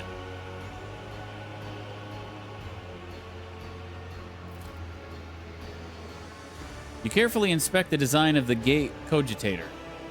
What immediately catches your eye is the strange alloy that was used as material for the machine's components, some of which are unfamiliar to you. You suspect this might be some kind of archaeotech relic. Archaeotech, an incredibly rare and powerful piece of technology from humanity's ancient past. Gain 20 experience. Nice. The servitor on the gate begins to move. With the screeching and groaning of metal, it leans forward, closer to you. Its lower jaw opens with a drawn-out shriek, much wider than the jaw of a living human could. The servitor's mouth is filled with sharp metallic fangs that glint in the dim light. The vid screen to the right of you lights up, showing strings of mysterious symbols on a green background.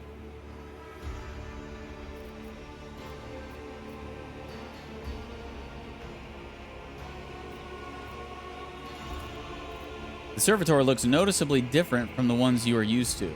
Its skin covering is stitched together with copper thread, and it has metal hinges in place of the standard joints.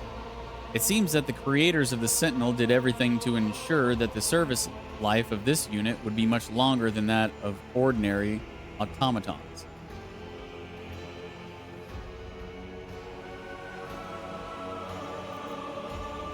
Did you forget something? I suggest you hurry.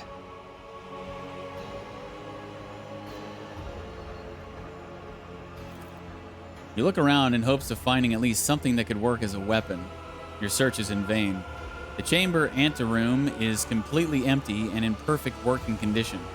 Nary a broken panel or a protruding piece of rebar in sight. The Sentinel's jaws clamp around your hand, puncturing your skin and sinking into your flesh. A few dark drops fall into the servitor's throat, and immediately you hear humming as the servo motors start up and the pumps stir into motion. The vid screen of the cogitator flickers. Several long minutes pass. The Sentinel's jaws remain closed, and you are beginning to feel sick. Perhaps if you were lean against the gate, you could catch your breath, maybe even close your eyes and pretend none of this ever happened. High levels of caustic humus. The subject is in a state of heightened stress. Do you require assistance? You do not understand where this quiet voice is coming from, crackling like static. Is it the Sentinel? The cogitator? Is it a figment of your weary mind? Whichever it is, you can clearly hear every word.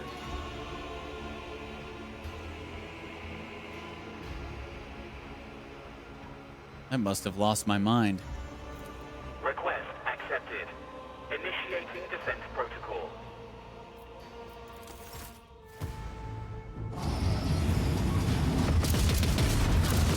Oh, snap.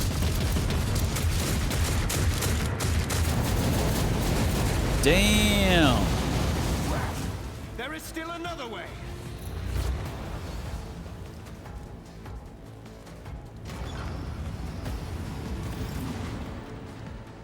Okay. Check the warrant chamber.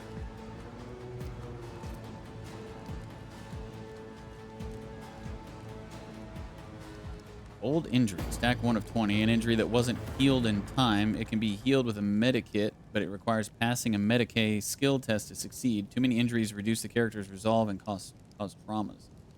Visit the void ship or try to use medikit to remove the injury.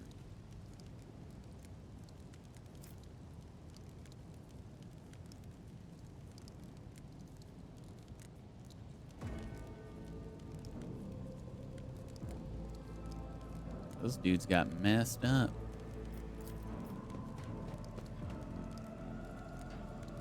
I guess I can walk through fire without anything happening. Still red hot from the gunfire, the engines of death froze as they finished off the heretics that had infiltrated the sanctum of the void ship. It's about time.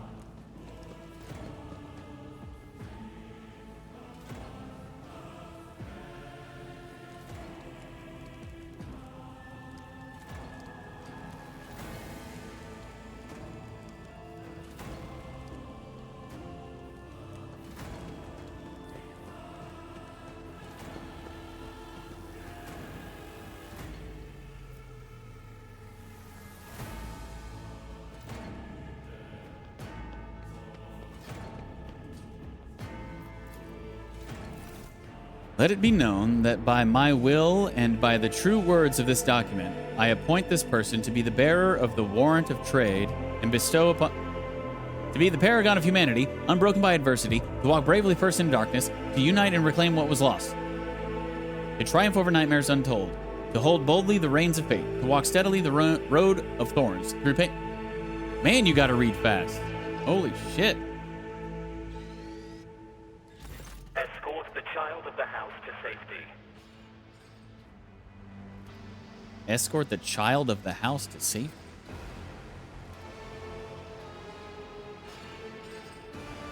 I need a weapon. I am utterly defenseless. Distance from the current location to the nearest arsenal. Initiating situational calculations. Servo skull goes silent. Its relays clicking. Second after second passes, and you realize that the servo skull will not answer you. I need to contact someone, preferably Theodora. Voxcast frequencies disrupted. Initiating setup. Establishing connection. Voxmaster, restore communication with the navigator's sanctum. I am trying to contact the bridge. If anyone can hear me on this frequency, regroup all available forces and head to the upper decks at once. I repeat, regroup all available forces and head... Communication protocols breached. Signal latency assessment unavailable. Unable to establish two-way connection.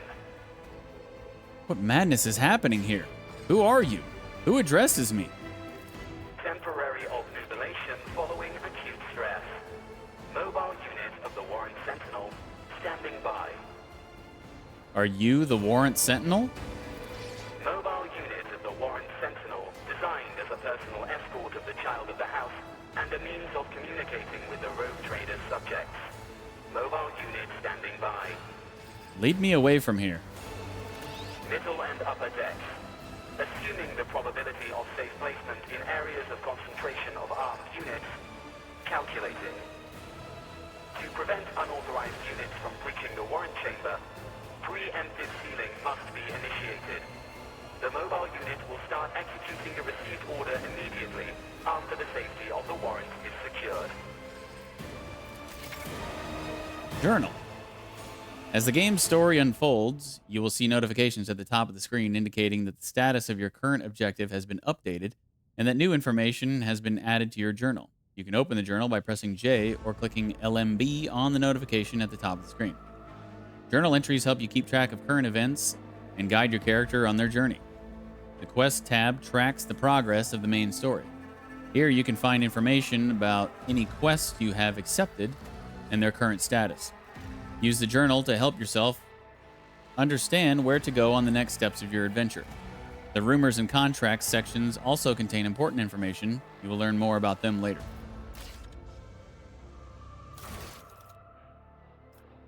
Okay. No one must reach the warrant. A simple order to the Sentinel Cogitator will lock the chamber.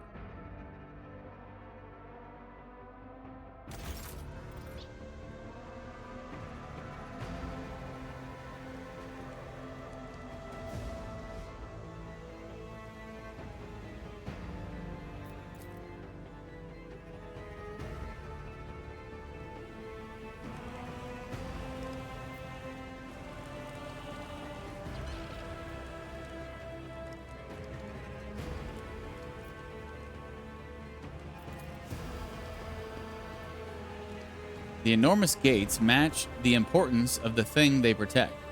The massive doors are made of heavy metal and look impregnable. My defense is impregnable.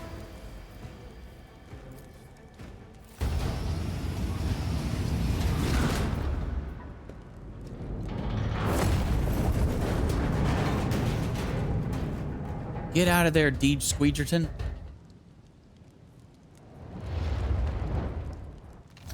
Uh-oh. Run, fools, or fall! Oh, snap.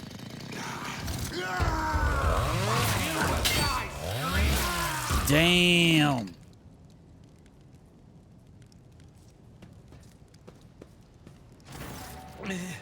Master, whatever are you doing in the Warren Chamber? How did you... Throne preserve me, what is the meaning of this? How did you find me? Are you with that traitor, Voitvir? Master, with all due respect, what nonsense are you saying? Kunrad, a traitor?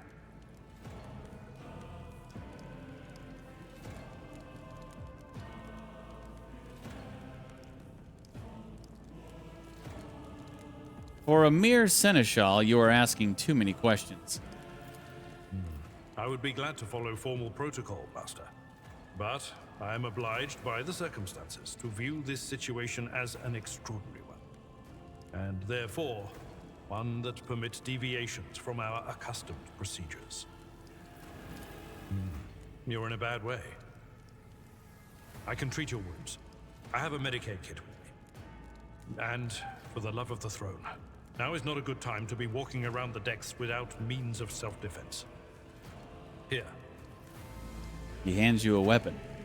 Items received. Stub revolver, sword, armored body glove, and medikit.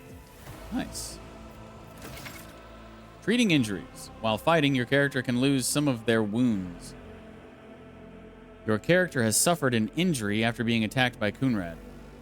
This happens when a character receives damage that exceeds 50% of their maximum wounds within one round. The exact percentage of wounds a character must lose for this to happen may vary depending on the difficulty of the game you choose. Injuries reduce the character's resolve. When a character initially suffers an injury, it is considered a fresh injury during the first 3 rounds. Once 3 rounds have passed, a fresh injury becomes an old injury. A fresh injury can be healed using a medikit without passing any skill tests. Old injuries can be healed with a medikit, but they require the character administering the treatment to pass a Medicaid skill test to succeed. Use medikits to restore wounds and heal injuries. Note that when a character loses all of their wounds, they fall unconscious. So are wounds just HP? It's like a weird way of wording it. Once the combat is over, the wounds of all party members are replenished automatically, but any injuries they may have sustained remain. Those can be healed with a medikit. Medikits can only be used by characters who have the field medic feature, base skill Medicaid, or have taken Medicaid skill advancement at least once. Whenever a character uses a medikit in battle, a Medicaid skill test determines the number of wounds that will be restored as a result. Abelard can heal your character's injury. Click left mouse on Abelard's portrait, select the medikit on the panel at the bottom left of the screen, then use it on your character. Abelard needs to be standing right next to your character for him to administer the treatment. Inventory. You have gotten new items. All items are added to your inventory. You can open it by pressing I or clicking on the bag icon on the right side of the screen. On the inventory screen, weapons, armor, and other items can be equipped or interacted with in other ways. Medikits can be used to replenish wounds and heal injuries. We are the spearhead of the Imperium. Medikit. On me. Let's patch you up. Ah, thank you. Now, where were we? I'm always ready. Now my injury is gone. Sweet. Weapons. To equip new weapons or armor, open your inventory from I or double-click LMB on the item. Alternatively, you can hold left mouse and drag the item to the right slot. It will become highlighted once you start dragging the item. To view the parameters of an item, hover your cursor over its icon and wait for the information window to appear. Another way to view details about an item is to click right mouse on its icon, then select info. You can switch between party members using the arrows at the top of the inventory screen or clicking left mouse on a character's portrait. Item descriptions contain comparisons with any corresponding items already equipped by the character.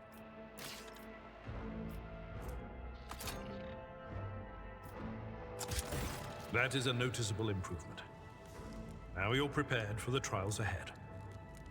Well, I wasn't done. The lower decks are teeming with heretics instigating the rabble to revolt. But that is the least of our problems. The ship's enforcers are rounding up the scoundrels and suppressing the resistance. The situation on the middle decks is much worse, although strike teams have already been dispatched there. All communication with the bridge and the engineering bay was lost. So, apart from scattered voxcasts, we have no information to go on. But that is not the worst of it all. All these jolts and shaking are most alarming. These are signs that the navigator and the master helmsman are having difficulty translating the ship out of the warp and into real space. I fear that they may have already lost control. We must reach the navigator's sanctum and get a handle on the situation. If we can manage that, some aboard this vessel may yet survive.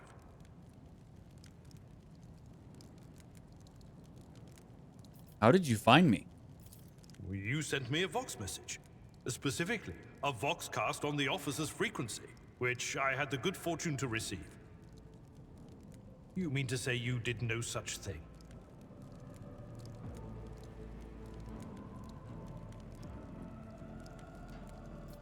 I think the Warrant Sentinel may have sent that message. It appeared when I opened the chamber. Warrant Sentinel? The Lord Captain barely ever ventures down to the chamber, and I was at her side only once or twice when she did. And I did not see anything of the sort. The Warrant Chamber is an ancient and rather sacred mechanism that the ship's tech priests treat with the utmost reverence. I assume that whatever it is that you did, you must have activated certain processes and caused the Sentinel to awaken. But then, why did none of it happen when Lady Theodora did the same? I heard one of Theodora's Voxcasts. Lady Theodora's. Which one? The last one I received was about the Navigator's Sanctum, and that was a good while ago. In any case, let us hope that the Lord Captain is well, and safely in charge of the ship's defense. In the meantime, we must do all we can to prevent the ship from veering off course. The Navigator's Sanctum. Very well. Will you lead the way? Absolutely. Let us proceed. To arms, loyal sons and daughters of the God Emperor! Fight the heresy and corruption that threatens to consume our home, and with all your might, destroy those who have dared!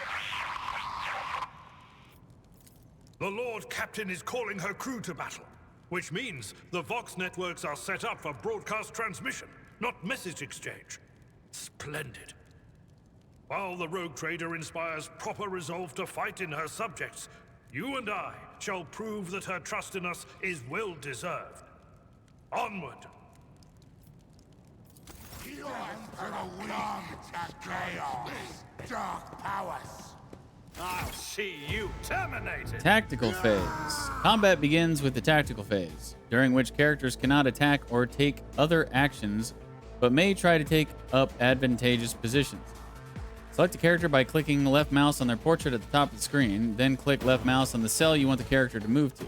Red cells are areas inaccessible to the character. During the tactical phase, each character in the party may move up to their maximum movement points, but cannot position themselves adjacent to an enemy. Well, I didn't finish equipping all my stuff. Seriously? I equipped the revolver and then it kicked me out of this menu and went back into the conversation before. And now I can't equip this freaking armor and the sword. I don't know what the hell that was about.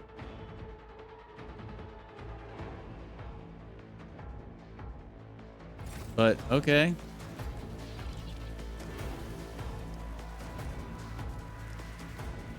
All right. Can I can't go back in there, can I? Not a lot of cover around here.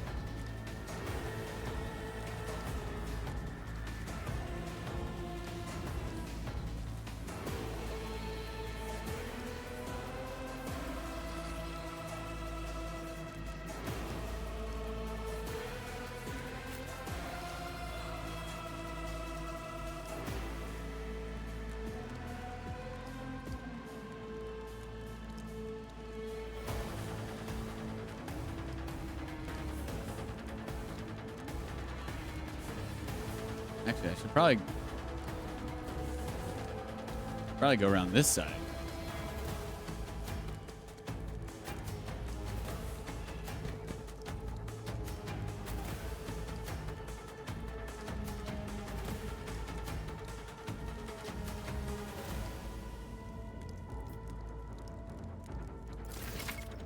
Abilities. The combat abilities of characters differ depending on their archetype. Available abilities are located at the bottom right of the screen on the abilities panel. To read the full description of the ability, hover your cursor over its icon or click right mouse on it. Click left mouse on the icon to use the ability. Before the ability is used, you will get to review its estimated outcome while hovering your cursor over a character or an area of your choosing. You will also see the ability's area of effect, and each character in this area will have a number displayed over them, denoting the probability of being successfully affected. If the ability's effect is guaranteed to work, the ability's icon is displayed instead of a number. When you are ready to use the ability, click left mouse again to confirm your choice. During your adventures, your characters will gain new abilities and talents as their power grows. You can view the full list of available abilities and talents on the Features tab in the character menu.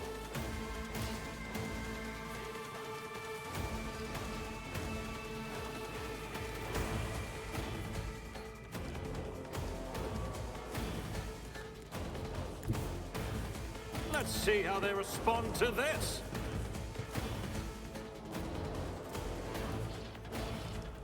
All too easy.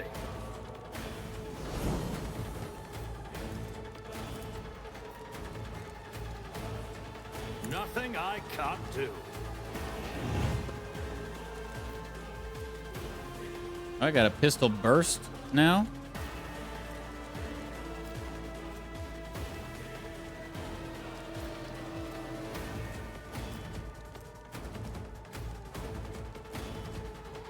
First creature for every shot within a 12-cell cone.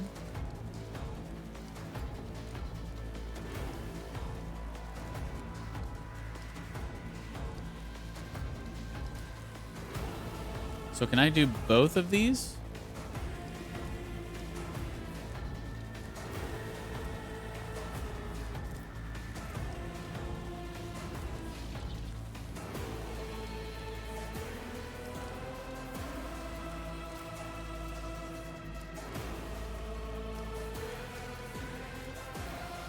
This is 1 AP, this is 2 AP.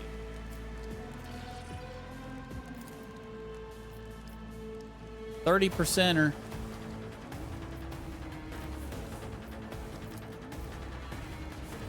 Oh, this is like an AoE shot. I see. Okay. Suits my purposes. And miss. And no, it doesn't look like I can do both.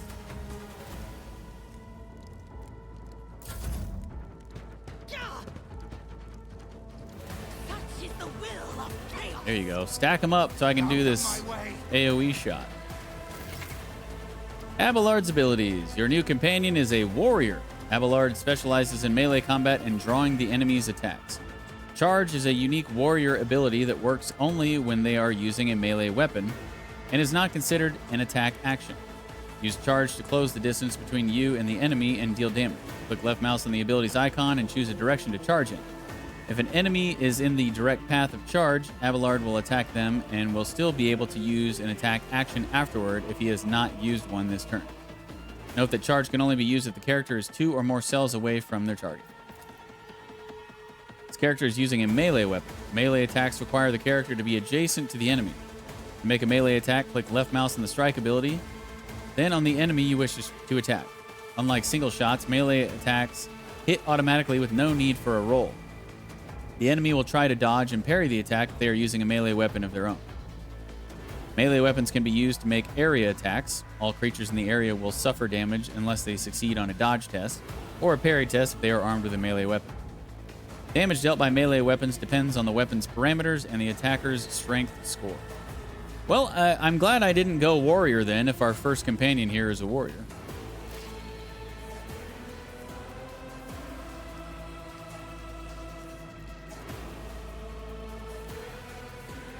Okay, so he has brace for impact.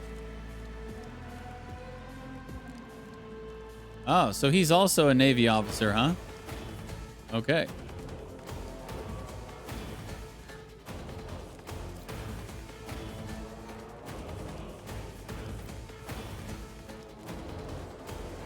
Charge. Warrior moves in a straight line and launches a melee attack against any target in the warrior's path. This attack does not count toward the limit of the warrior's attacks per turn.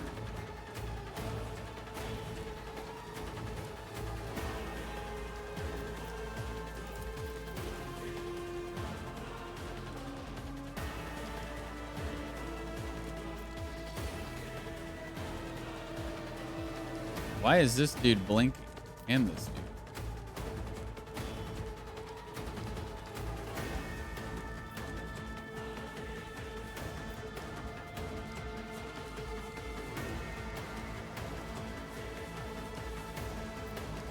What does that mean?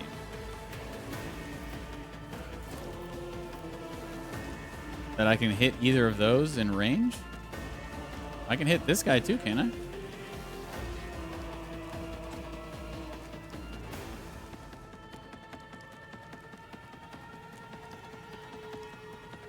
Or maybe he's... Oh, he must be too far.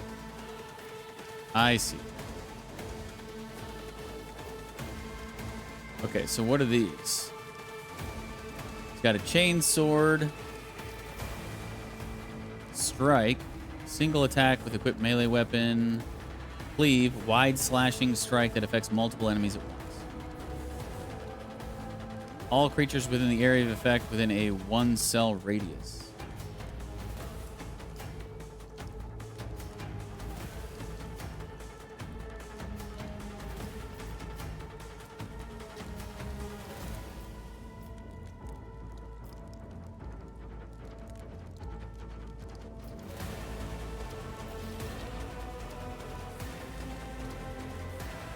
At your beck and call. I took care of this one. Oh, they got an attack of opportunity there. Friendly fire. Be careful. Companions can get hurt by your burst attacks or area attacks. To avoid friendly fire, keep an eye on the trajectory of the shots and the area of effect of area attacks and melee burst attacks.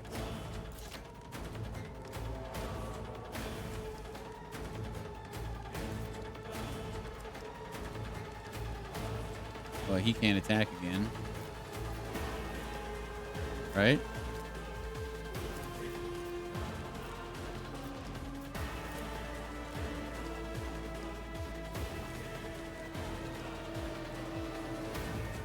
now. Okay. I serve the ruinous powers. Ah! Death to the weak. Death to non-believers. Chaos guides me. Oh, my ears are ringing. Dang, he just friendly fired his buddy there. Jeez.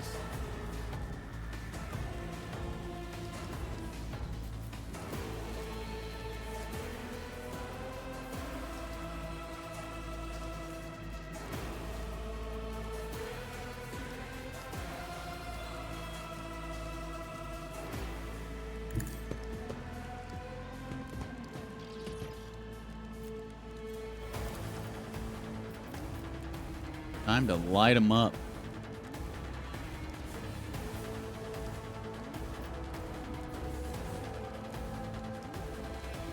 So okay, so the yellow circles mean they're gonna get hit, I think. So right here, I will hit all of them. Or maybe. Pretty low percentages. Jeez, 26%?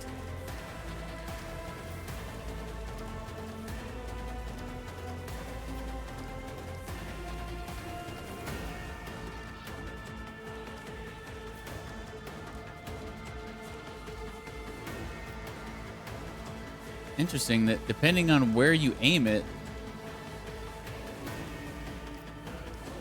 changes percentages.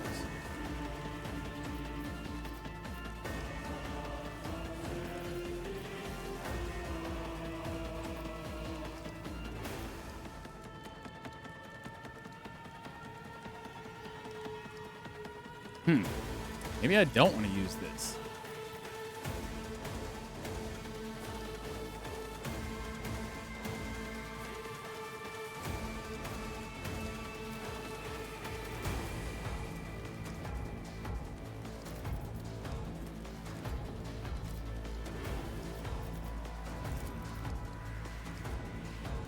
Screw it.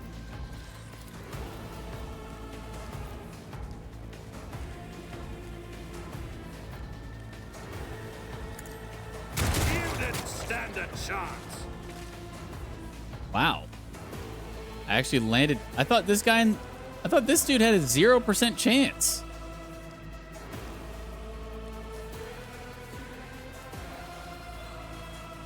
Weird. Ooh, nice dodge. Got him from behind, too. Attack of opportunity. Characters with melee weapons can make an attack of opportunity if an opponent in an adjacent cell initiates movement. It can also be triggered by some abilities. All characters with melee weapons, including members of your party, can make attacks of opportunity. The chance to hit and deal damage is calculated just like a normal attack.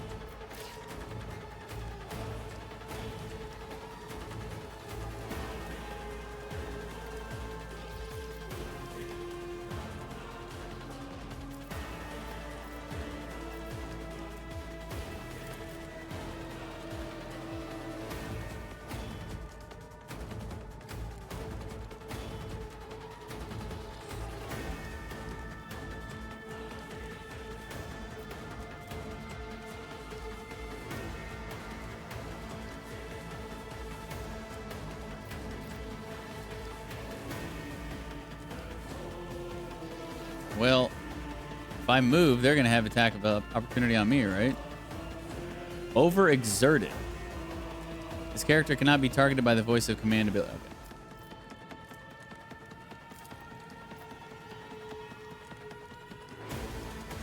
Victory is in one view a target.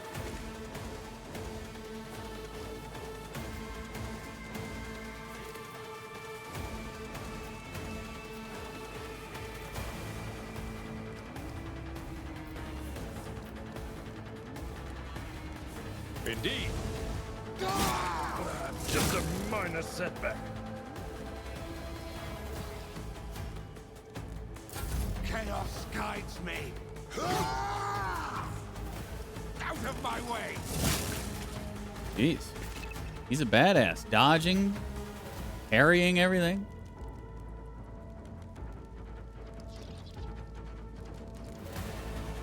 Movement and attack. The order in which actions are taken in combat matters. Your character can only move around the battlefield before they take an attack action. Once a character attacks, they lose their remaining movement points, unable to move until the start of their next turn. There is a way around this, however, if, for example, the character has some way of gaining movement points after attacking. Or by using his ability, his charge ability. Which is what I just did.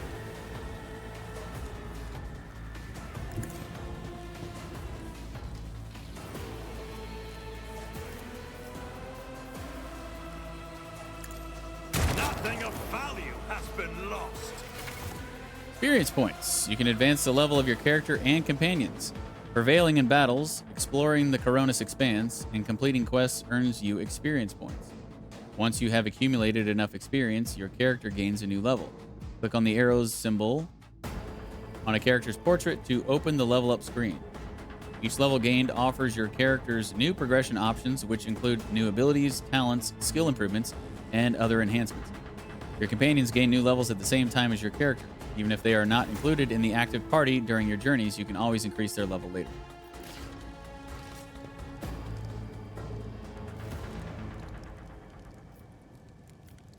They say Level a little up. bit of humility never hurts anyone. First I level help up. others better themselves by wholeheartedly humiliating them at every step. 1 ranks available. Choose skill.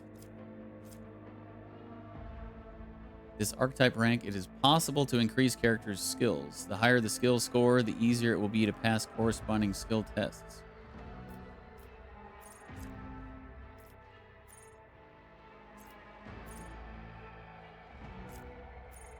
Wait, do I have to go this way?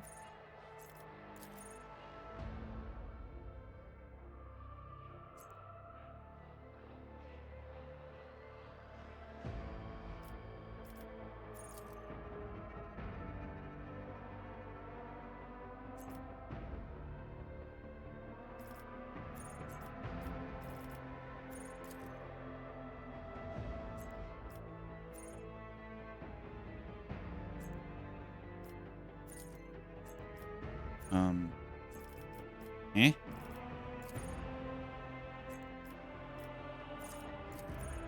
I'm clicking on it. There's nothing.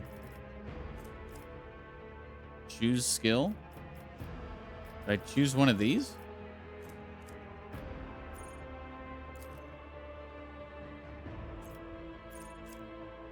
Oh, is this just like a standard? Oh.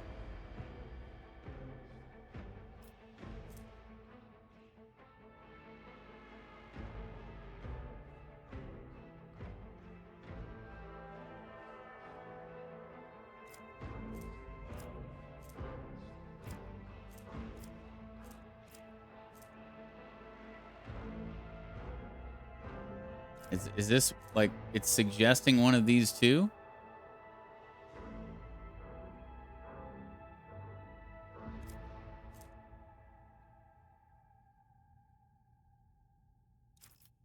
Maybe I should look that up. I was looking at those green thumbs earlier and I was like, eh.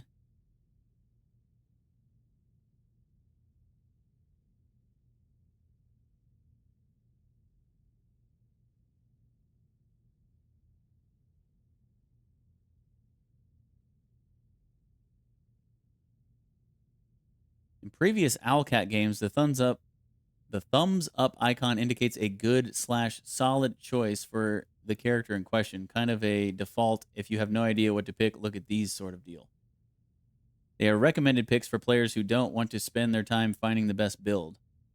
The chance of getting a bad build is low if you pick these, but you also won't get a focused build doing so.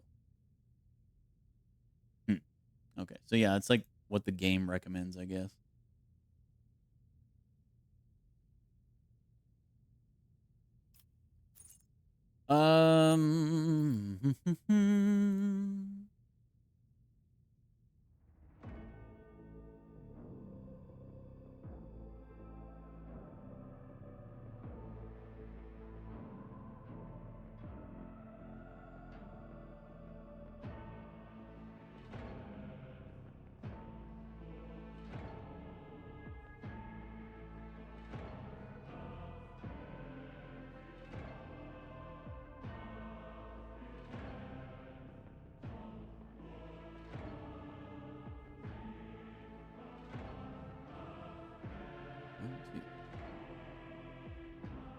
So commerce is fellowship.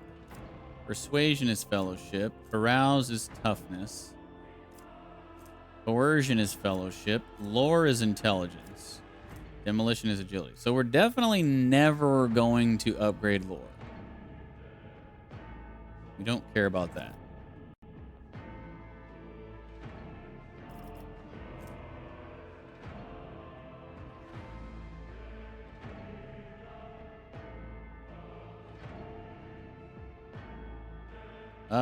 Let's go carouse.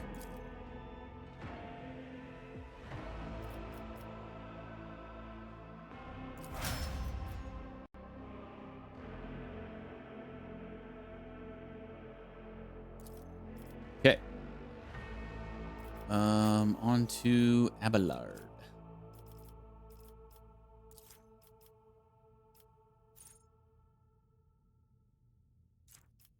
I'm probably just gonna go with like one of the recommended for my other companions and stuff. I'm not gonna be like super hardcore trying to like min-max all my companions. Which path did you take? Let's see if I can pull all that stuff up for you. Biography? No. Oh, it looks like there's a Puritan radical good bad alignment.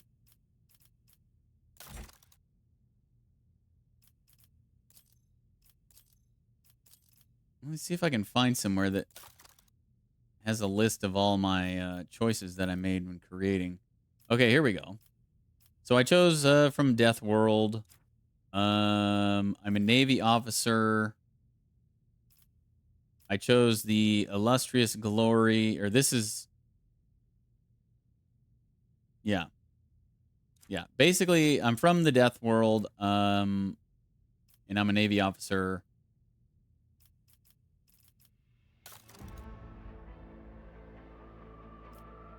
And yeah. Oh, here we go. Homeworld, Death World, Origin, Navy Officer, Triumph, Illustrious Glory, Darkest Hour, Grim Portents. So those are all the different decisions you can make when creating your character. So I'm a Navy officer, but I'm also officer as my archetype.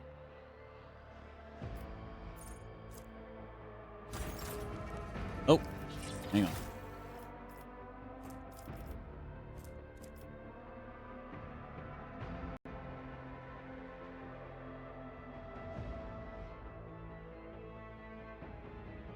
Dogmatic, heretic, iconoclast, unless you choose later, I guess. What are you talking about? For the biography for this? I haven't done anything with this yet.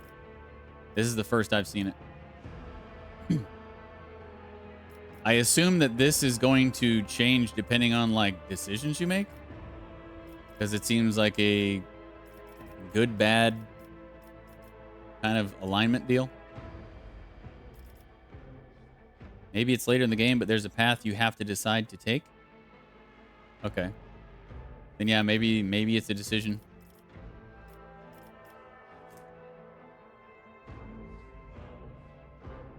I don't know.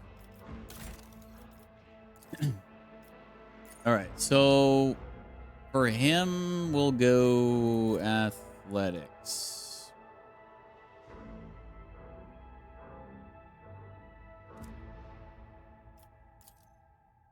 Sure. Sure, why not? Sure. Oh, can I loot these dudes? Oh, nice. Oh, wait, before I get cut out of it again, I should probably equip this stuff.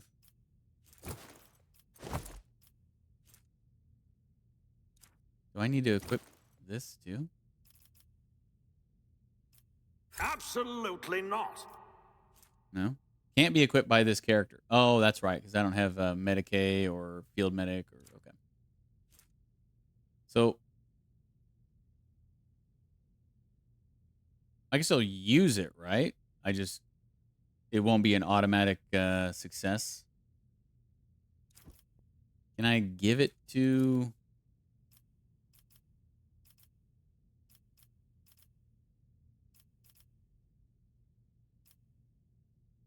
If I drop it, can the other dude pick it up?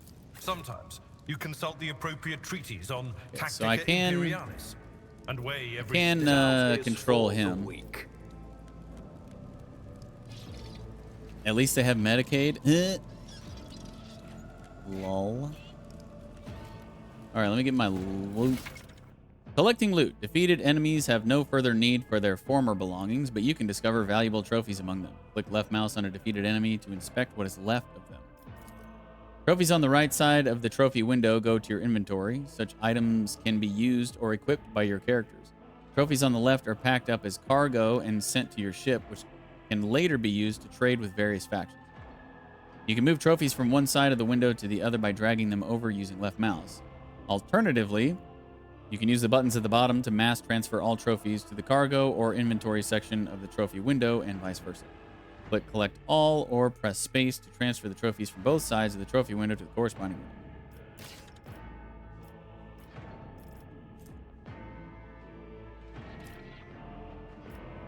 Wait, is this... This has got to be all the loot in the area, right?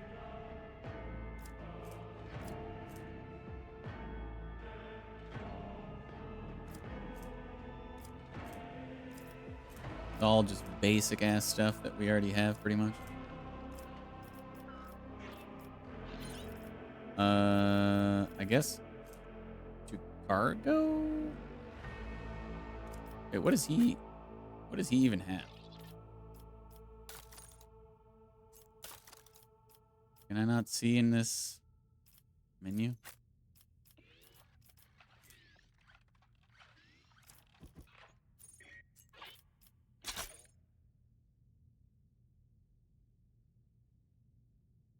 Wait, can I move it from...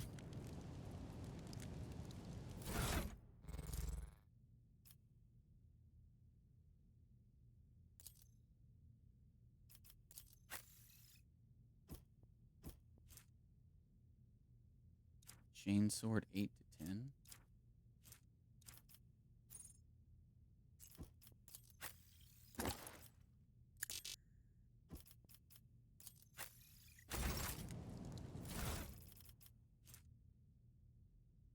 Okay, so we're just going to move all this to cargo. Junk. Okay, so yeah, I don't have to go through and click every single one of the bodies. You just click one of them and then it all shows up there. That's nice. I won't tolerate weakness. I should probably save.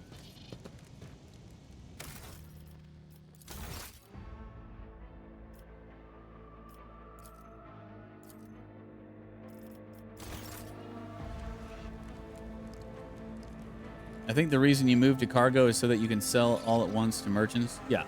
Yeah, I was just making sure that all of this stuff was just crap that I wasn't going to equip right now.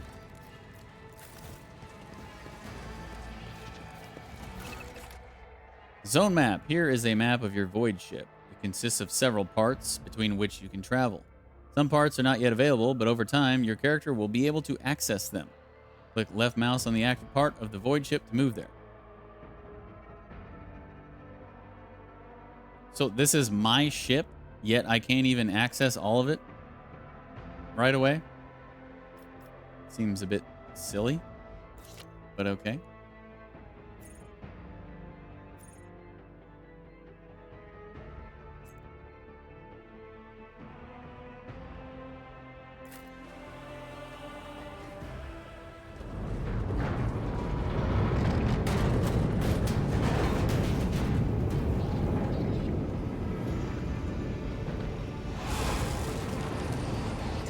I hear it. Here, on the threshold of the blinded guide, doom comes from the heavens.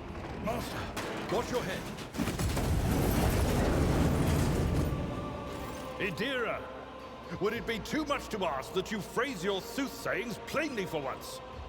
That was too close.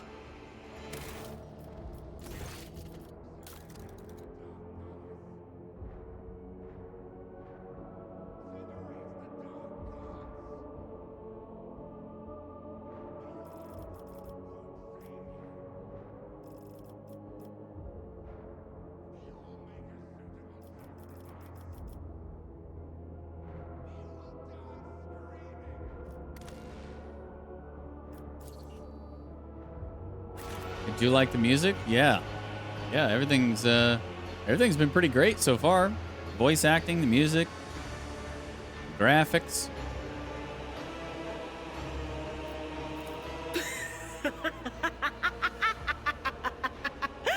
Sorry, old man. Their voices are so loud I can't even hear myself. They shriek, they sing, they... Oh, Abela, how they sing. This is Idira Tlas, personal psyker and diviner of Her Ladyship Theodora von Valancius. Idira? I'm not drunk, old man. I'm suffering the effects of the warp that is seeping through these walls. I see the ship's fate. To die in the waves of the immaterium, fall under the burning rays of the final dawn. And in the roaring blaze, I see a figure standing. Who is it? I have no answer. A diviner, are you? The voices from beyond the threshold whisper to me. Sometimes their murmurs are clear, they grant insight. Sometimes they drive me mad. But I am patient. I know how to listen and discern. But now, with this clamor around me, too many voices, too loud. And you are von Valancius, one of Lady Theodora's heirs. Well then, we finally meet. Officers frequency. To all who can hear me, those with a weapon in their hands are to gather on the officers' deck at once. I repeat, gather on the officers' deck at once and prepare to launch a counterattack. That's Ethelthrat. Oh, Emperor's Providence. The other heir lives as well. Quickly, we must head to...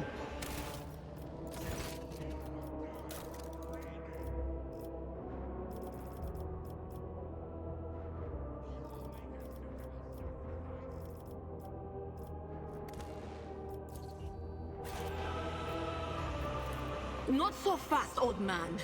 If we drown in the warp, Lady Theodora's heirs won't be any good to us.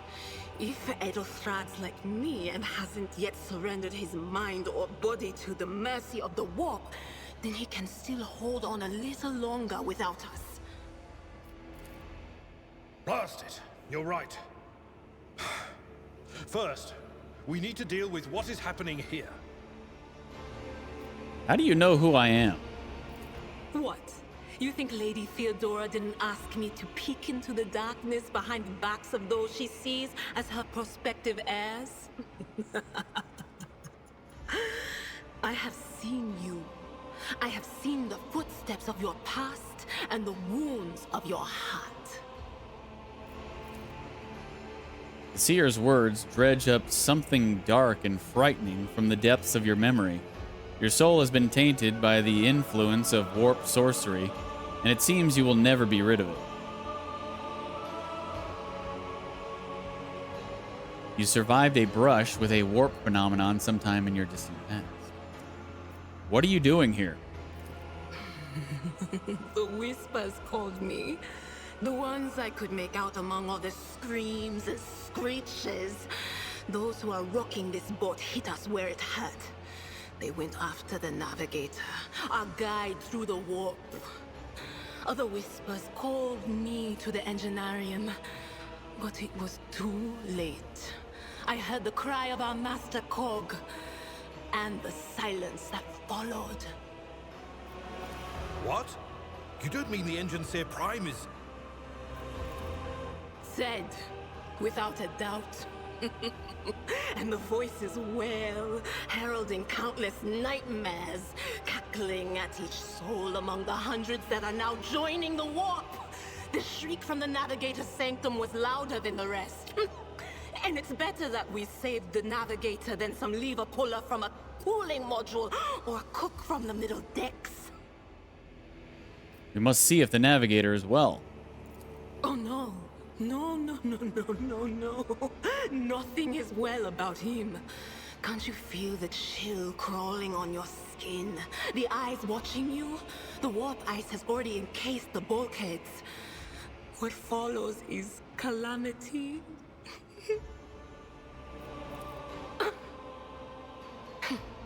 But we're not just going to stand here and take it, are we? The state of things in here suggests there's a navigator around. Maybe one who's crippled or at death's door, but still kicking. And since our skin hasn't peeled off our faces just yet, his third eye must be closed. At worst, it's a little roughed up. So what are we moping around for? Let's go protect that noble mutant while we're still alive. Party controls. Adira has joined your party, which now consists of several characters. To select one character, click left mouse on their portrait. To select multiple characters, hold left mouse and drag a box around them. To select the entire party and issue commands to all your characters at once, press backspace.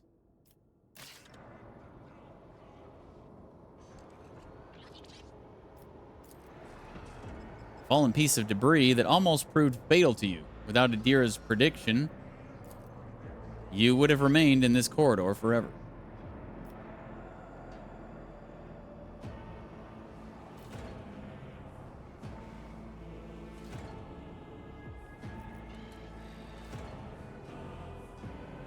Okay.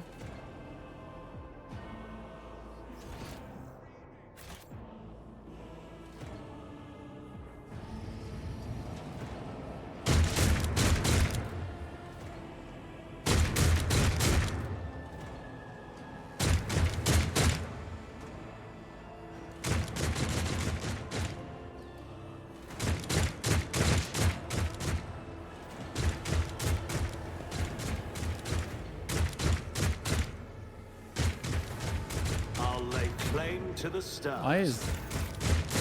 No, I don't want Abelard leading the way.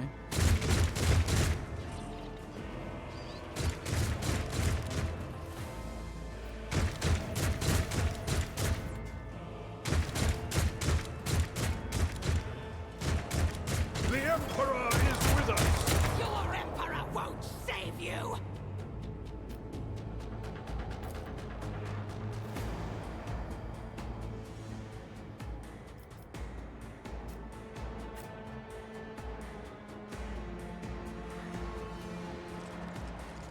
There's 5 dudes.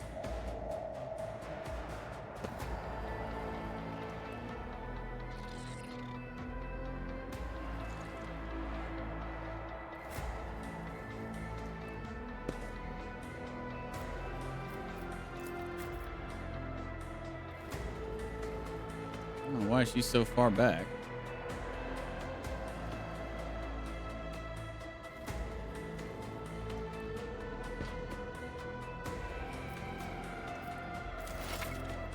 Adira's abilities. Adira is a psyker and an operative. As an operative, she can study opponents and identify their weaknesses, and her psyker abilities allow her to deal damage to them. Analyze enemies is an operative ability which applies the exploit effect to all enemies within the operative's line of sight at the start of each of the operative's turns. The operative can also use this ability against a specific enemy to inflict several stacks of this effect. The higher the operative's intelligence bonus is, the more exploit stacks will be inflicted. Whenever the operative hits a target with an exploit applied to them, the attack deals additional damage. The amount of extra damage depends on the target's number of exploit stacks and the operative's perception. Expose Weakness is an operative ability which they can use against a single enemy who is under the exploit effect. This ability reduces the enemy's dodge, parry, and armor. The amount of reduction depends on the number of active exploits on the enemy and the operative's perception. Adira is armed with a special staff that allows a psyker to unleash psychic powers against enemies. In the future, you will encounter staves that only a psyker versed in a certain discipline can use. For example, you might find a staff that lets a psyker use Inferno, but to do so, they must first have the Pyromancy psychic discipline learned.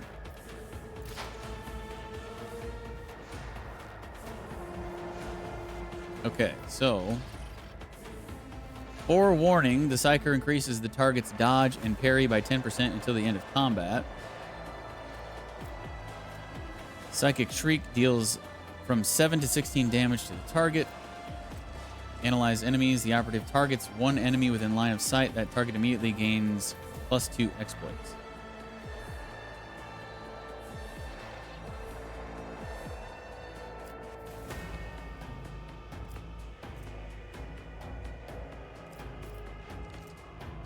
Right. Single attack with equipped melee weapon, 4 to 8 damage.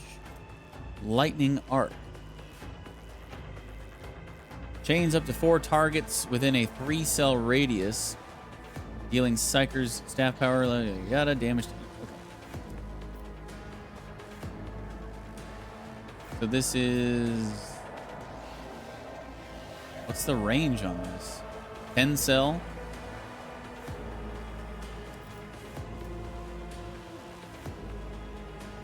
Cell, 12 cell, unlimited. Okay.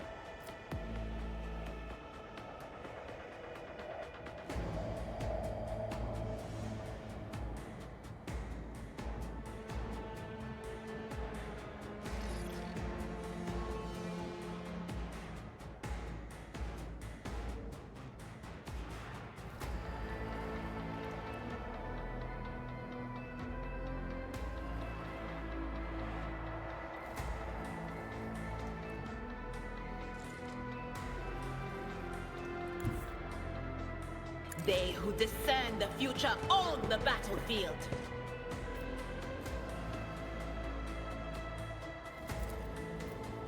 But of course,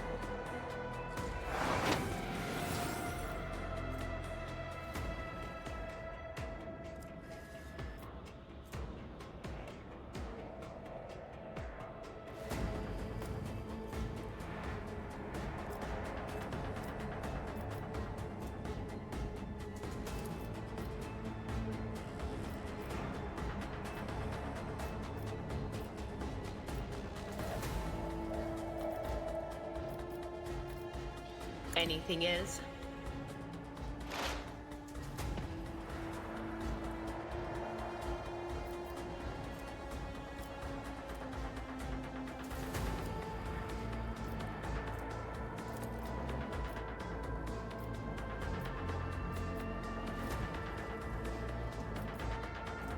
Okay, why can't I do this?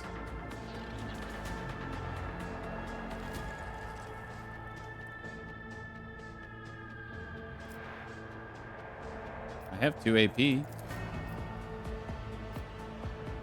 one on the right has to be within range.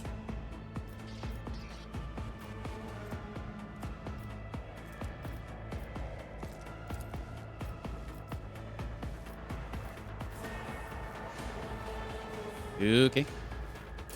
Out of my way.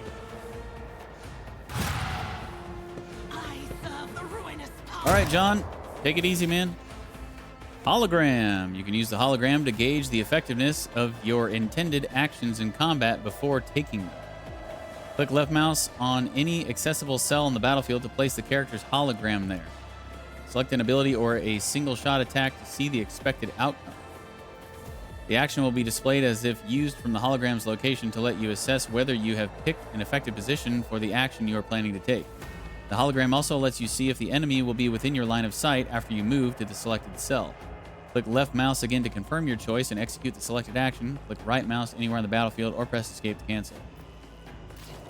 Say what? Hologram?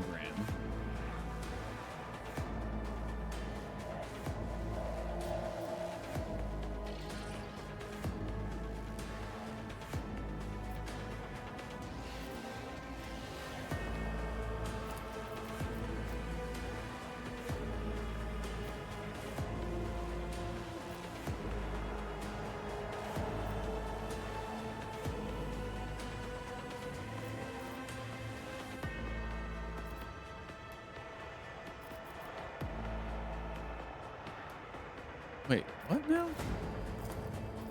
So here's a hologram.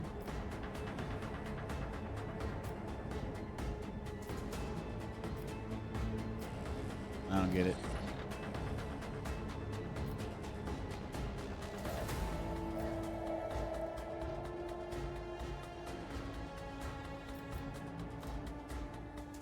Resell.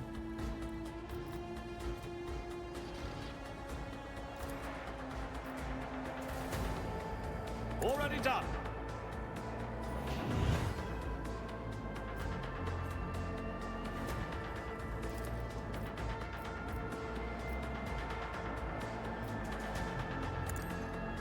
You didn't stand a chance.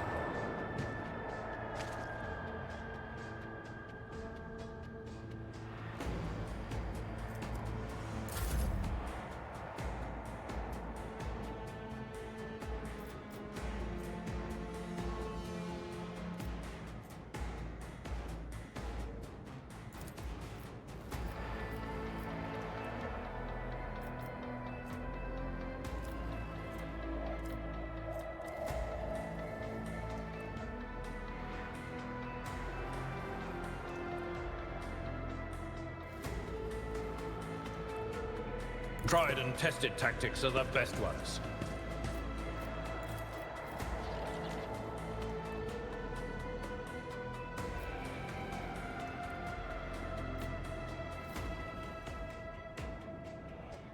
I will do my duty.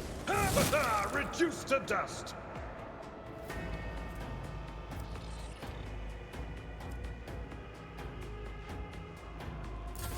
I serve the ruinous powers!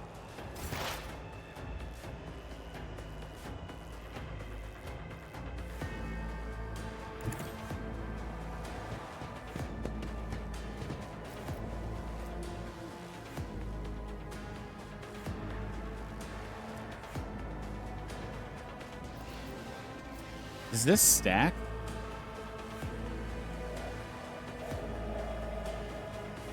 Probably not.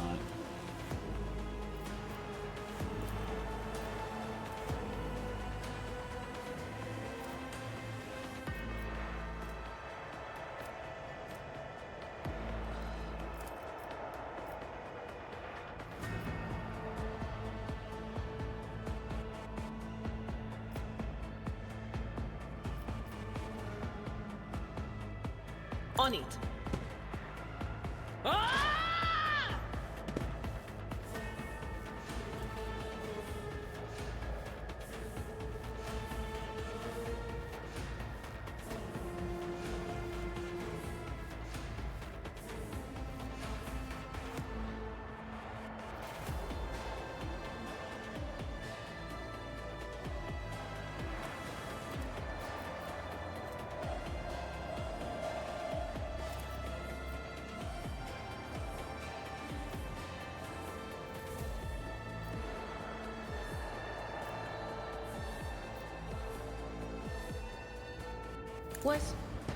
Was that you?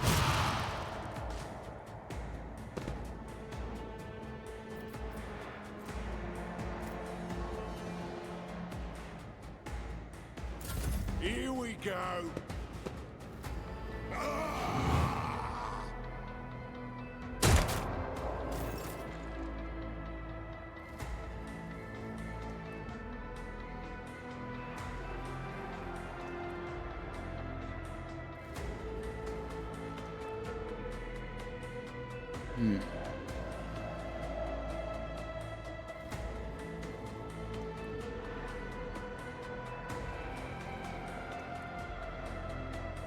Never wavered in the face of adversity.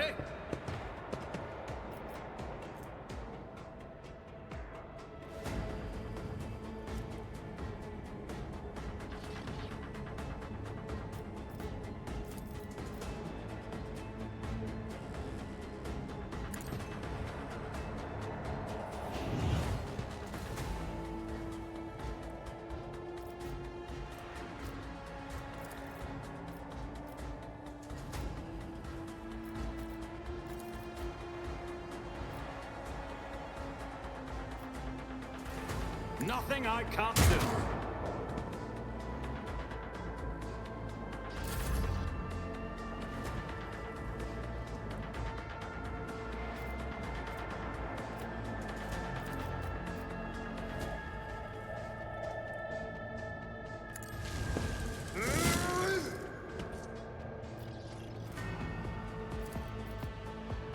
It will be done. One fewer target.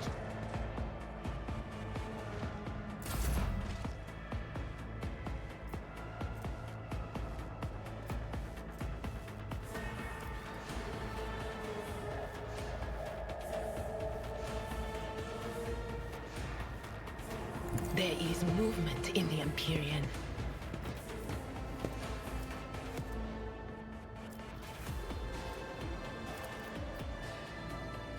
Anything else? Can I fall back now? The creature in the chair appears as if it has become one with its throne. You see pink, parchment-like skin stretched between the seat and the limbs that have too many joints for a normal human being. The navigator is breathing heavily, the air whistling as it exits through the two dark, gill-like slits on its cheeks. The creature's eyes are shut. The two ordinary eyes, as well as the third one that sits in the center of its forehead. I believe Master Vespider still lives. The servants are dead, but the chamber, thank the Emperor, is still sealed from the warp. Well, we have a chance of leaving this place alive.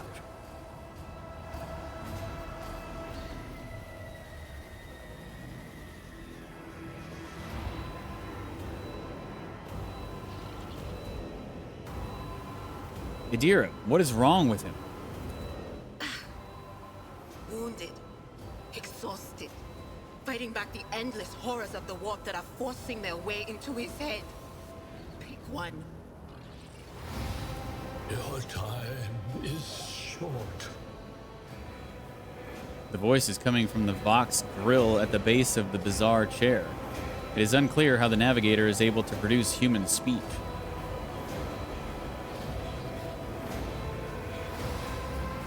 Are you all right? Fall to your knees, mortals, and behold the final dawn. Ah! It came from beyond! His body is not his!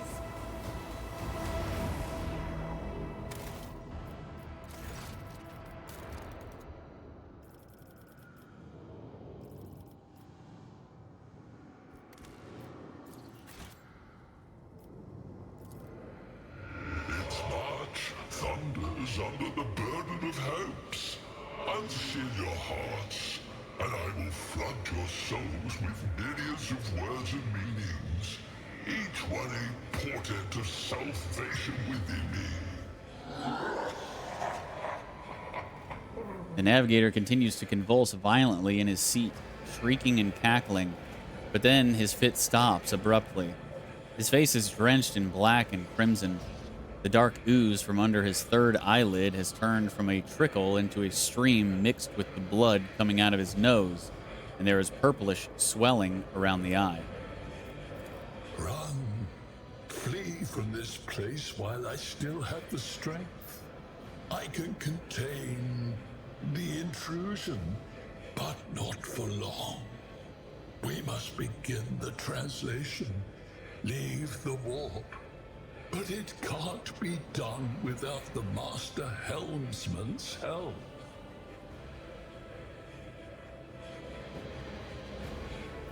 Abelard, the navigator is still alive, but barely so.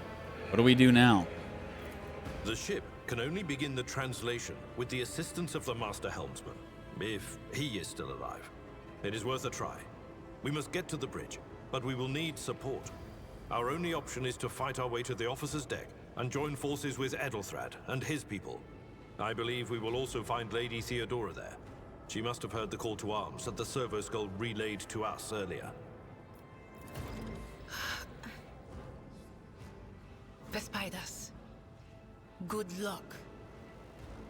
And thank you. The navigator does not give her a response. Black tears mixed with blood are streaming from under the closed eyelids, and the Vox at the base of the chair is bellowing out static interspersed with distant echoes of otherworldly laughter.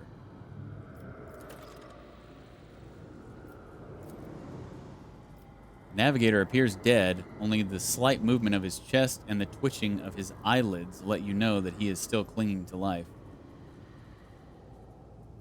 Get our loot.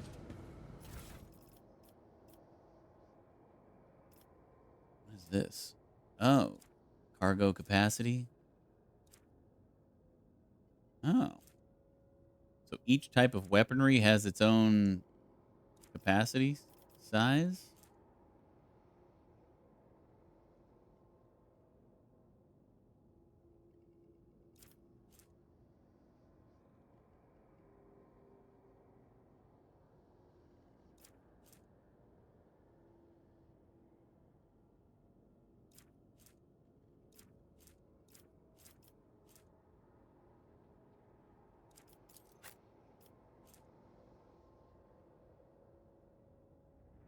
Okay, that's the same.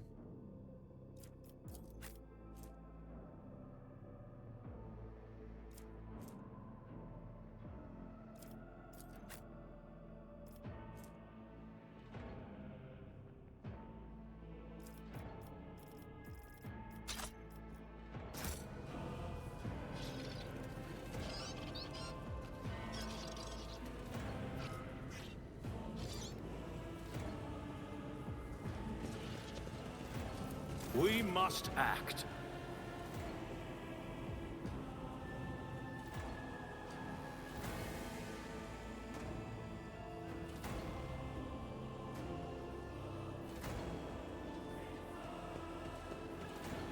Victory awaits!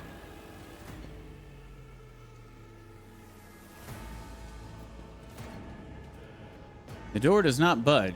Clots of viscous flesh have entangled the metal, sealing the door shut.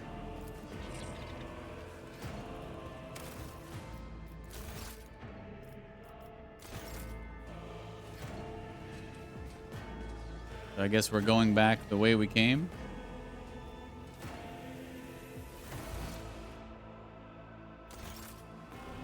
None shall stand in my way. Why are my party members not following? Look no further. I'm always ready. Oh, okay. We shall So prevail. if I click on one, okay.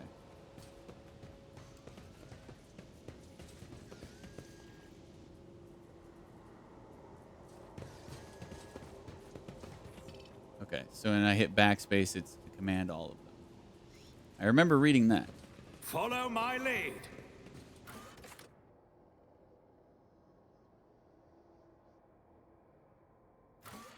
Oh, officer's deck.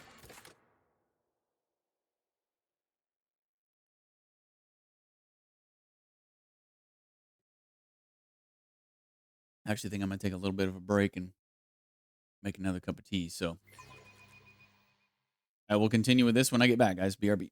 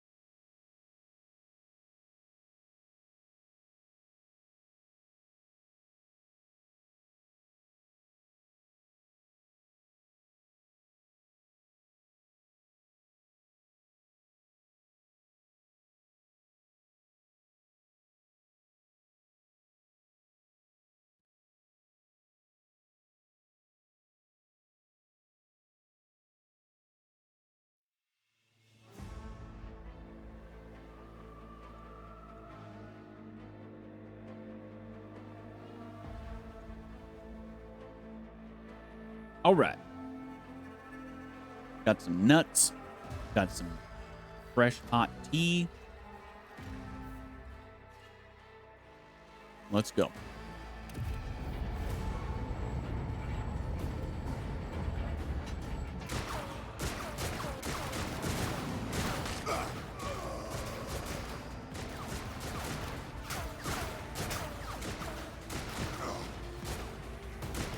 Your ship's as good as ours. It's all over for you.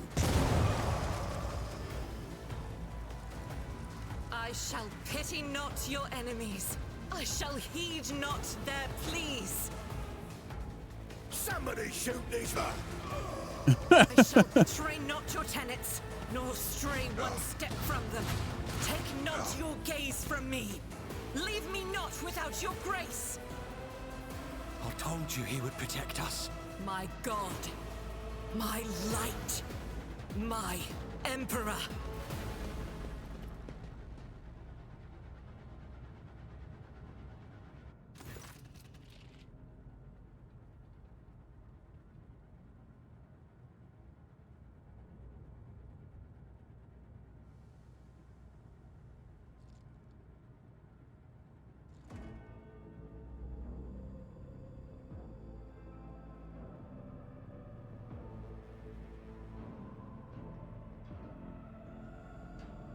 Oh, I should have got another water. Let me go do that real quick.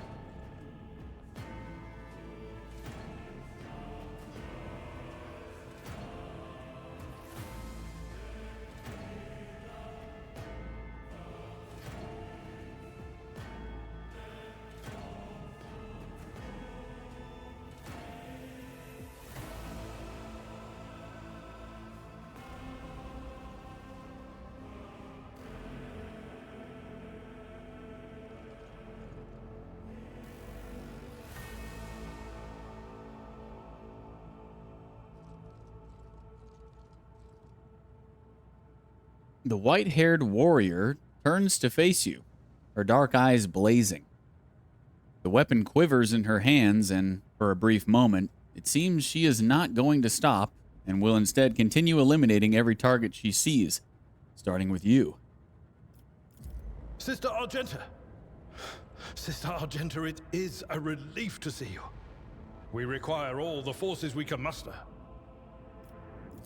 Your face, it is unfamiliar. Who are you? And just who are you to be so brazen about your inquiries? First time I've seen anybody on this ship talk to the little sister like that.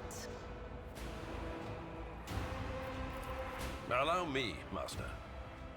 Sister Argenta, sacred warrior of the Adepta Sororitas. Sister, this is Master von Valancius, a member of the Rogue Traders House. The hour is dark and daunting. Ship abounds with corruption. The faces of friends are twisted by sneers of heresy. The eyes of comrades ignite with the archenemy's hunger. I will do what I must to halt the advance of the dark forces. But in these dire moments, little can be trusted. So I must know, why are you here? Sister, I beg of you. Now is not the time for interrogations. The ship is under attack by heretics. We've been betrayed by our esteemed Master of Whispers. Edelstrad the Heir is waiting for our aid, and Lord Captain Theodora is expecting a report on our success. We are here to deal with the situation, so I suggest we all do just that.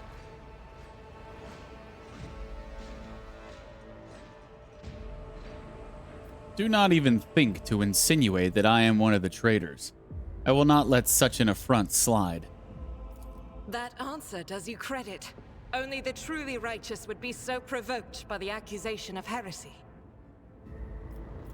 I cannot wait to rain righteous fire down upon each and every heretic. What is a warrior of the Adepta Sororitas doing aboard a rogue traitor ship? Your orders serve the ecclesiarchy, do they not? Sister Argenta is a guest of the Lord Captain. And that story deserves its own time and conversation. Under more appropriate circumstances. Enough idle chatter. I am where I must be, and that will suffice.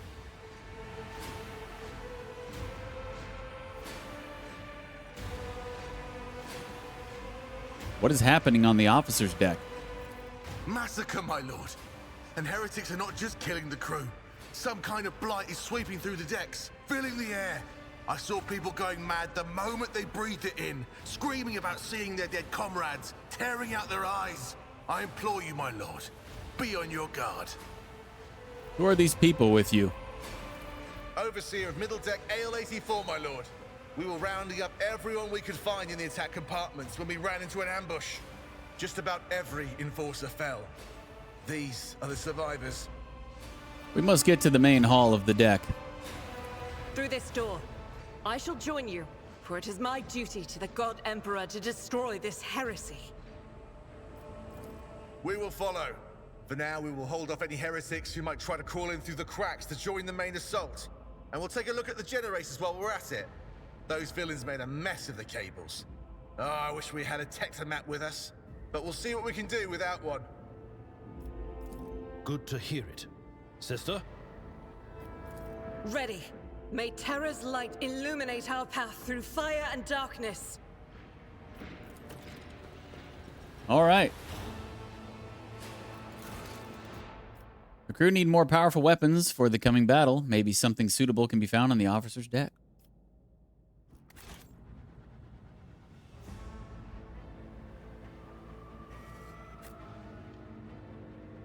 We now have a party of 4.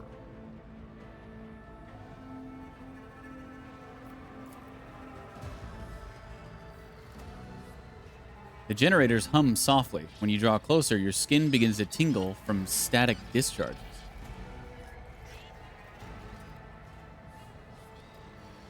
Goods.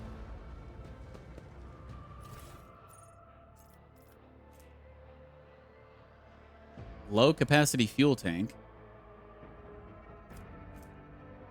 Vat meal cakes. Void sweet ale. Ooh. And a 1 damage more better revolver than I had.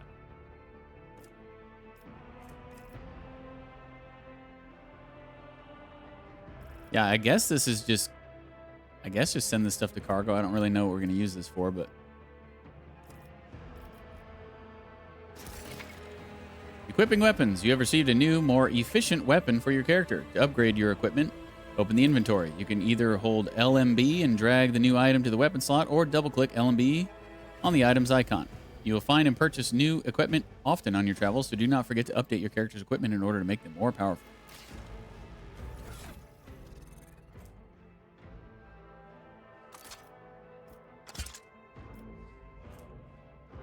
Just like that.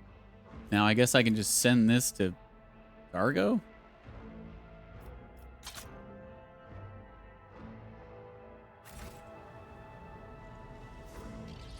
We must act.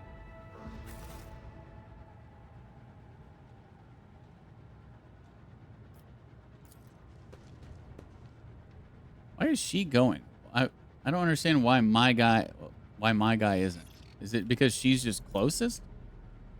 The explosion blasted a hole through the door large enough for a person to get through.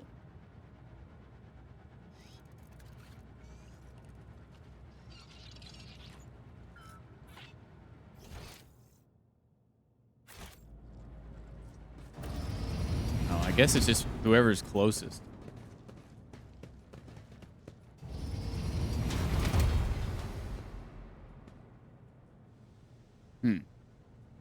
Oh, I can't go back out now? Annihilate them! Surrender Man. to the dark powers! I guess I should have... Oh, maybe I'll be able to go back out before the battle, but there might have been other stuff to do out there.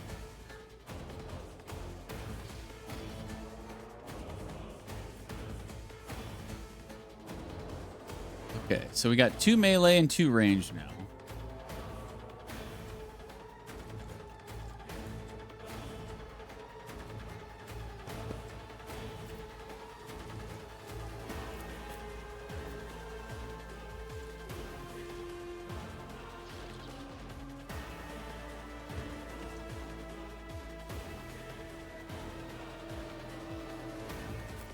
Something of interest.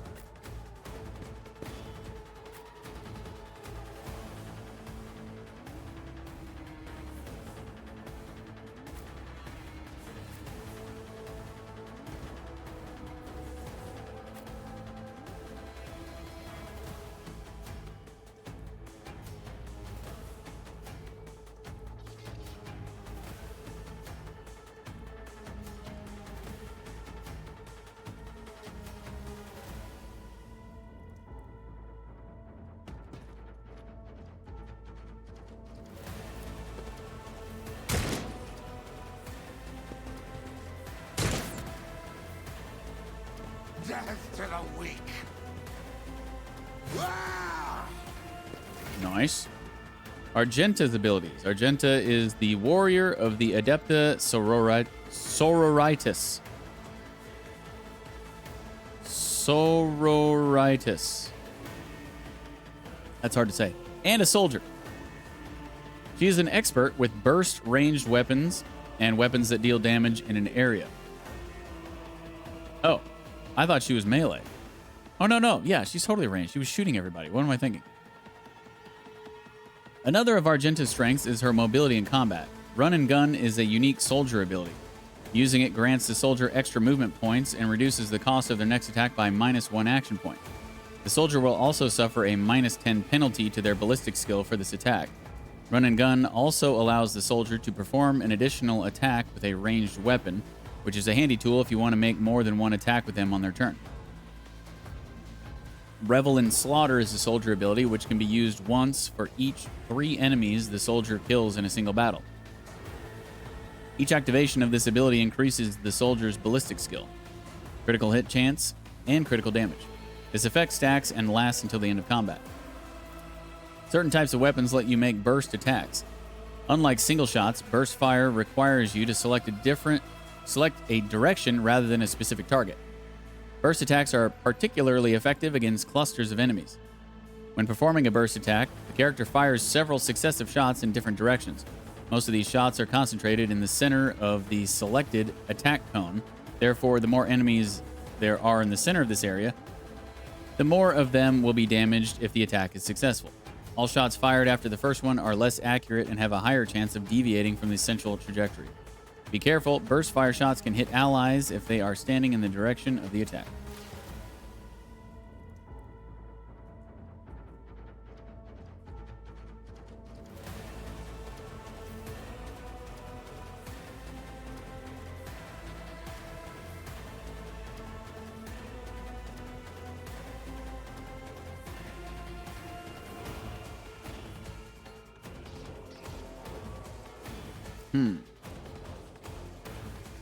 Grants momentum equal to 6. This ability also grants an additional 3 momentum for each enemy that is either in a 5-cell radius around the Sister of Battle or was hit by her this turn.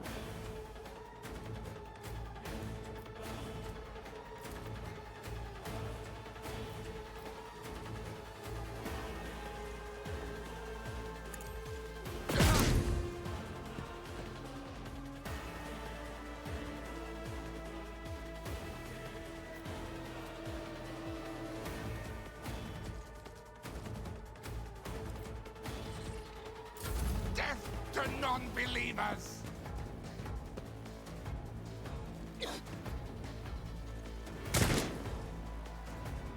Chaos guides me. You miss. It's nothing.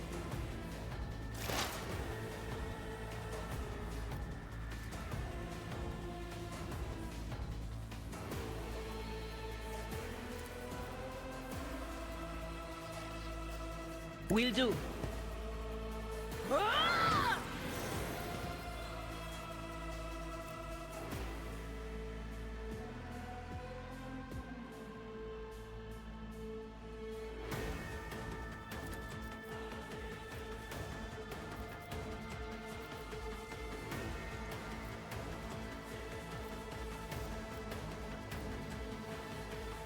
Anything else?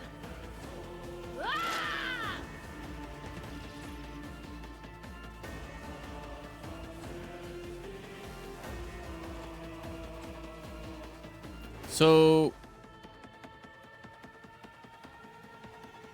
she doesn't have to worry about friendly fire, right?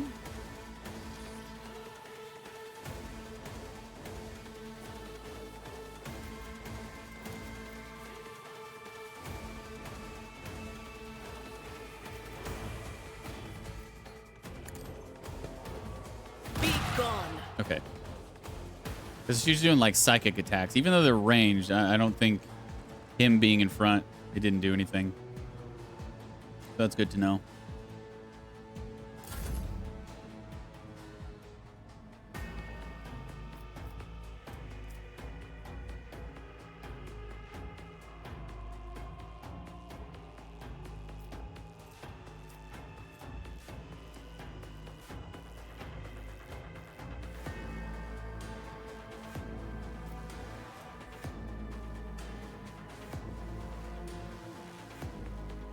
Victory is imminent.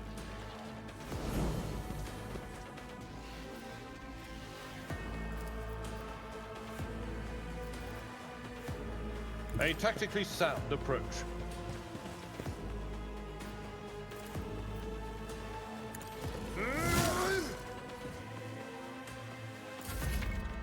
Types of cover. Full and partial covers give you the opportunity to avoid enemy attacks. Full cover, indicated by a skull on the shield, reduces the chance to be hit by 60%. Partial cover reduces it by 35%. At the same time, the chance to hit a character behind cover may vary depending on the difficulty of the game you choose. Some cover can be destroyed by melee attacks, area attacks, and other abilities.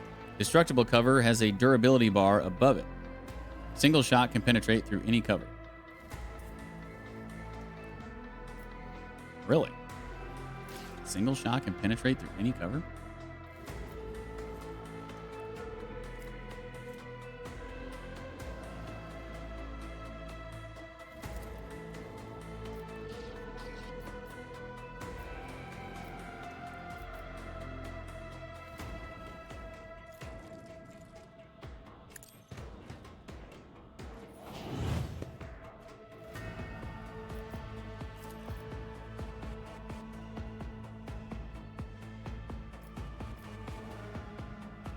Suits my purposes.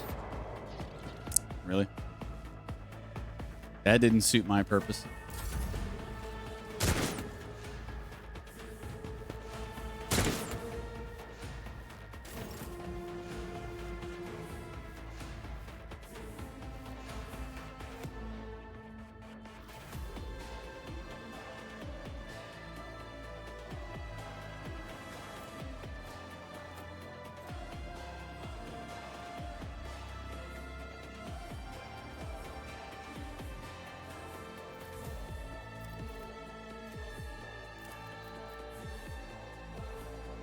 Faith without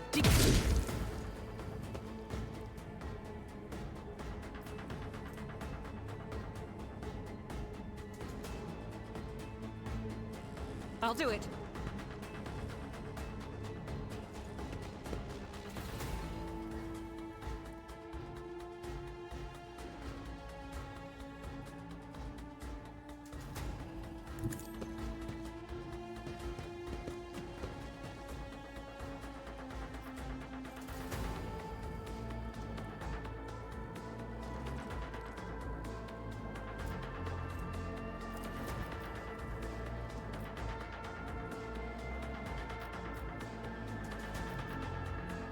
As the Emperor commands, I act.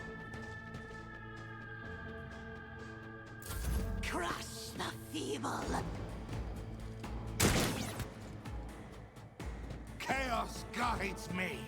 That's Your blood will flow. Was that a critical hit for 2 damage?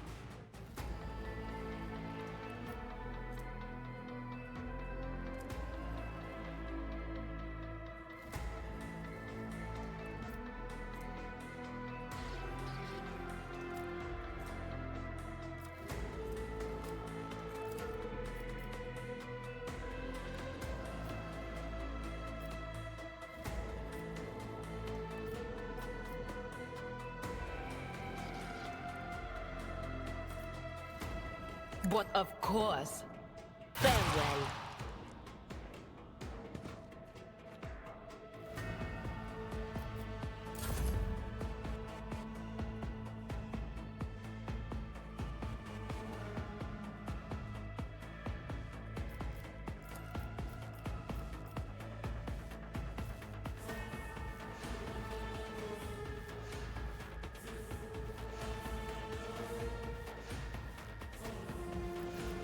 Do I need AP for this? I mean, not AP, but MP.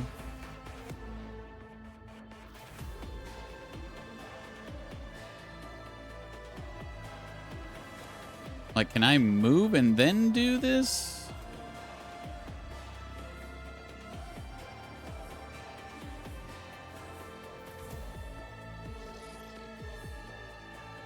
Well, I guess we're gonna find out.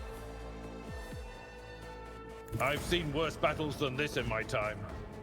Oh, I can. It will be done. I took care of this one. Uh-oh. Reinforcements.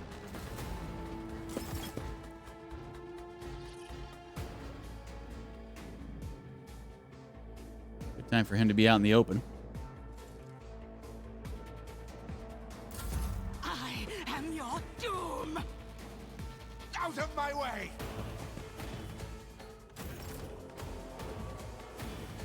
Back-to-back turns? All right.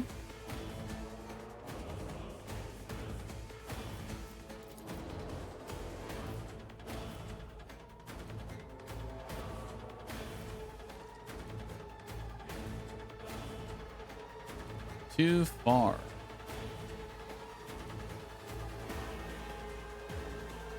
Wait, what?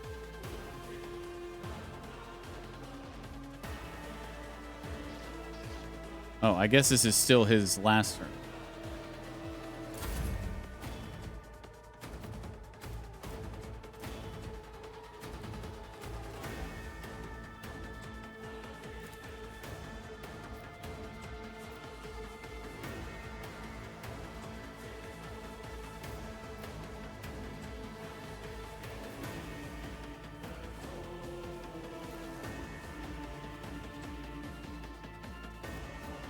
Not my specialty.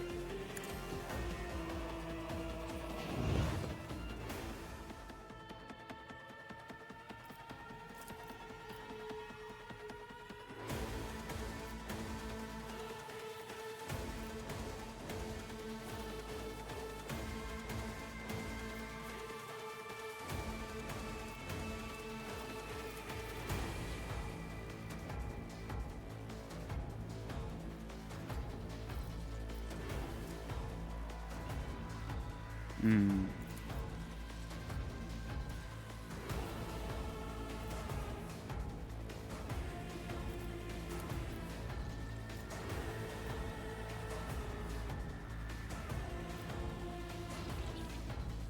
All too easy. I serve the ruinous powers!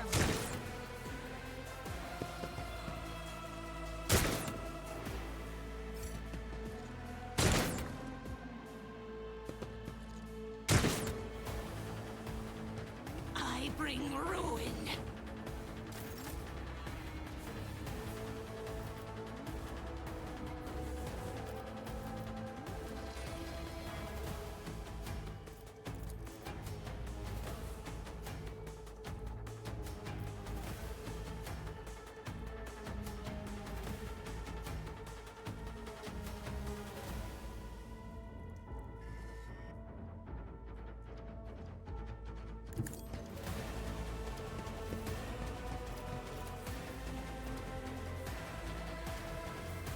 I'll do it.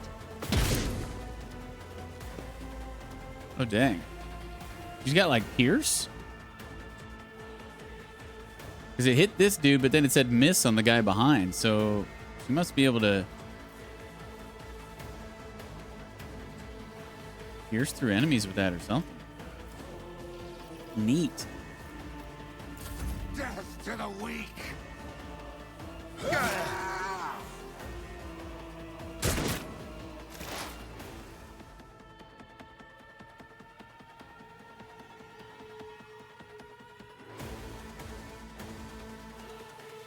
I know what is to come.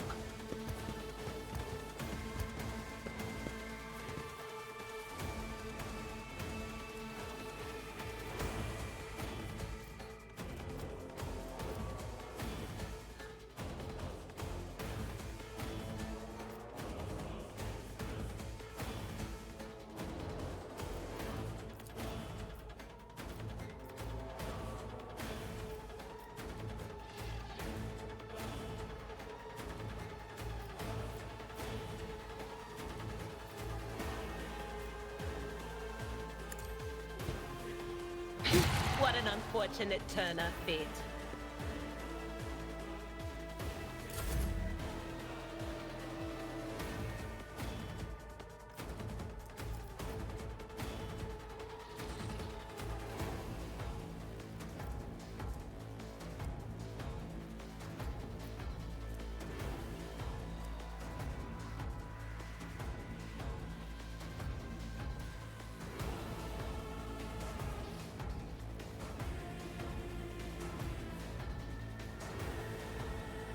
Follow my lead.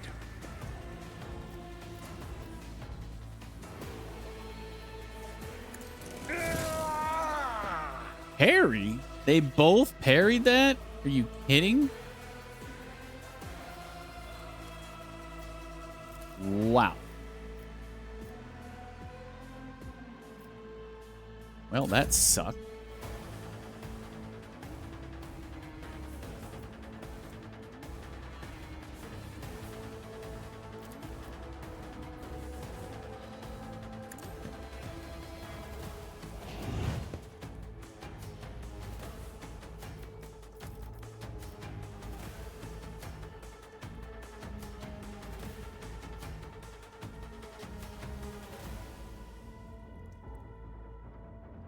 Already done. Sick miss.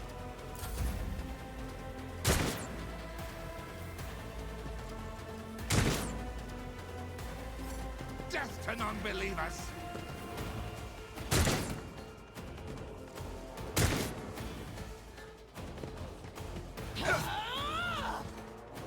Everybody's missing or parrying. Nice. Okay. Should I...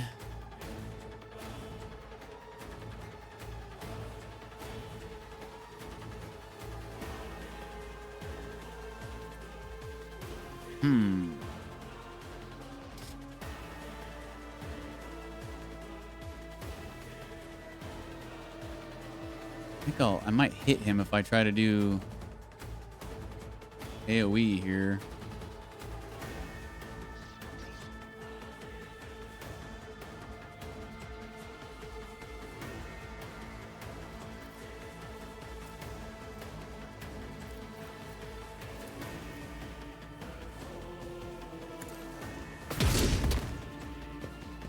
Seriously, 71%. Okay. I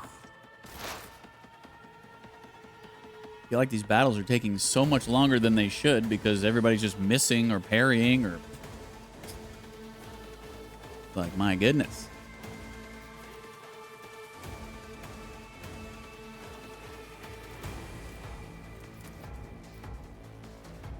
Will do. We'll just have the Psyker just kill them off one by one, eh? She's a freaking badass.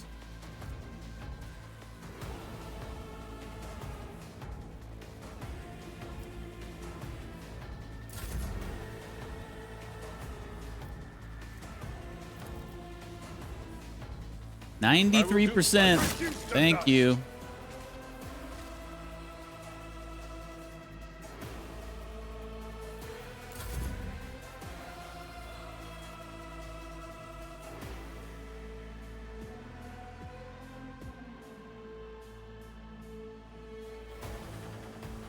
My tactics are flawless.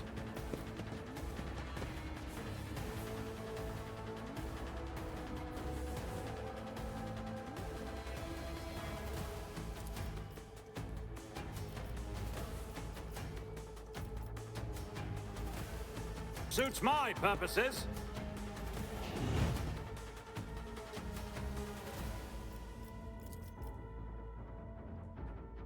Not a problem for me. Sure about that?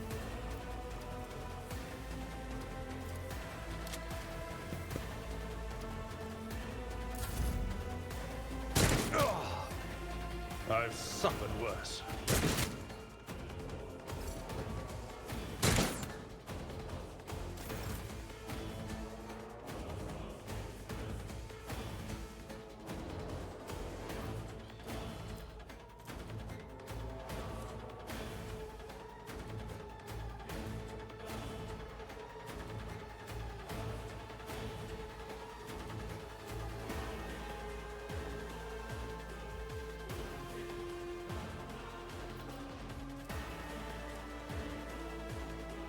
The enemies of the Emperor will be undone.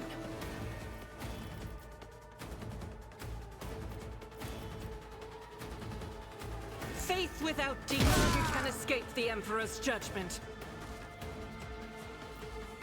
I'll do it.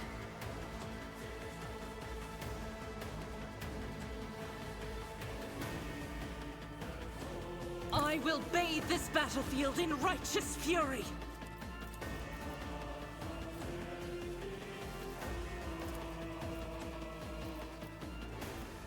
Doubt is for the weak eradicated.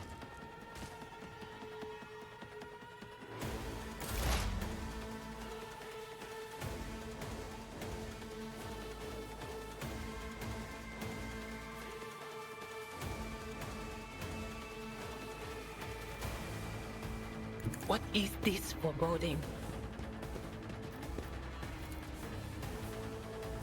What an unfortunate turn of fate.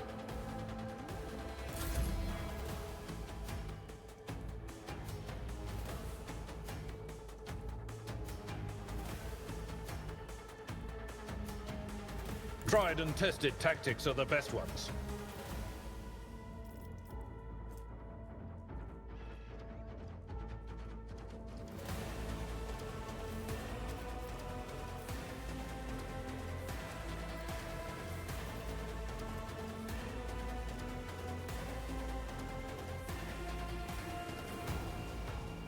There's 17 wounds. I'm still not really sure like when I should heal, or the wounds system is kind of weird.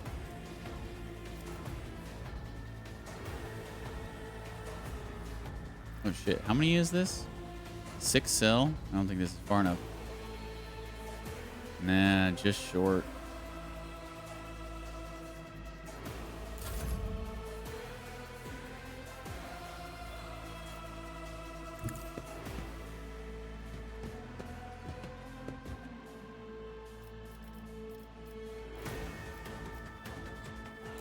Chaos guides me.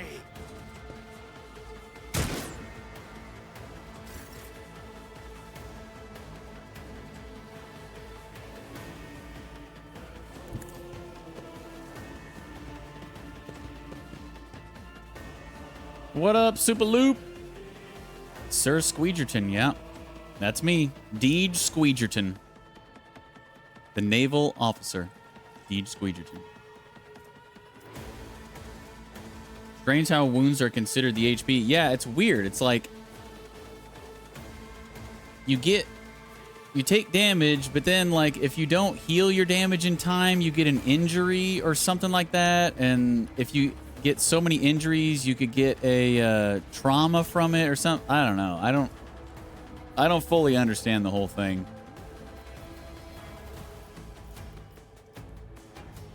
As the Emperor commands, I act. Come on.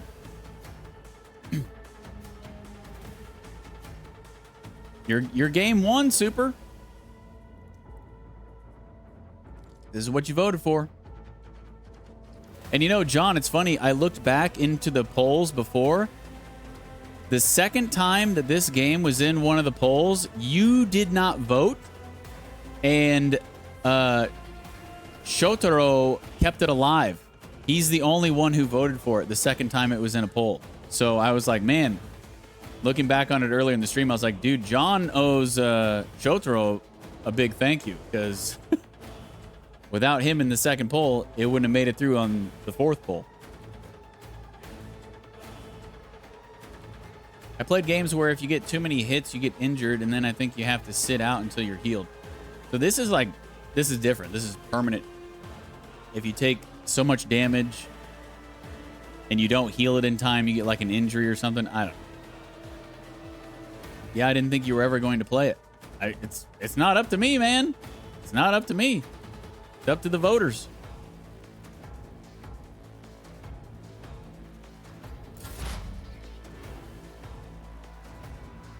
I just play the games. I don't decide when I play them. You guys do.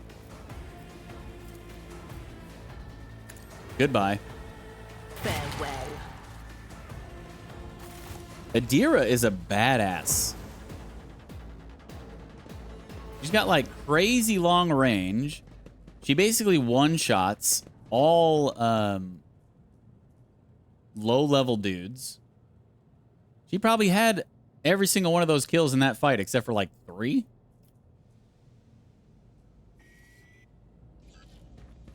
Let's get our loot.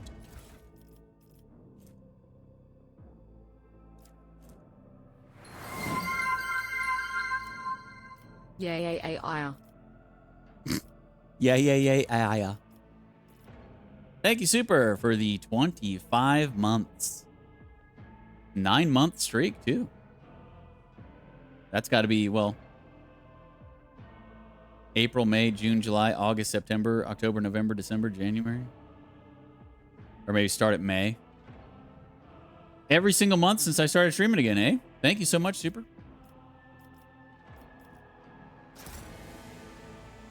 Whole lot of junk. Oh, here we go. So it's like a range. It loots everybody within a range. Scrappy auto gun.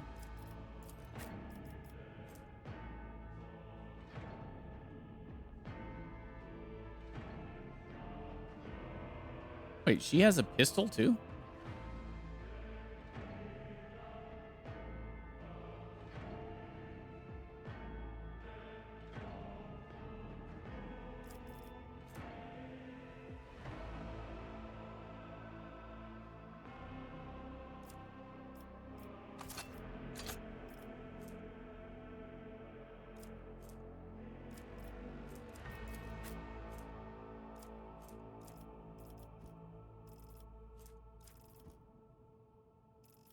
How do I...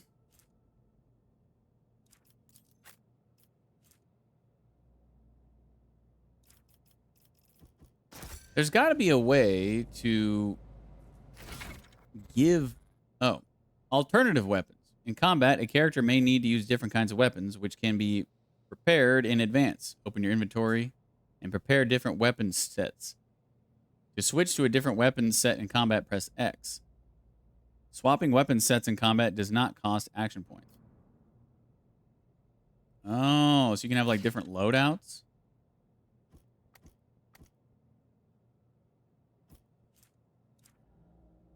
Oh, I see. 2 different loadouts. Interesting. Oh, so it's a shared inventory, right? Oh. Oh, well, I didn't know that.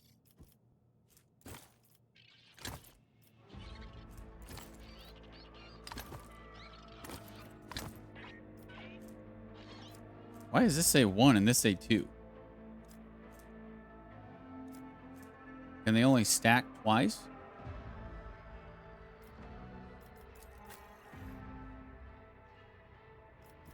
I see. So this is a two-handed weapon. This is a one-handed weapon. Well, let's give her that.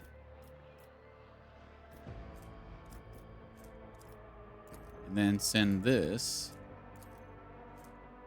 3 to 4 auto pistol.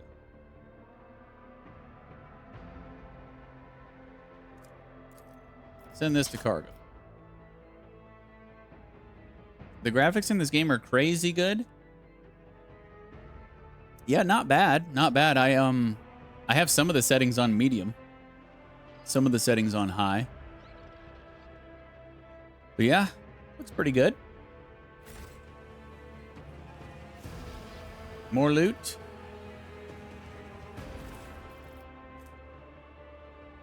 Whoa.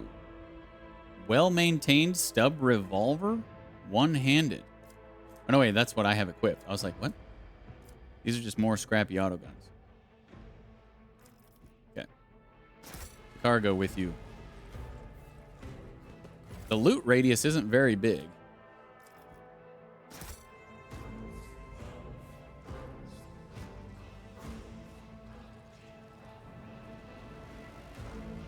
Join me in prayer.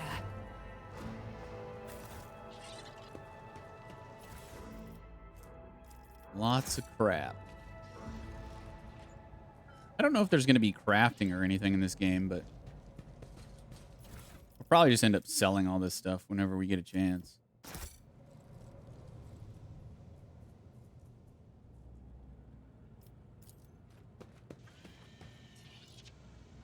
Titles and authors are printed in gold on the spines of the books. The library contains works on Imperium theology, law codices, biographical sketches, and chronicles of the greatest military conflicts of the Coronis Expanse and the Calixis Sector. How are you liking the voice acting? Player complaint was there wasn't sufficient voice acting. Really? I think the voice acting's great.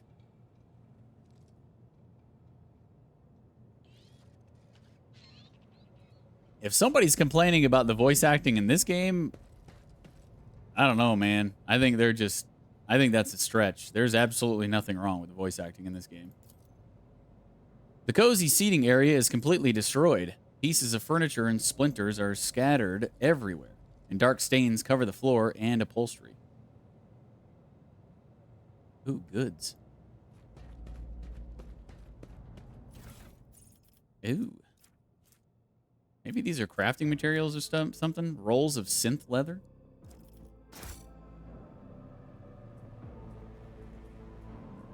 More goods. Give me my loot.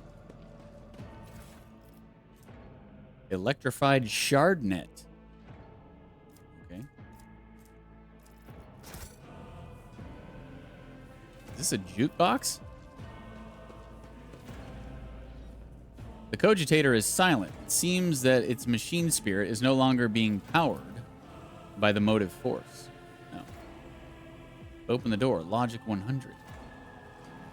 Oh? Oh? Little loot room? Skill tests and interaction with the environment. To open the door, click on the icon above the cogitator. The character with the highest logic will make the skill test. If this test fails, the door will remain closed. A particularly bad result of a logic test can cause the door to become permanently stuck and impossible to open. Until you save scum and load your save. For this old officer. D100 system.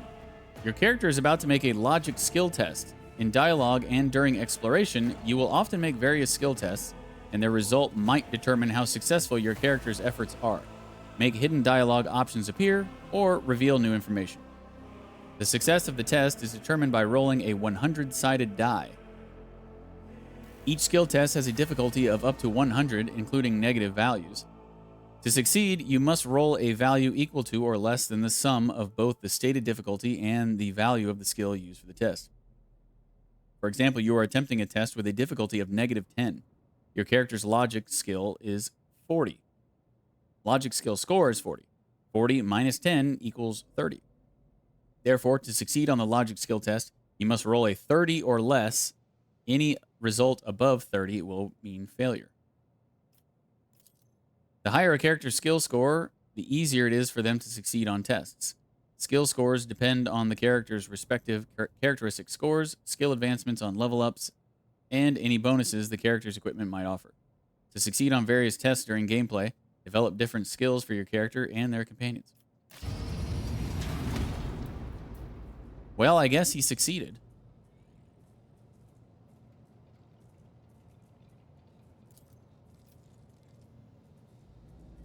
Tech use 100%. On this door. Compared to naval service, that was barely a challenge. Okay, but my goods first. Complaint there was too much reading. Really doesn't bother me. There's a lot less reading than if this game would have not been voice acted. I mean, it's fully voice acted. There are times where you read like narrator text and stuff like that, or like the actions that, you know, they would be doing. But I've read way more in games than this, so. And even if it wasn't fully voice acted, I wouldn't have a problem reading it. It sounds to me like people who are complaining about this don't really play many RPGs. Because if you're complaining about reading in an RPG, maybe just don't play RPGs. Because it's probably not the game genre for you. Why would I want this in my inventory? Machine Rite Set. A set of sacred oils and cogitograms that can appease the keeper of any technology. Provides an additional opportunity to call out a machine spirit and interact with a device. An expendable item. Oh, so it's like a consumable. Multi-key. Universal lock-picking tool. Provides an additional opportunity to open a lock.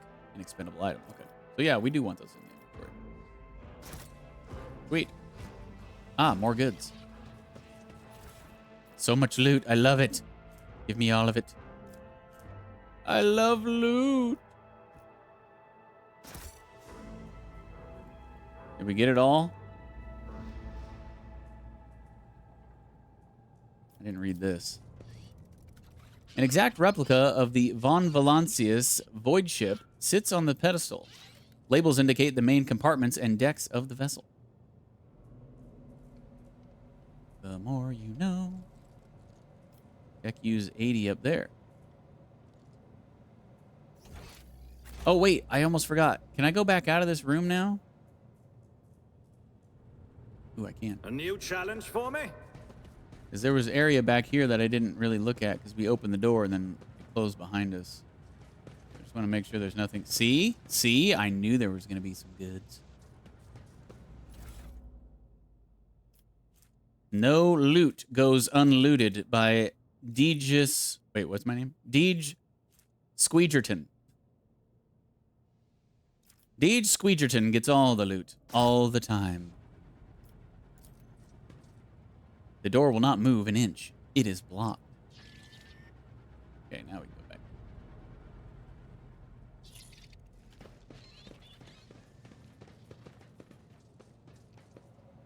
So I guess I will check the small door out. Are these even connected? Oh, what is this? Restore the power supply. Tech use 100%. Experience. Nothing matters more. There we go. Power's on. So now I can do this one, huh? Machine Rite Set. Or just use Abelard. Why use a consumable when you've got Abelard? An expected result. Right? More goods. Oh, I love the loot. Oh, I'm so happy I can't even feel my arms. Hey, B. How's it going? Welcome. Melta Charge. Explosive device suitable for eliminating flimsy obstacles.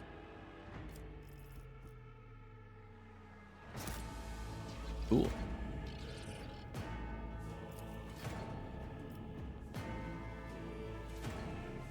Wait, what is this?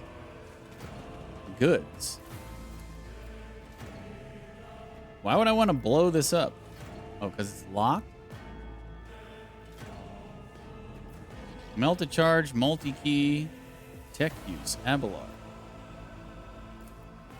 Compared to naval service, that was barely a change. Ooh, shotgun. Damn.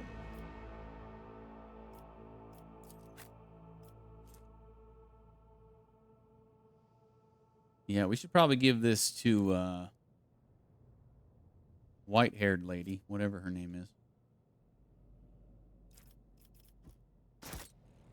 Argenta, I think that's her name. She seems like she could use a shotgun.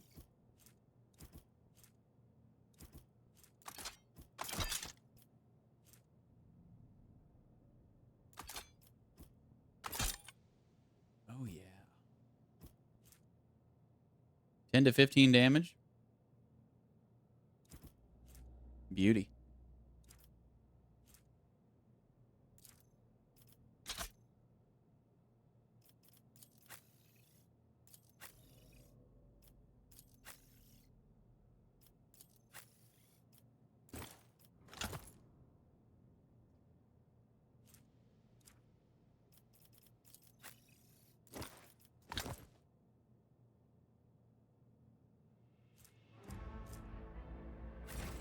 Okay.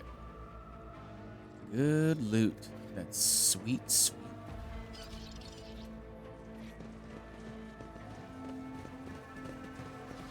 But wait, there's more.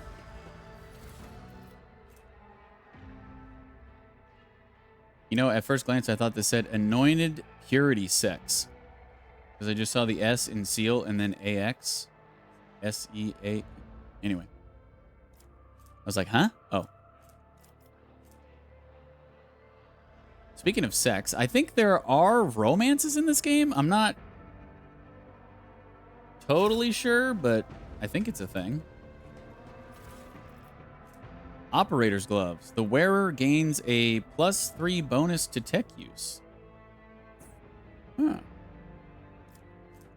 Melt a charge.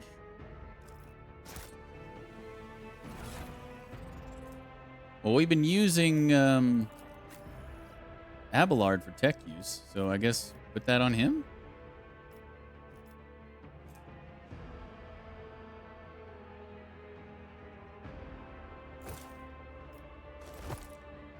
Cool.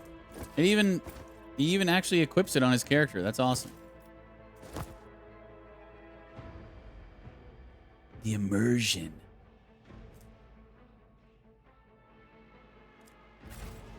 Man, we got a lot of loot. All right. I guess we're done down here. Let's go up the stairs.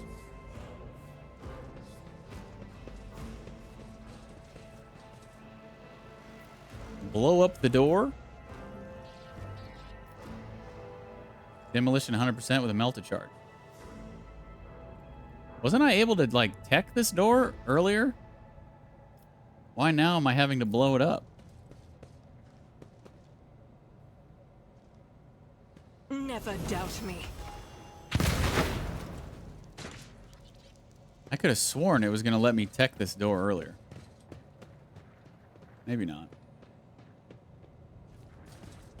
Oh, wait. We got level ups. Sweet, sweet level ups.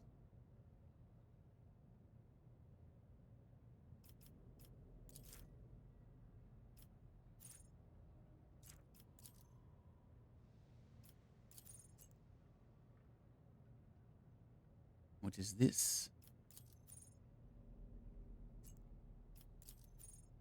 Bring it down. The officer immediately grants an ally an extra turn with 2 AP and no MP. If this ally is under the effect of voice of command and kills an enemy before the end of the officer's turn, the ally gains a one-time additional +6 momentum. This ability cannot be used on the same ally more than once per round. Okay. Cool. So where do I spend? Do I just go back here and spend another point?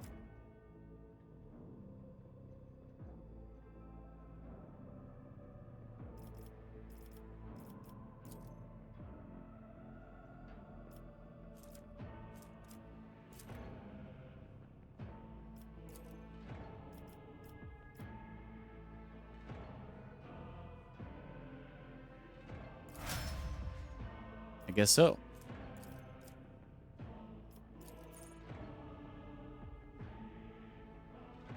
Wait.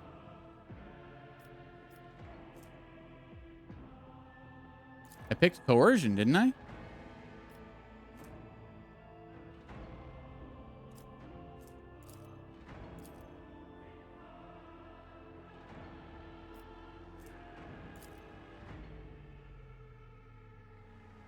What the hell? Hold up. I'm confused.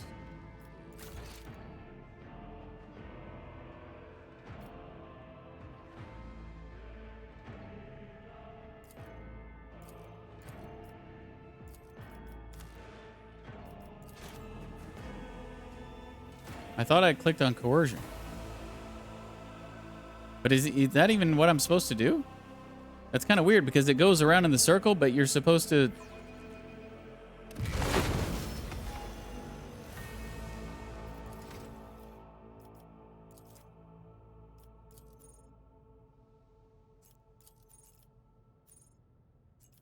Oh, I got to do it on this? Oh, I see, I see. Okay, so okay. It goes around in the circle, so I just get this. Okay. I was confused for a second. I was like, huh?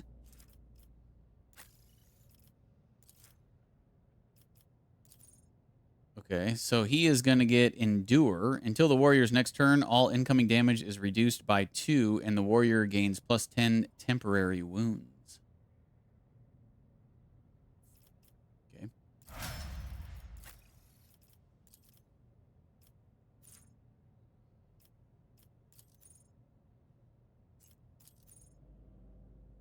Expose weakness. The operative removes all exploits from the target, decreasing the target's dodge, parry, and armor by minus 15 plus exploits removed times 1.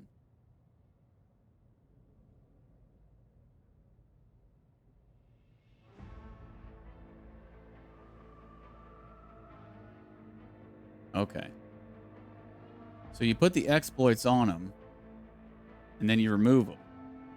If this ability reduces the target's armor to 0, the operative removes only half of the exploits from the target. Okay.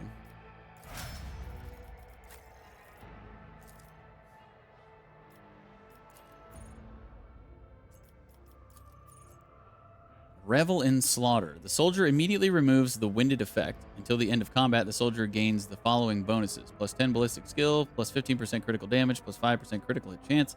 This ability becomes available after the soldier kills 3 enemies. The kill counter is not reset between rounds. Okay. Neat.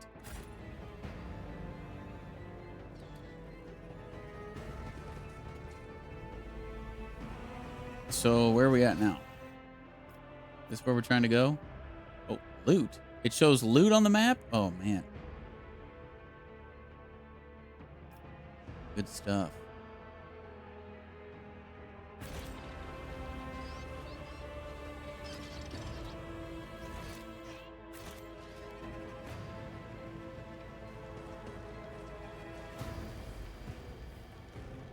It's about time.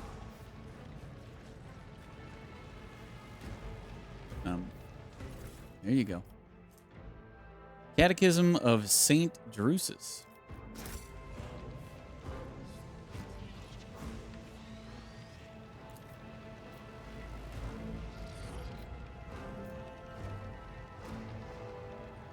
%98 on his tech use now. We're no longer 100%.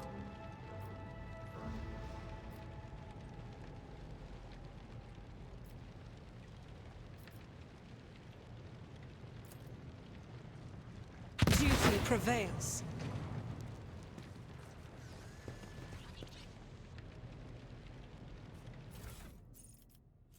Deck Officer's Helmet grants plus 5% armor.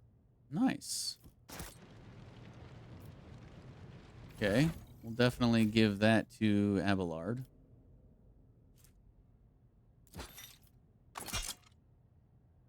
Cool.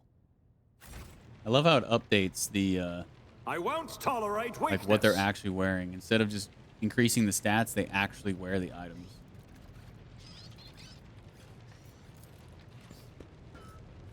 A fallen Stella? How do you say that? Stella? Stella has blocked the path to the lifts. You will have to look for another way to Edelthrad. Edelthrad? Edelthrad.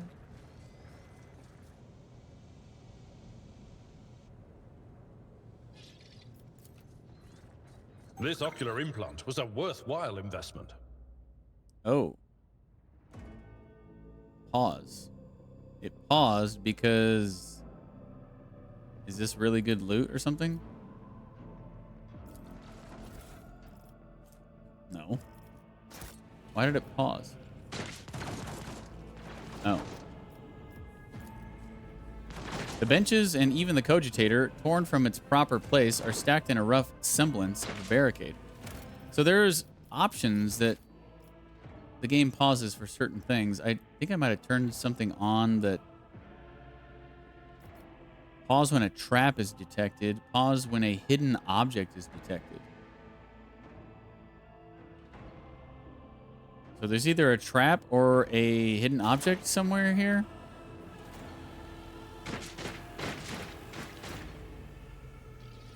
Would it actually show the hidden object if I hit tab?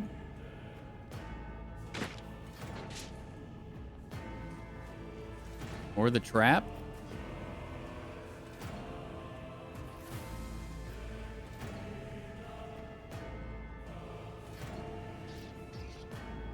I thought I was talking about this dude because he was highlighted in purple.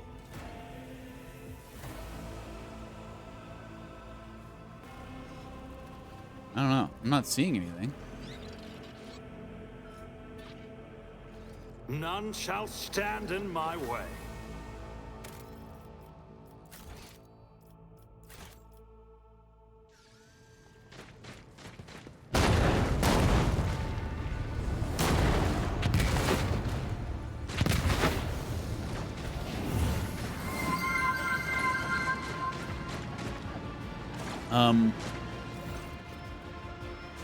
This dude just walked through fire.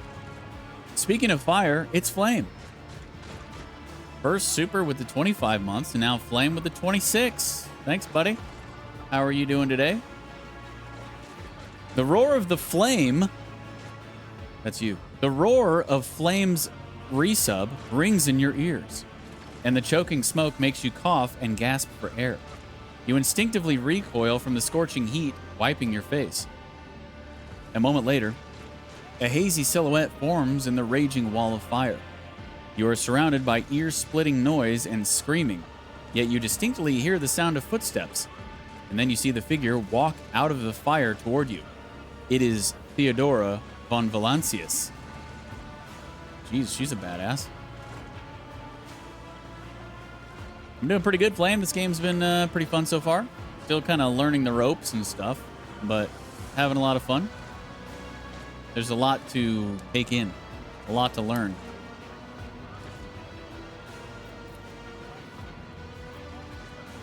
Are you lost, my heir? So, is everybody, pretty much everybody we met up to this point, just bad? And here we thought that that one dude, he was the traitor. So, like, she's gonna be bad now, too? Apparition. A sorceress. Apparition. Trickery of the warp. Or is it trickery? Sister, you will lower your weapon. Threatening the Lord Captain is outrageous. Aren't you in pain? Pain is but a reflection of one's weakness. To renounce weakness of spirit in pursuit of greatness is the only path to heights worthy of a rogue trader. I can lead you out of these flames, show you a path, rid you of pain, and give you a weapon so that you may defeat your enemies. Decide. Do not listen to this abomination. If you If there is naught but his light in your heart, if you are resolute in your faith, then step into the flames. The Emperor protects. His faithful will not be deterred by either darkness or deceitful promises. Nor will the fire burn those who carry the torch of faith in their soul. To the void with you. We need to follow Lady Theodora before we suffocate in this furnace. The people! The survivors from the middle decks! We must help the crew! Lead them out! Find a way around! Over the roaring flames, you hear distant sounds, frightened voices, screams, muffled and distorted, as if there were a body of water between you and them. Then we'll miss our chance to meet up with Edel.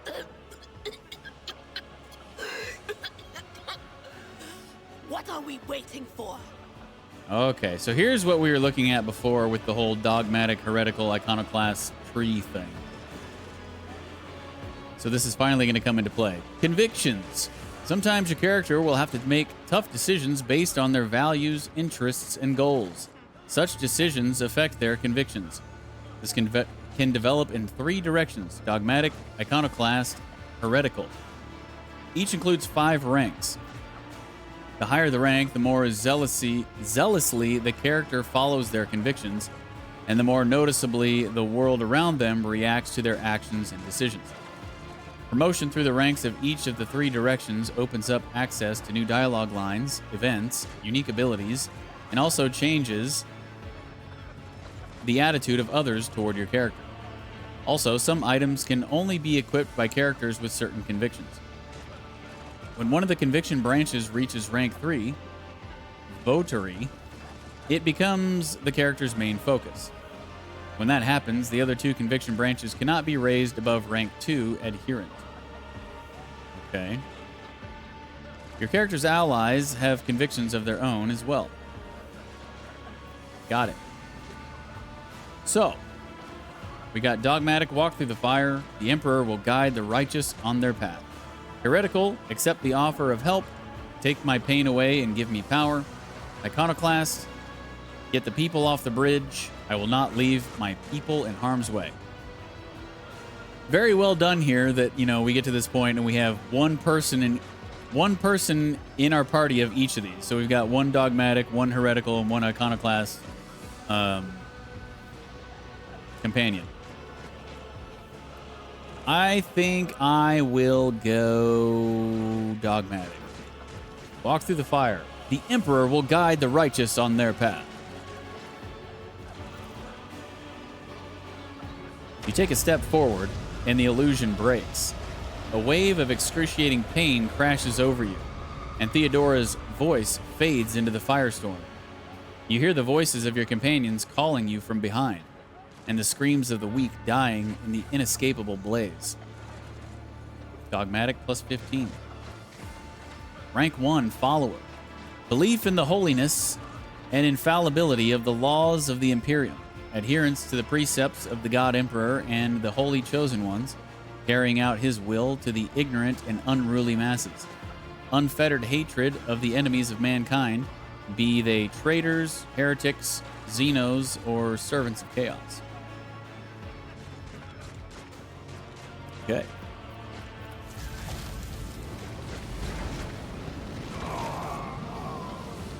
Ho ho! Ouch. The blinding inferno, the harrowing pyre, the all-consuming storm releases you as you step out, barely able to stay on your feet. The blood is pounding in your ears, drowning out the world around you. Your eyes, caked in soot and burnt eyelashes, refuse to open. Free from the flames, you take 2 more steps before collapsing to your knees. The rush of blood in your temples and the horrible pain all over your scorched body cloud your mind, before suddenly retreating as if driven away by some mighty will. A new strength spreads throughout your veins, and despite the wounds, your body is once more ready for trials and struggle. You open your eyes and see a glow with warm light before you, the Aquila, the sacred symbol of the Imperium. The 2-headed eagle sigil that signifies the Imperium. Right here. It's also tattooed on our back, I think. Master, can you hear me? Oh, you're alive. Which is more than I was expecting after what you just did. Praise the Emperor. We passed through the flames. Oh, how can this be anything but a portent? For so it is said that the Emperor will bless the worthiest and most steadfast in their faith. Behind Argenta, you see Idira, Tlass, doubled over in a fit of nausea. The rest of the people who were following you have withered away in the fire that continues to rage mere 2 steps away from you.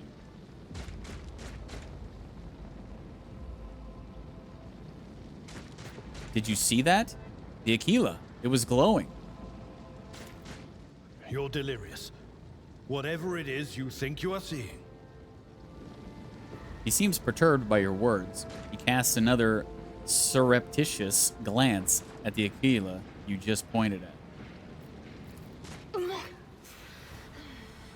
What happened to Lady Theodora? Did she follow us? There was no Theodora, witch. There was an illusion, a temptation, a foul taint that tried to lead us astray. But he perceived its true nature. Is that right, Adepta Sanctimonious? What? We'll just pretend like we didn't see the Lord's Captain standing there in the fire? Abala, you tell her. Whatever it was, it matters no longer. Your conduct is bordering on madness, or holiness.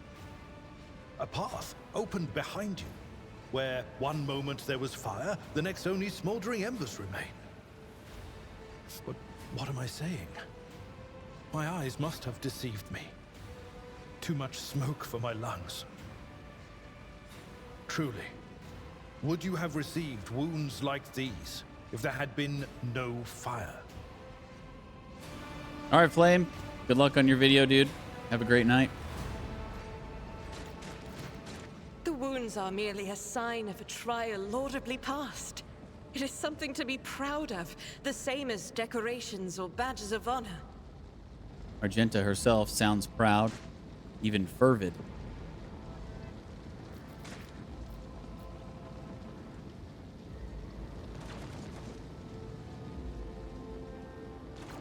Admittedly, I've been better.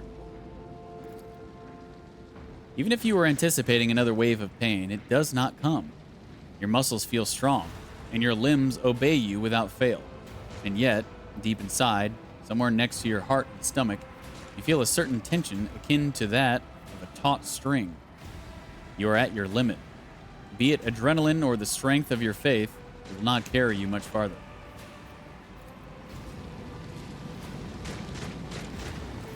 Did my eyes deceive me? I could swear that I just witnessed you step out of a pillar of fire with the rest following in your wake.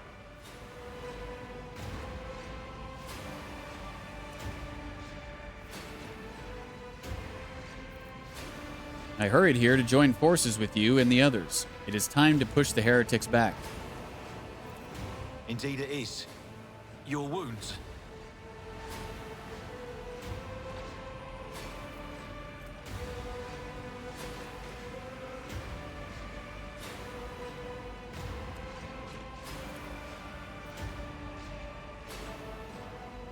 Edelthrad does not seem to have changed since you first met, but only at first glance. His face has taken on a strange hue. The skin at his temples appears scaled, and his voice now has an uncanny screeching quality. These are not traces of fatigue and stress. The Psyker's body has begun to mutate, a consequence of contact with the warp.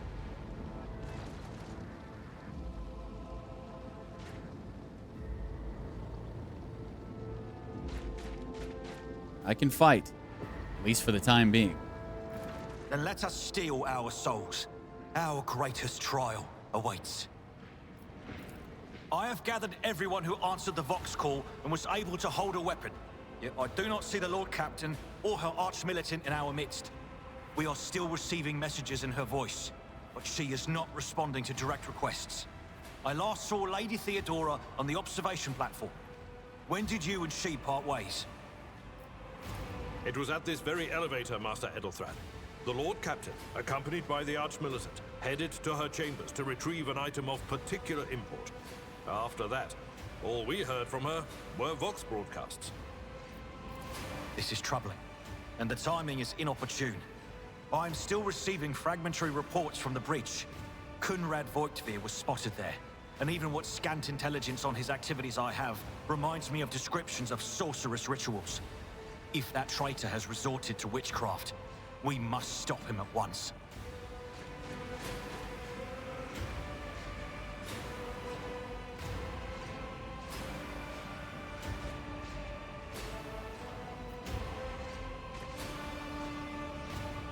I shall go to Theodora's chambers to find her. A reasonable approach. Take your escort with you. You may be waylaid.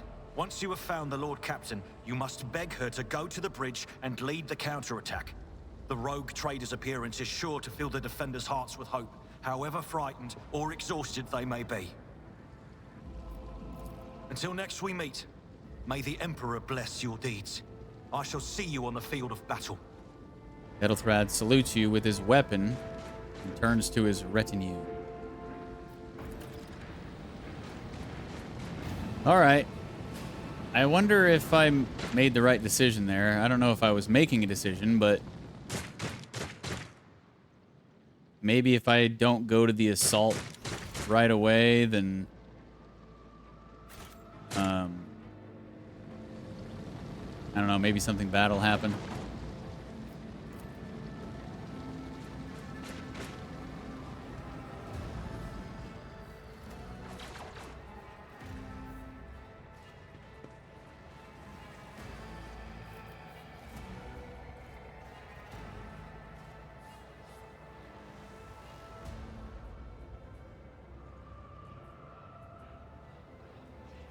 So, an injury received from a trap or a sudden large amount of damage. If not removed with a medikit, it will turn into an old injury. We got plenty of medikits, so I guess I should just resolve this right now. We are the spearhead of the Abelard. Imperium. Let me help. Back into the fray. There we go.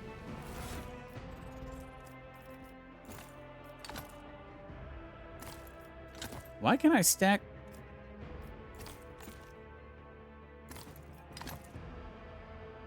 What? This does mean that 2 are stacked, right? Oh, maybe not. What does the 2 mean in the 1? They're no different. Whatever. Okay. So there's some more loot around here. So you know where we're going.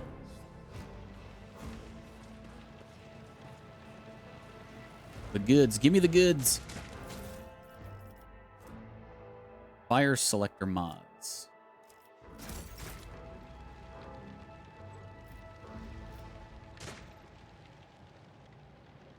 Okay. So is this the secret lift?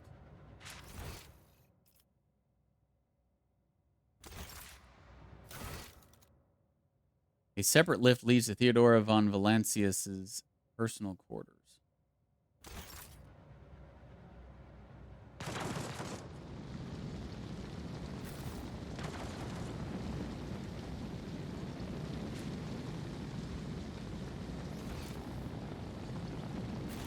No, I'm gonna go this way. Or is this... Oh, this is back where... Wait, no, it's not. Is it? Is this back where we were before?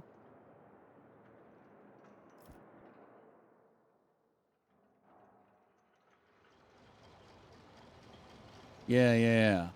Okay.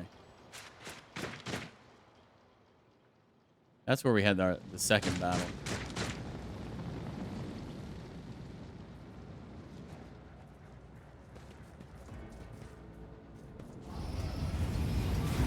I don't know. Let me go in here and follow my lead. See if anything happens if I step in here.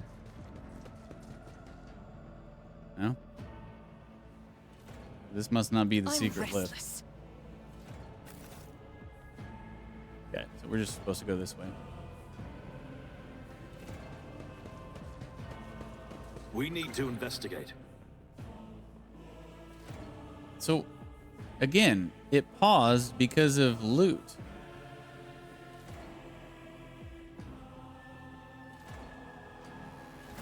Why?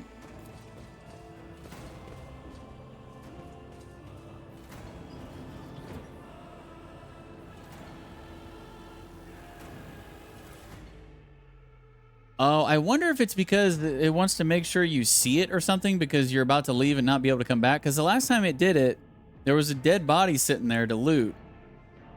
And then, you know, as soon as we went down the stairs and stuff, that's when that whole cutscene happened when we chose to go through the flames or not. And I don't know. Maybe it's just their way of, like, making sure you see it before you lose it forever, which is, I don't know. It's nice, but at the same time, it's like, I kind of wish they weren't holding my hand like that. This clearly does not serve as a stateroom. The generators, machines, and crude wall paneling indicate that it is a maintenance module room rather than an area for receiving guests.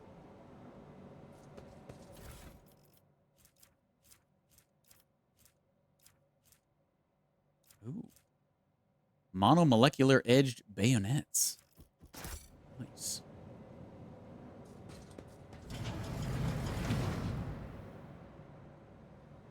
I'll lay claim to the stars.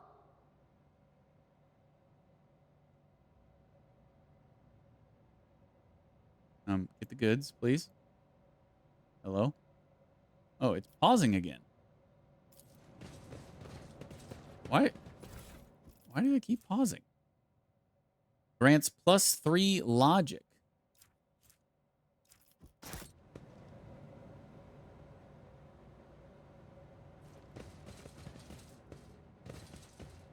Well, who should we put those on? Logic, that's int, right?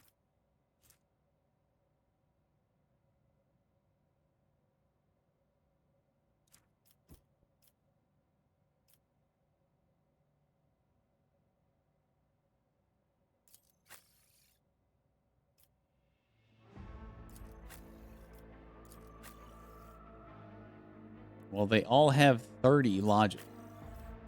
Base level.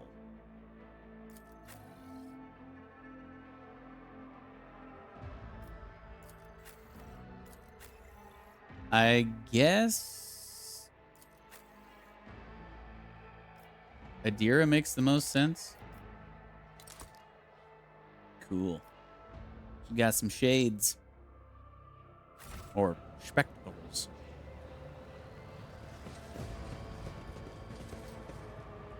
A new challenge for me. Okay. Lord Captain's quarters.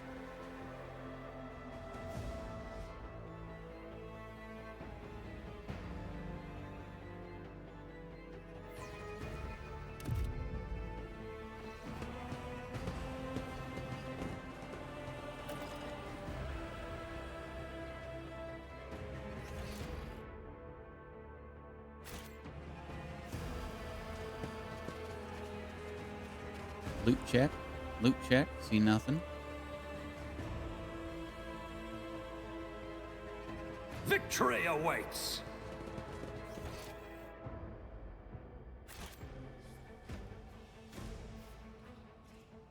Dang.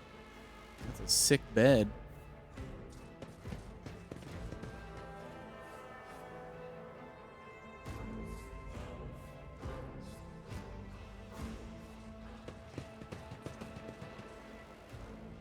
Oh, I should have saved. Oh, well. It probably auto-saved as soon as I came in. Uh-oh.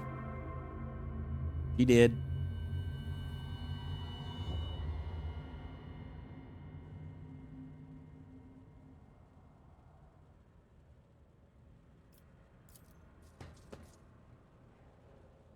The parlor organ seems to have been sitting idle for many years.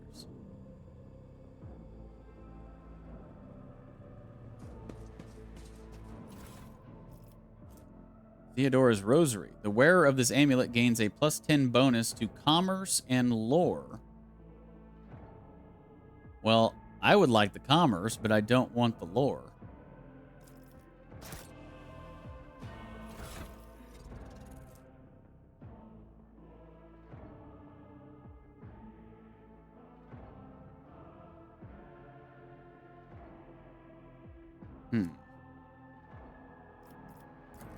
Did I just take it anyway?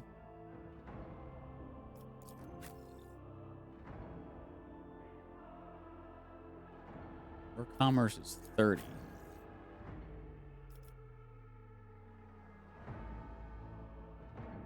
So, lore Imperium. 70. 60. All right, I guess I'll take it.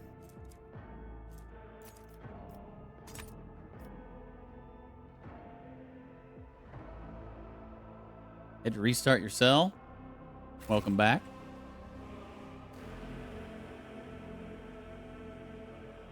I lost my bearing. Where am I? Here we go. Ooh, look at this big save. Rogue Trader's Cloak grants +5 fellowship for each enemy in a 2-cell radius. Okay, well, that would make the most sense to give to Abelard.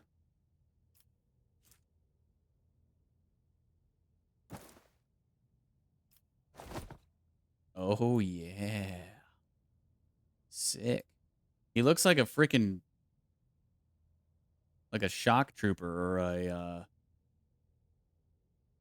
like Boba Fett. Abelard Fett. I like the fact that they are a ton of characters to choose from. There are. No spoilers, John.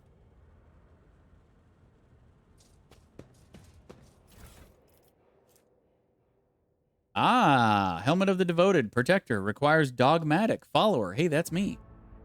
This helmet grants its wearer immunity to enemy critical hits for the first 3 rounds of combat. Dude, we are getting some sick loot.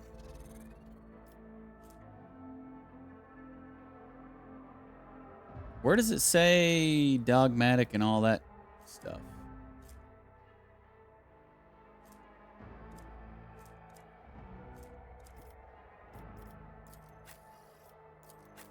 Oh, I guess it's just got the red lines if they can... Okay. Immunity to critical hits for the first 3 rounds. What's his helmet? Armor. I'll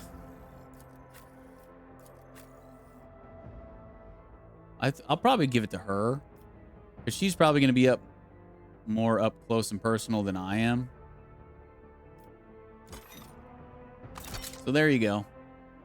Nice, sick gold helmet.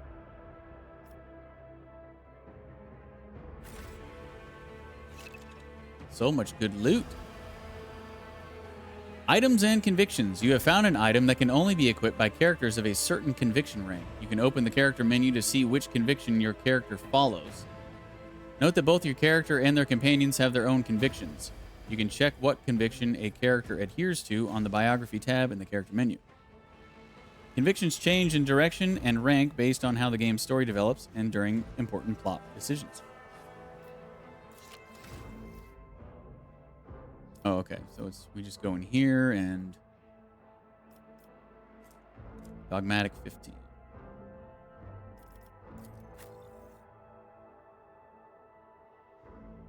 Oh, geez.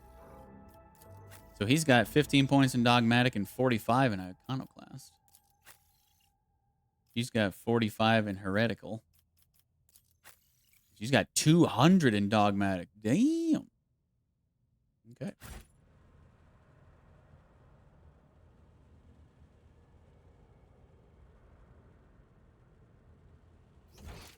Pretty big place here.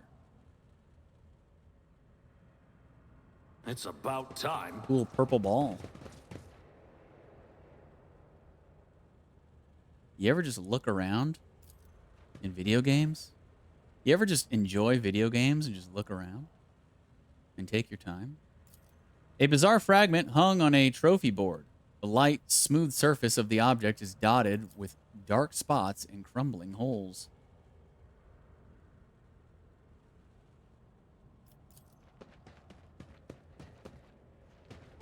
The murder scene looks like something caught the victims by surprise, and I do not read fast enough, apparently. Theodora von Valancius's body is sprawled on the large, blood-drenched desk. The arch-militant's corpse, still clutching a weapon, is slumped against one of the bulkheads. He's dead too, huh? Emperor, accept thy faithful souls. No! Lord Captain, I didn't hear a thing. Not a whisper, not a breath. It was so loud. Why didn't I foresee this?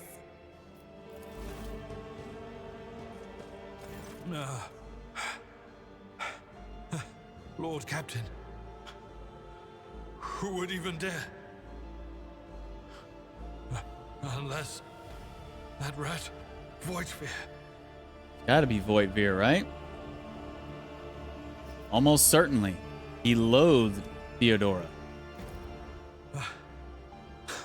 First, betrayal. Now, the murder of the rogue trader. And Mort. How could Mort have failed her so terribly? The Arch-Militant was born on a death world.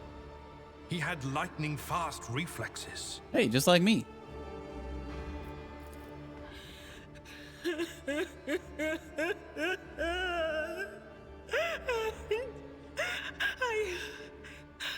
I can look at things in my own way. If you find something that might bear the imprint of the killer, just give it to me, and I'll try to see what secrets it holds.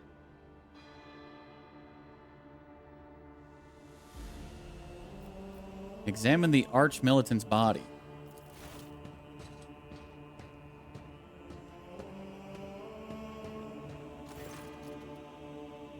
An auto pistol shot went straight through Mort's forehead, spraying the floor and the furniture around with blood, brain matter, and shards of his skull. The safety on the arch-militant's weapon is off. The killer must have been a split second quicker than he. Examine Theodora's body.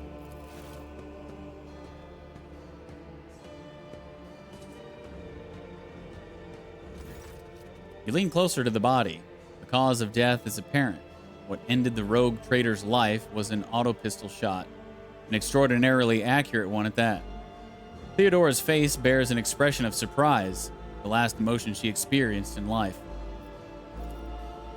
Something on the floor catches your eye, a heap of blood-spattered parchments and scrolls that must have fallen off the desk.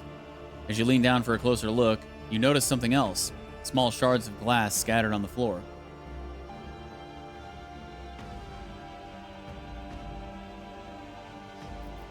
Adira, what do these shards tell you? I see streaks of color, luminescence, blue lights, faces drawing closer.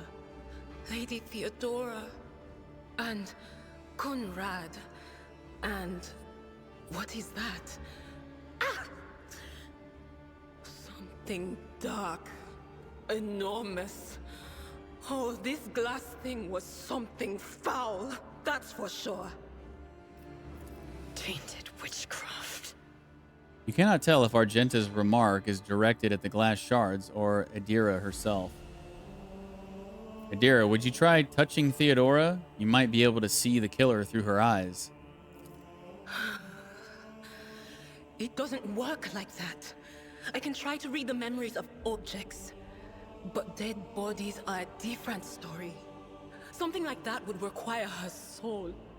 And after what we saw on the officer's deck, I won't risk searching for it in the warp.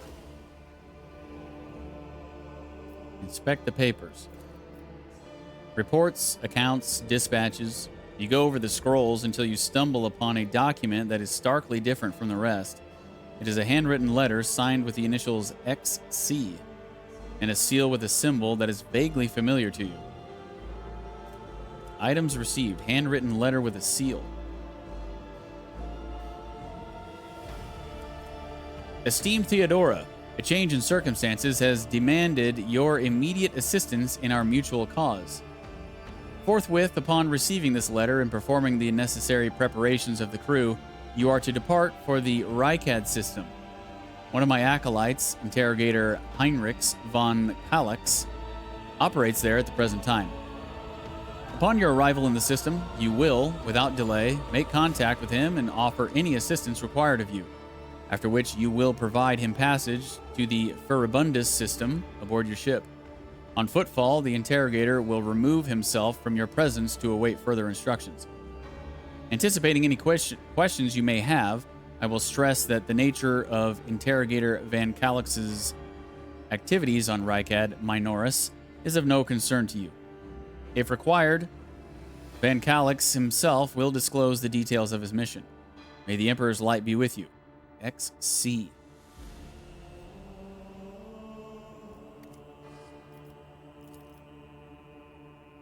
Lore Imperium test succeeded. And sends a shiver down your spine. The author of this letter, addressed to Theodora Van Valancius, signed it with the seal of one of the Holy Ordos of the Emperor's Inquisition, the secret police of the Imperium that relentlessly hunts heretics, Xenos, and other enemies of humanity.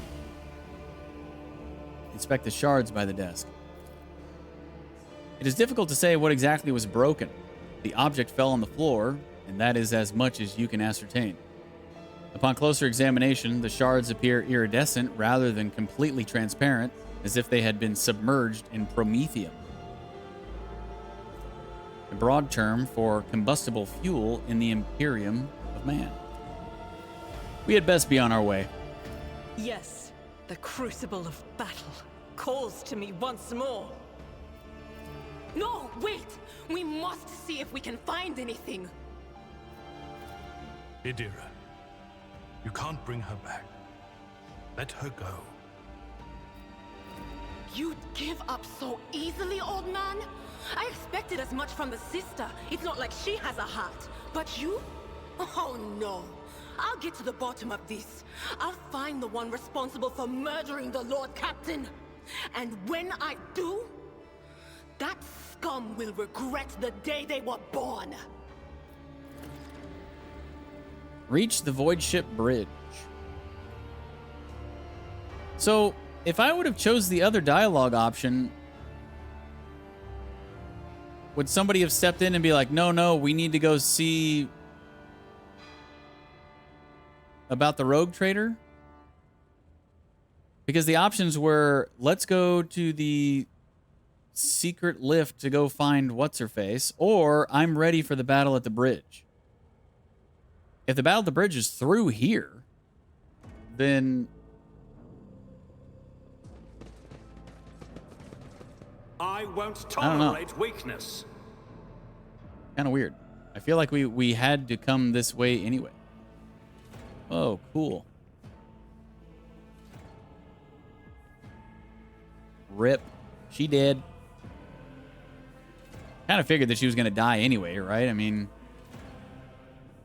the whole game starts out with like finding an heir for her, and like we might be that person, and well, what's the point of finding an heir if she's still alive, kind of thing. Judgment. We are truly blessed this day. All right. Your Emperor won't save you. We got some dudes. So we're gonna start the fight, right?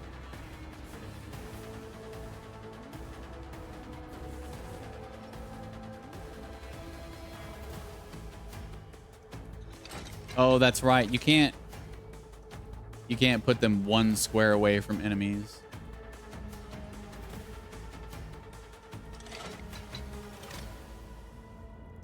How do I want to do this? A lot of dudes. Combat Servitor. He's only got half health.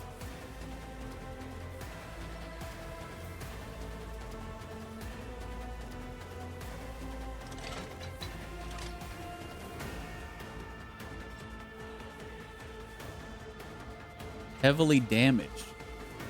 Permanent. The servitor is heavily damaged. Its damage, hit chance, and wounds are greatly reduced. Okay. Lucky us. I should probably retreat a little bit. Maybe bottleneck him into this doorway or something.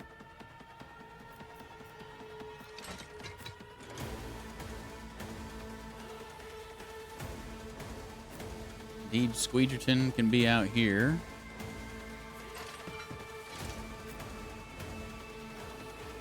Get Adira right here. Or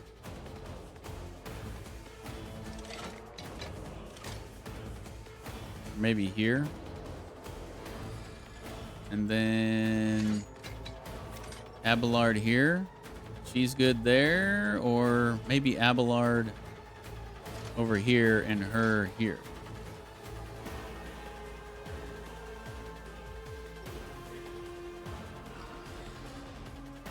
Maybe something like that.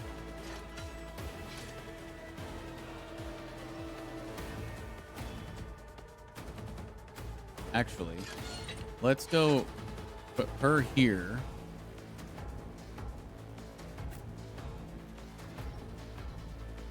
And Deej here. I think I like that better. Because we don't have very long range with our handgun. Here we go. Light and medium armor. Armor protects the character from incoming damage. Light and medium armor types are both available to you at the moment. The armor stat indicates what % of incoming damage from an enemy attack it can absorb. The type of armor also influences the chances that the character wearing it will pass a dodge test. The higher the dodge penalty, the lower the chance to dodge an enemy attack. The character in light armor dodges attacks more often, but takes more damage when hit. Medium armor absorbs more damage if the character is hit, but reduces their mobility and ability to dodge attacks. Some talents allow characters to use different types of armor more effectively. You have obtained heavy armor. Unlike light and medium armor, heavy armor provides the ability to deflect damage. Deflection is a unique heavy armor stat that reduces damage taken by a specified flat amount. Heavy armor has a higher armor rating than medium and light armor, but also usually has a higher dodge penalty, making it harder to dodge an enemy attack while wearing it. Only characters with a heavy armor proficiency talent can wear heavy armor. Okay, I don't know where or when I got heavy armor, but wait, who has heavy armor? Oh, this. Abelard has it. Okay.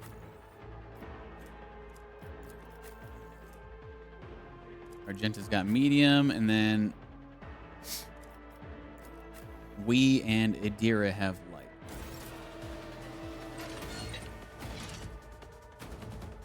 All right, Abelard's going to start here. Man, do I just rush in and... I mean, we're all going to get attacks here, so we're going to take out some of them. I could just come in here and then... Wait, does he attack diagonally on this? 1 cell radius. So yeah, he should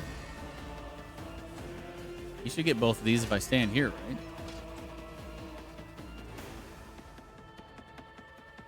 $16 HP. Oh, the front one's only got 6. All right. Let's see. We also have new abilities. Kill the warrior's next turn. All incoming damage is reduced by -2. And the warrior gains +10 temporary wounds.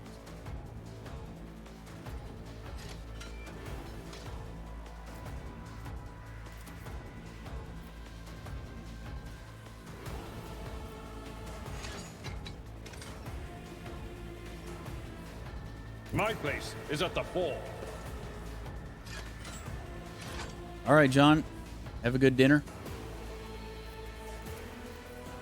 I'll probably still be going for at least another... hour or so.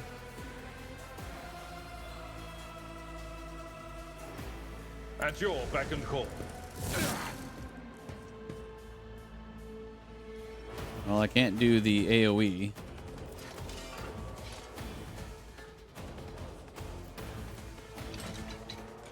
I got 2 AP.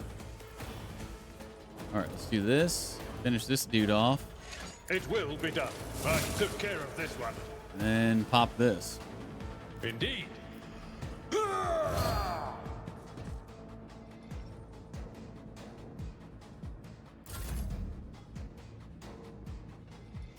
Okay.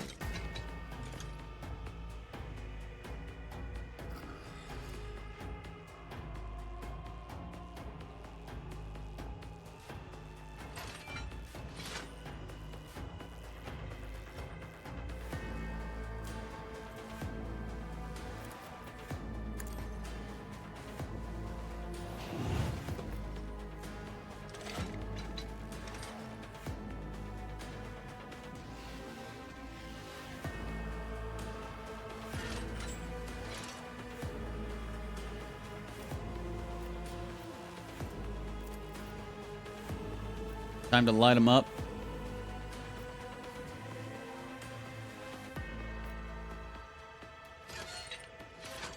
If I can.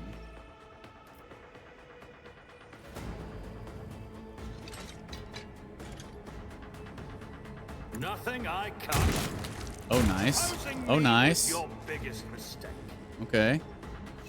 Got 2 kills there. Critical hit. Your character has just landed a critical hit that deals increased damage equal to the character's critical damage stat. Character's critical damage is 150% of their normal damage by default. However, certain talents, effects, and abilities can increase it. Certain weapons have their own critical damage stat, which is added to the character's total stat value during the attack. Sweet.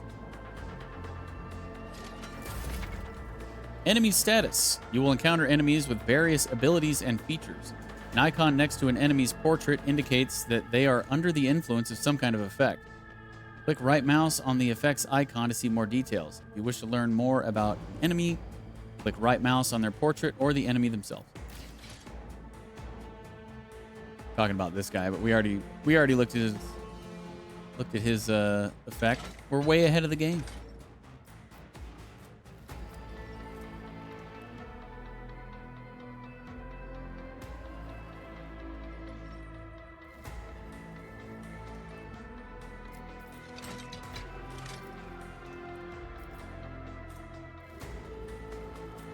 So the shotgun only does a single shot. We need... But it is an AoE blast, huh? All creatures within the area of effect within 5-cell radius.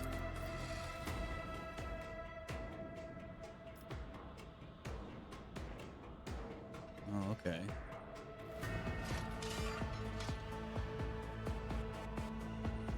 I see, I see. So we're going to kill the guy on the right and then almost kill the guy. Okay. Let me see about this.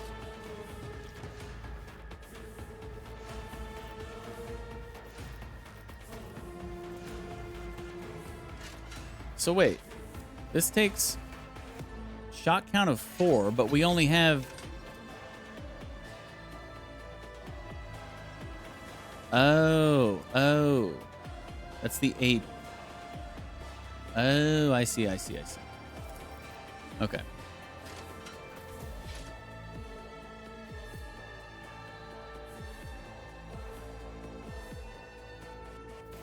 All right, yeah, let's just use the shotgun.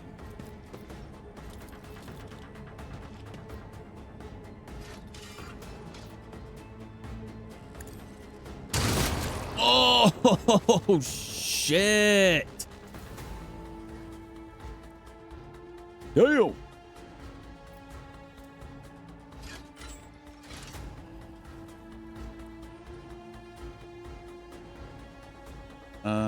Run and gun? Why not?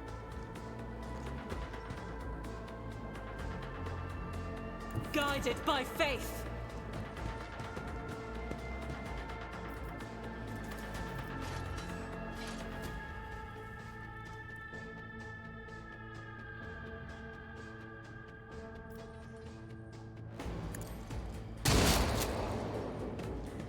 Yo. So glad I found this shotgun for her.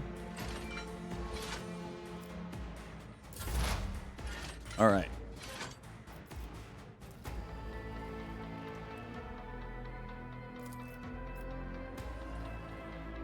Am I too far away?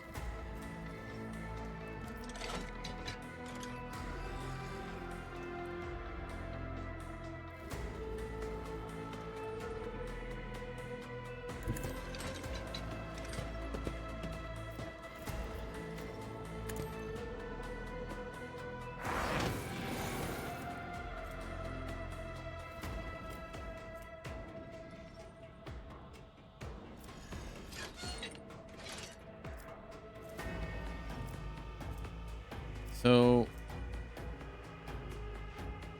okay.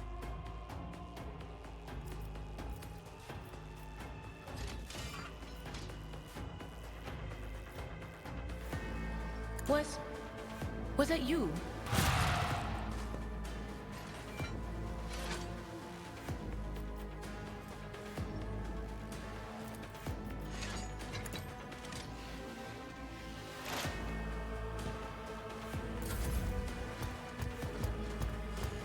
Uh-oh. Damn.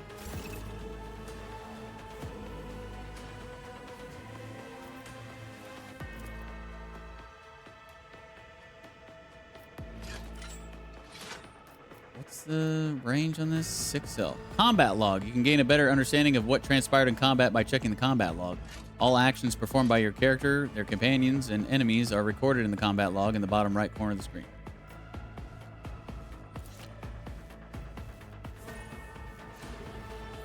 Ah. I see. Cool. I like it.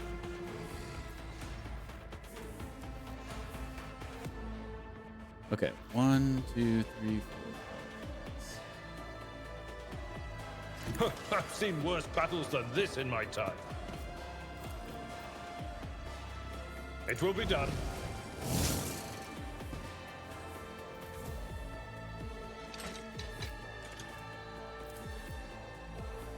He's got some I will armor, do man. my duty. Jeez.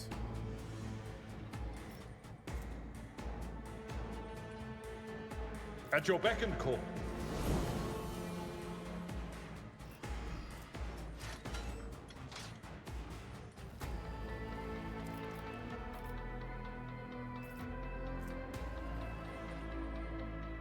Victory is imminent.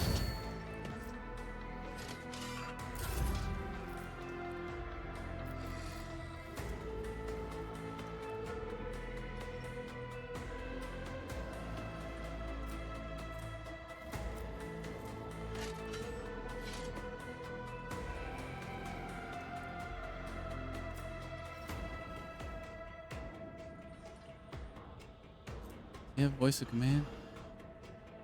No. Give it to him, though.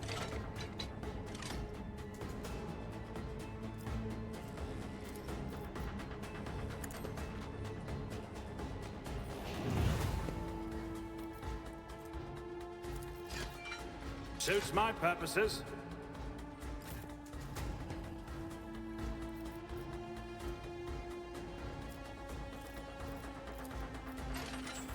At your beck and call. Nice. Nice crit.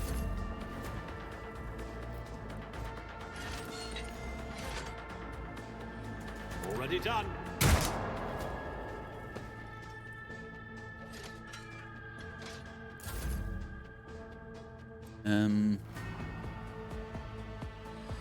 Maybe we should move her.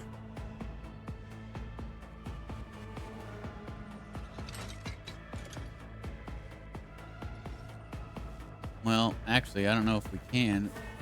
We put her in cover here, and she's going to blast him.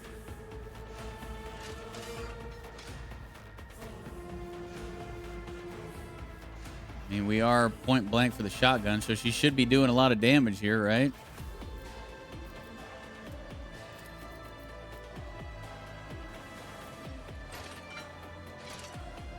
65% to hit from here? Really? That's it? Faith without deeds is worthless. Oh, knocked him back.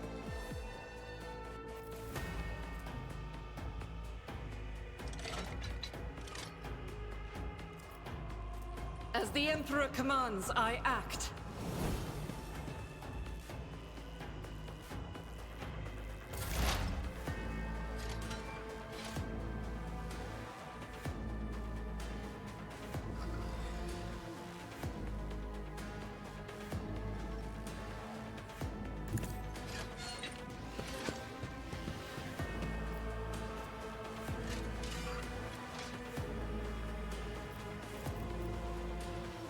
Oh, yeah.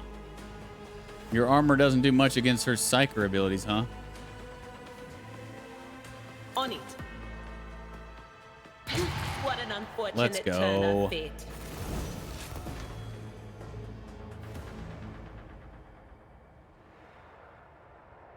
All right. Got some level ups.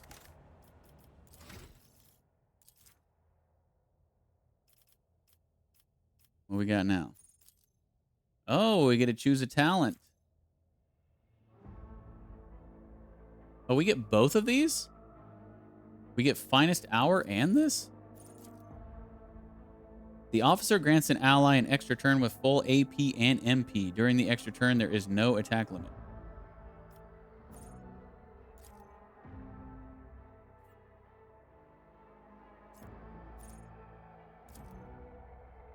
Okay.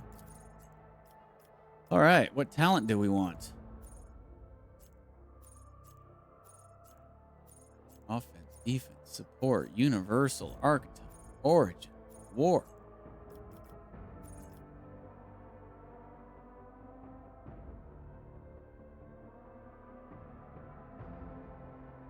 Man. This is a lot of stuff. I'm going to go to the bathroom real quick before I even try to get into this. So hang on, BRB.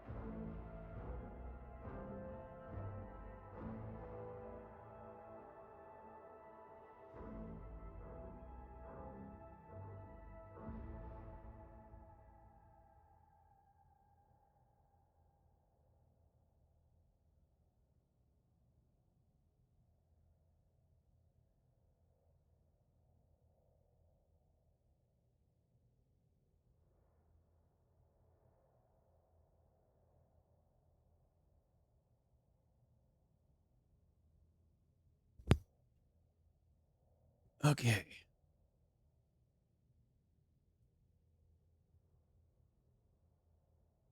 Maybe I should just look to see what they're recommending here.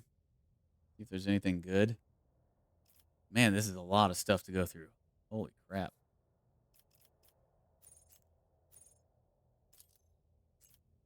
Recommended. Blood of Martyrs. Whenever an ally uses a heroic act, that ally gains temporary wounds equal to 10% of their maximum wounds plus 5. Commanding Voice. The range of the officer's abilities is increased by 3. The range of voice of command is increased by 6.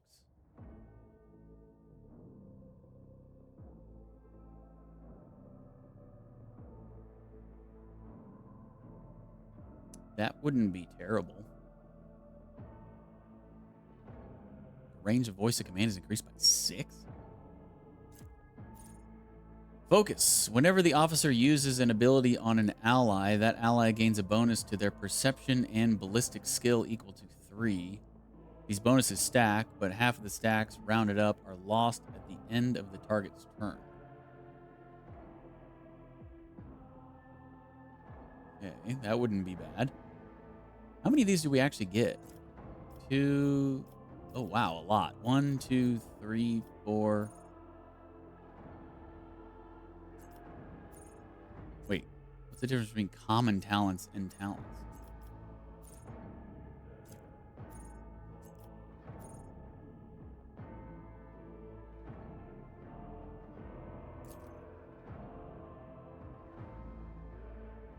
Huh. I don't know. But anyway, 1, 2, 3, 4, 5, 6, 7, 8, 9. Inspire Courage. Whenever the officer targets an ally with an ability for the first time in a round, that ally gains +3 temporary wounds. Whenever the officer, personal oversight, whenever the officer targets an ally with an action, an ability, or an attack. Why would I target an ally with an attack? That ally's resolve is increased by +1 till the end of the officer's next turn. This effect stacks and is prolonged until the end of the officer's next turn each time it stacks. Steel Resolve. The officer's resolve is increased by +3. Resolve influences how efficiently and for how long characters can fight in the battle. It determines the amount of momentum gained at the beginning of each turn or after killing an enemy. Momentum. With momentum, your party members can use unique abilities called heroic acts and desperate measures. In battle, the level of momentum changes depending on the actions of the characters. If the momentum gauge reaches 175 or more, any party member can use a heroic act. If momentum drops below 25, your party will gain the ability to use desperate measures, which has a number of negative effects. At the beginning of each combat, the momentum of a party starts at 100. The maximum momentum of the party is 200. Minimum is 0.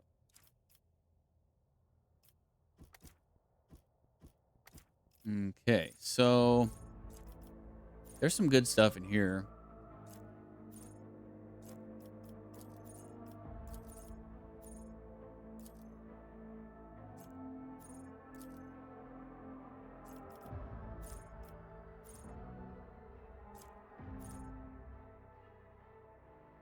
Allies under the effect of the officer's abilities gain a bonus to their weapon skill equal to 6 and will deal +3 more damage on attacks of opportunity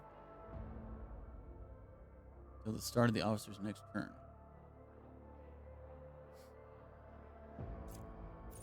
The officer and allies with the voice of command effect deal an additional +13% damage to enemies that have not yet acted this combat.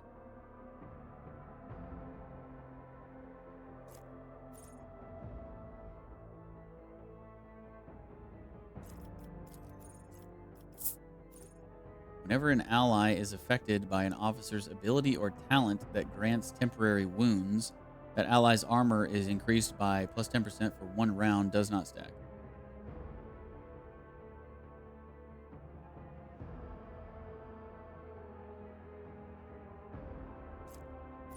Allies affected by the officer's abilities gain a bonus to all resistance tests equal to 6.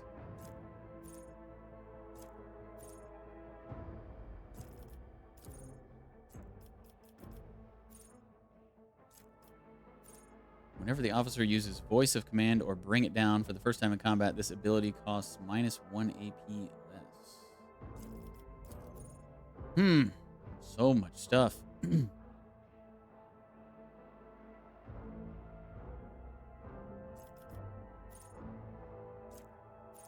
Whenever a heroic act is used in combat by any character, the officer's next attack will cost 0 AP.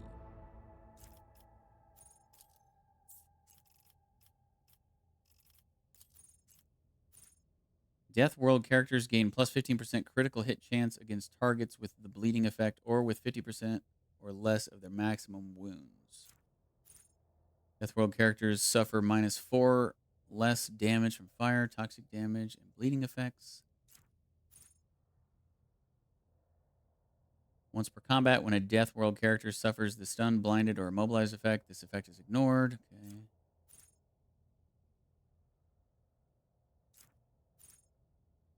Every injury increases the Death World character's agility and willpower by 5. Every trauma counts as 3 injuries.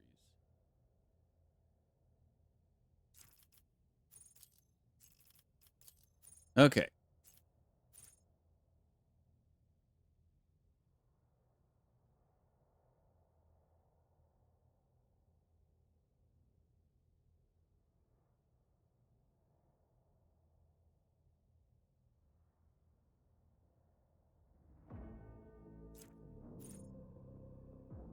I think I'm going to go with commanding voice.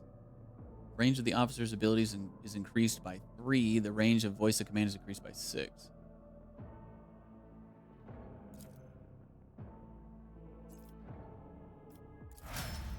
Okay. On to the next. I'm just going to go recommended stuff for sure on them. Daring Breach. The warrior immediately restores all AP and MP and gains +3 MP until the end of the turn. They do not lose MP after performing attacks. The warrior has no limit on melee weapon attacks this turn. Nice.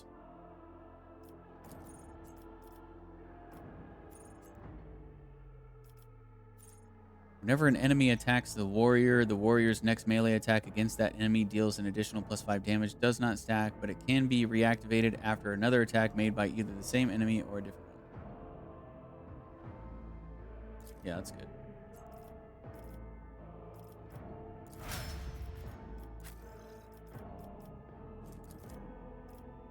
Dismantling attack. The operative immediately inflicts 1 exploit on all enemies in combat, then makes a free attack against a target. That attack always hits. Until the end of combat, the target of this attack suffers a -30% penalty to dodge and a -30% penalty to armor.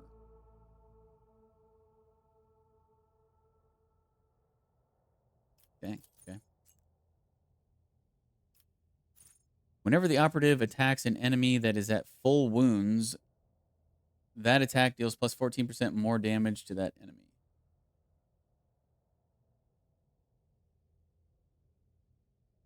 Sure, seems good. Just got to remember to attack fresh enemies with her.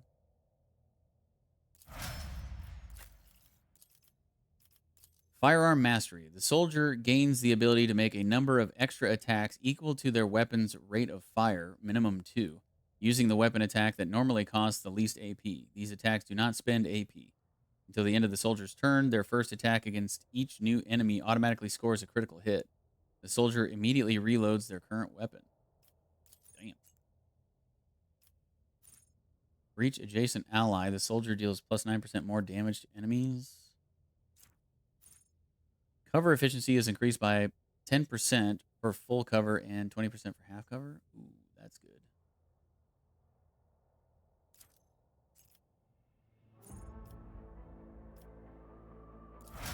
All right. Now let's get our loot.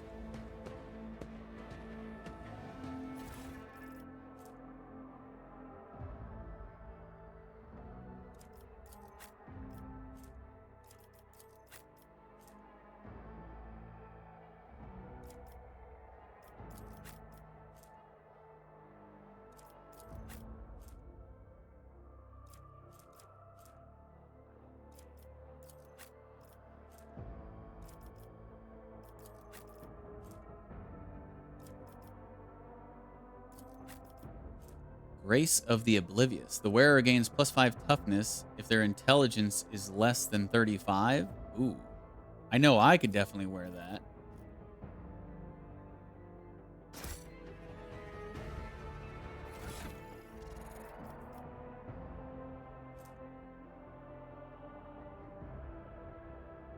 My intelligence is 25. I'm dumb. Toughness is 40. Oh. Abelard could use it too. His intelligence is 30.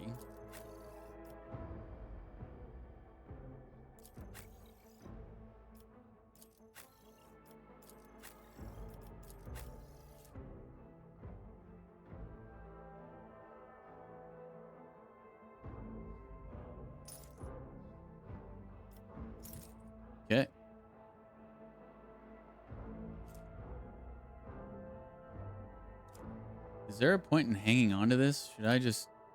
Oh. Can't send it to cargo. Guess we'll hang on to it. All right, that's all the loot. That's all the loot. Time to scoot.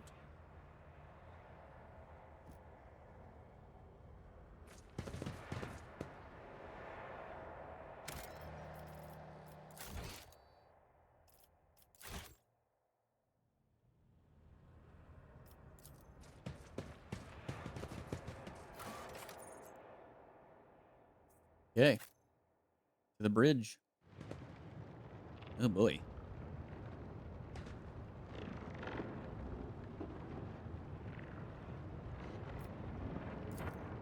The premonition runs true. The horrific vision is a product of the warp energies that permeate the bridge.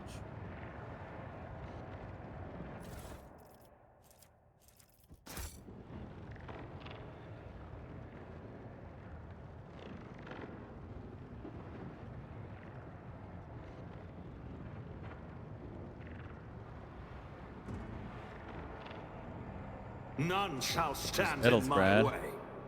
The first sacrifice opens the ark. The second sacrifice draws its gaze.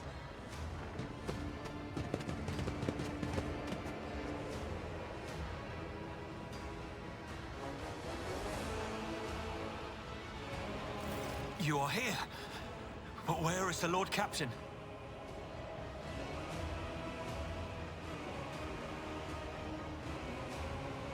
The Lord Captain will not be joining us. Oh. The rogue trader. He's dead?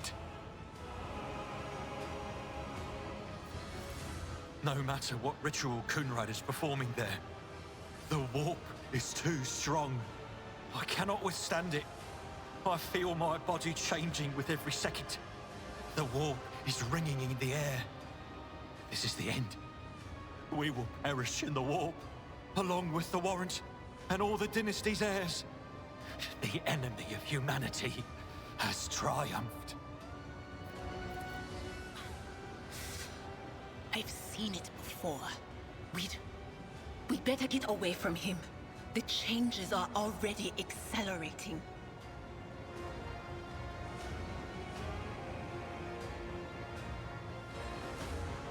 I forbid you the very thought of yielding. Only by resigning to your fate will you truly suffer defeat. Words worthy of a righteous soul. Save the lofty words for later, will you? The navigator's ready to take the ship out of the warp if he gets some help from the bridge. Then we have no right to bow our heads.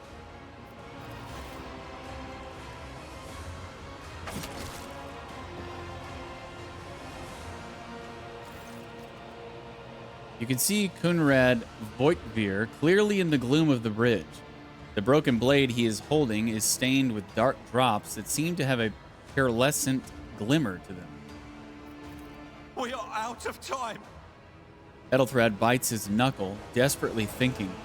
You see a wave ripple across the whites of Ethelthrad's eyes, and they begin to turn a sickly yellow.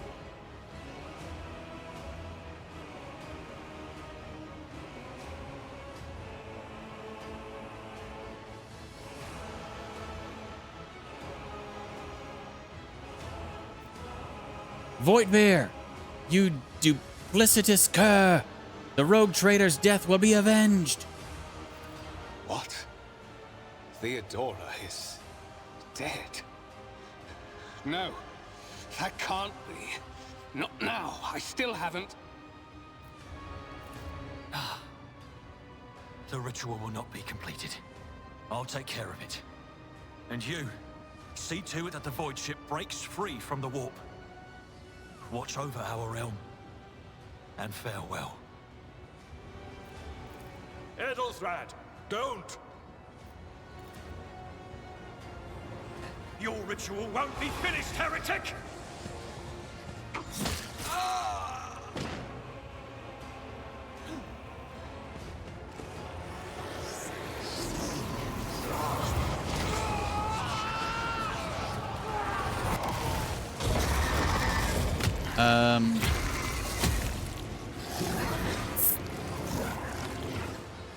That wasn't I will deliver what he was planning, was it? The hell? Chaos Spawn, 128 HP. Holy shit. Or sorry, 128 wounds. Natural armor. This creature's armor depends on the amount of its wounds. If it has more than 70% of its total wounds, it has 55% armor. If it has 70 to 40% of its total wounds, it has 40% armor. If it has less than 40% of its total wounds, it only has 25% armor. Also, it always suffers plus 20% toxic and fire damage. Okay, so basically more damage you do, the more damage it takes. Okay.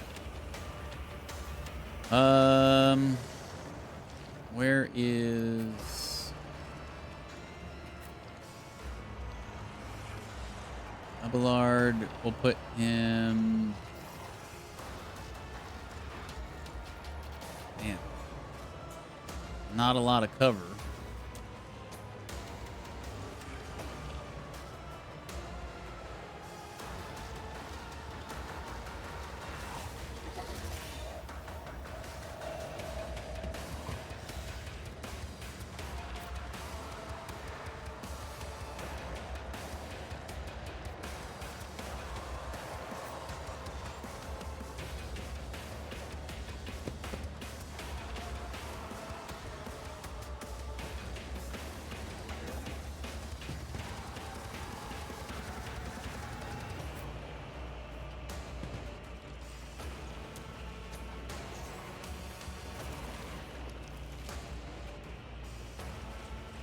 All right, here we go. Enemy status. You will encounter enemies with various abilities and features. An icon next to an enemy's portrait indicates that they are under the... Didn't we already see this? We already read that last fight.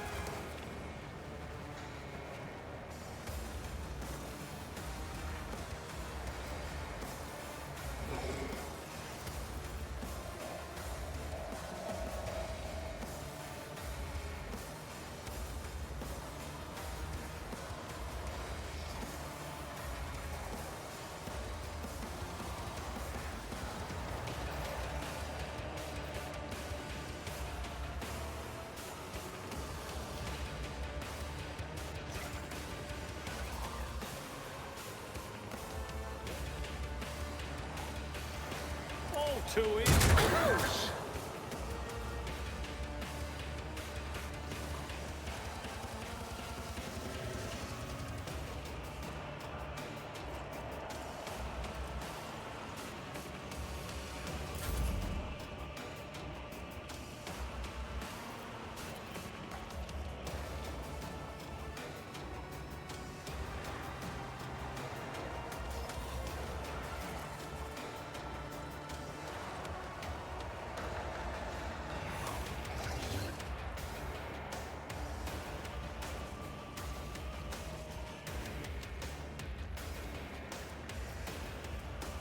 It will be done.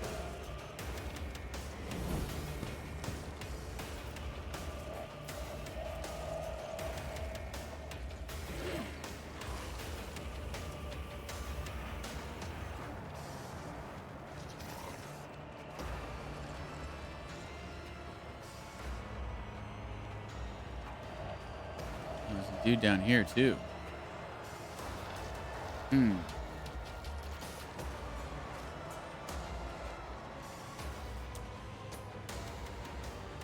do I really want to...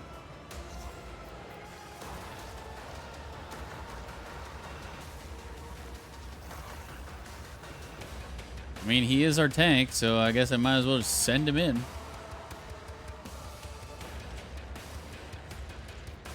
A tactically sound approach.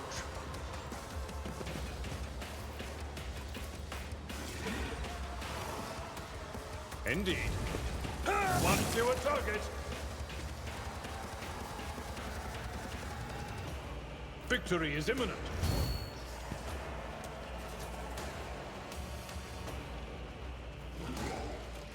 Chaos guides me. See my great works, masters! Momentum. To use the unique abilities called Heroic Acts or Desperate Measures, momentum is required.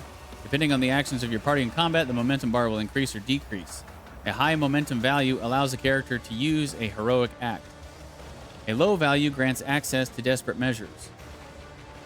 Both abilities can completely change the course of a battle, but every party member can either use one or the other, and only once in a single combat.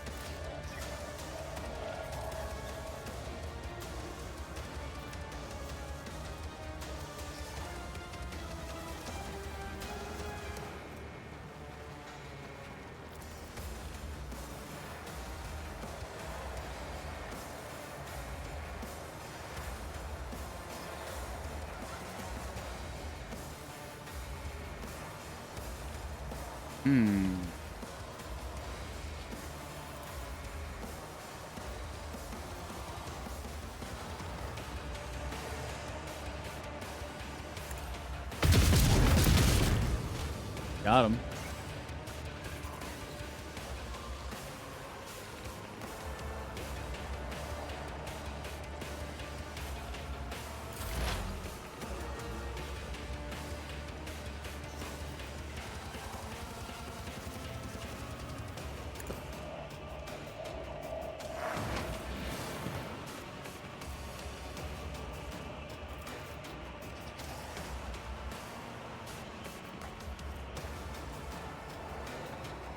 Say what?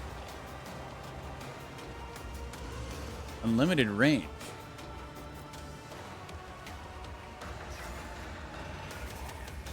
But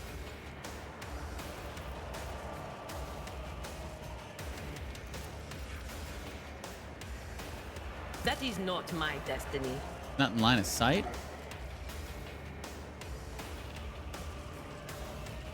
Okay, how about right here? In the Empyrean. I mean, there's space right here. I don't see why she can't. This'll work. Anything else?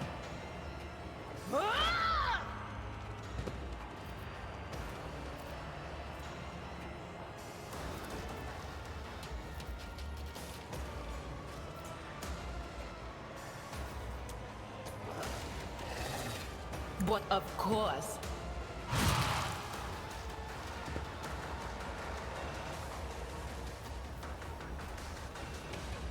Oh, the heroic acts are up here.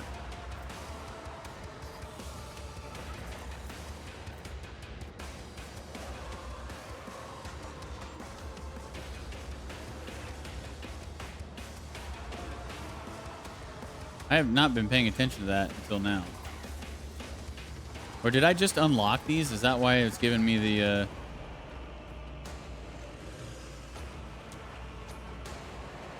I mean, we might as well use this now.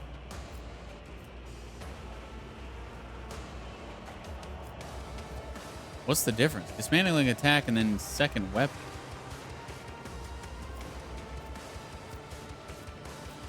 Same thing.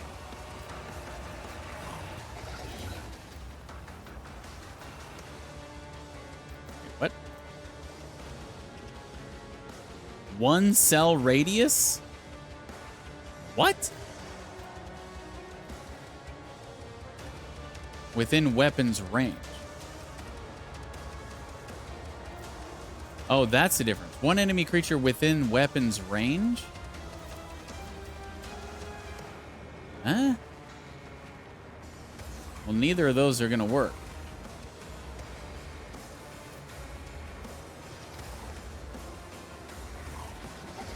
We don't... This weapon doesn't have any range.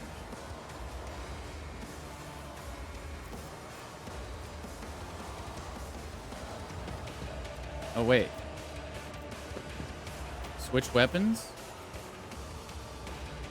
10 cell radius. Oh. Okay, I think I see. 30% chance? It's not an automatic hit? None will stand against me. Or is that just the second attack?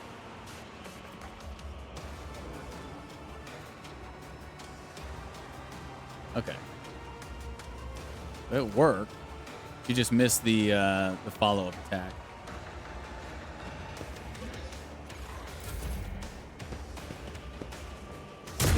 Brace yourself, Babylon.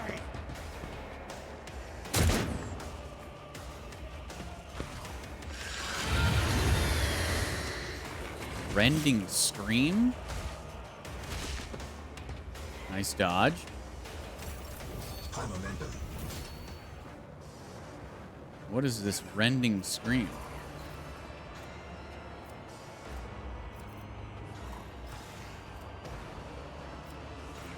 Was that not a debuff? I guess not. I guess that was an attack?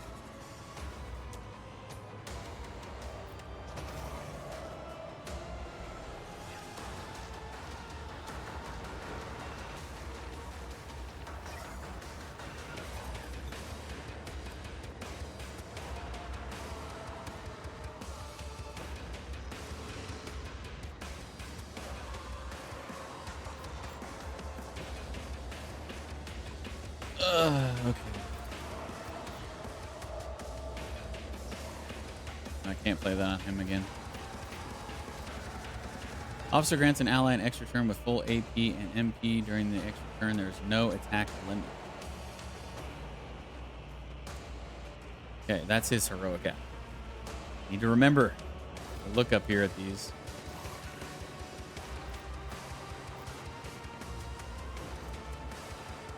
Need to get these dudes over here. It's kind of hard to get by this giant freaking thing.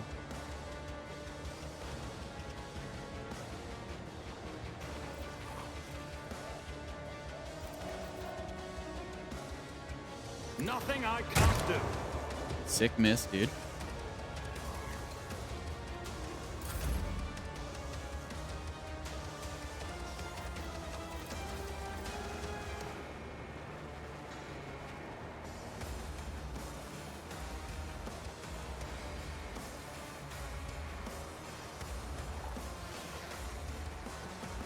Follow my lead. Nice.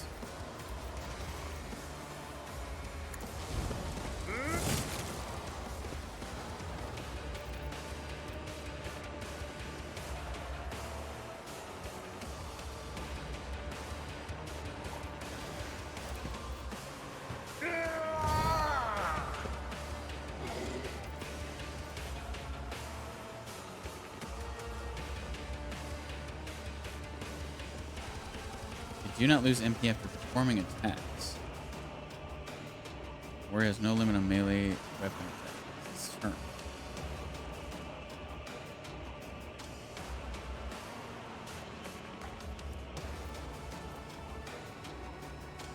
I think we'll wait to use that.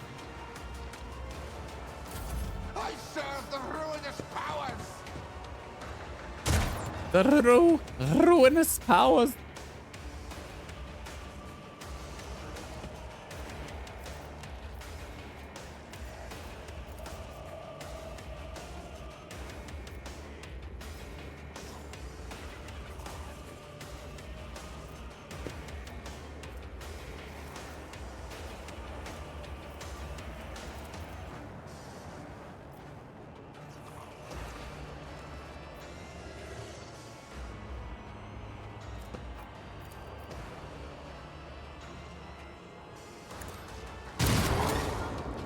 I roll.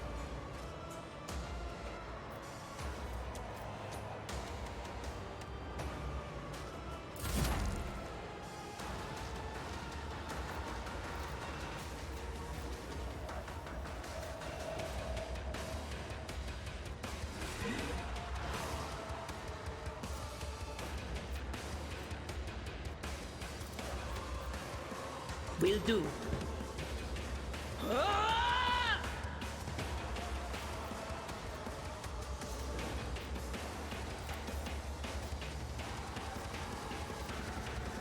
On it.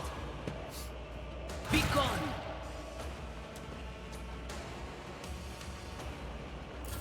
Death to the weak.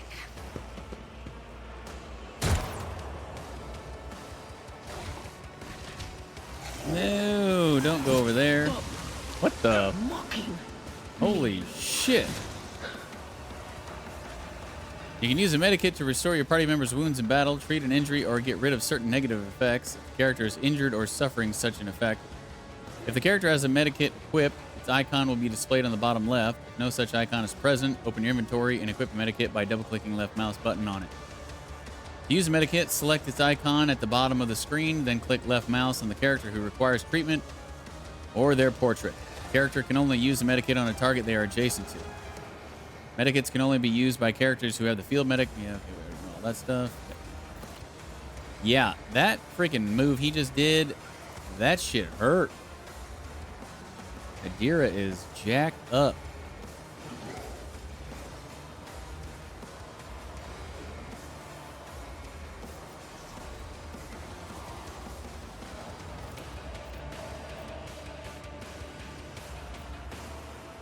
Suits my purposes.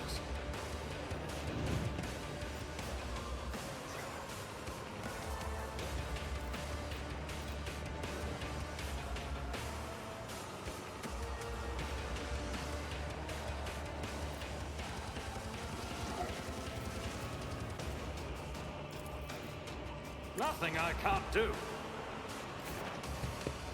Are we standing in poison now, by the way? What? Should we move?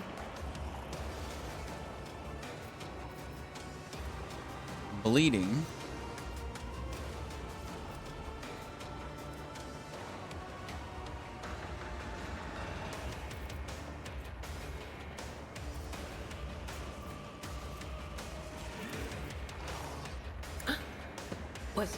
What an unfortunate turn of fate.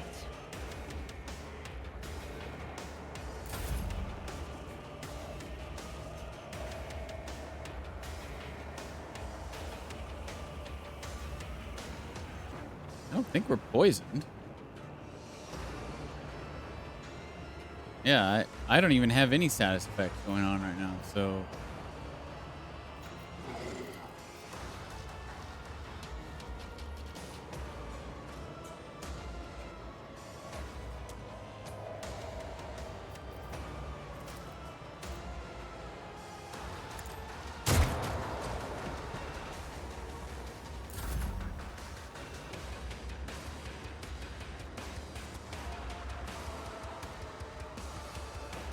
I need to move him back in the middle.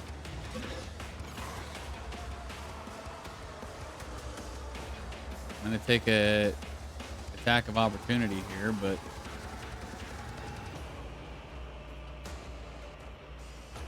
man, I can't hardly move either. Maybe I should just use this. Maybe not yet. My place is at the fort. Damn, son. This dude hits freaking hard.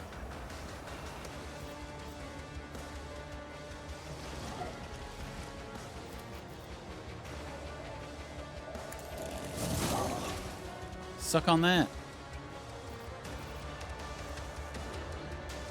Maybe I should use this now. No, not yet.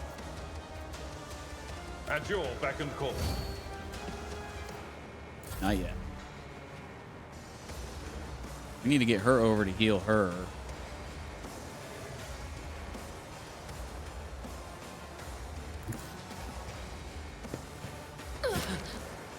Wait, what? So there is something here. What the hell?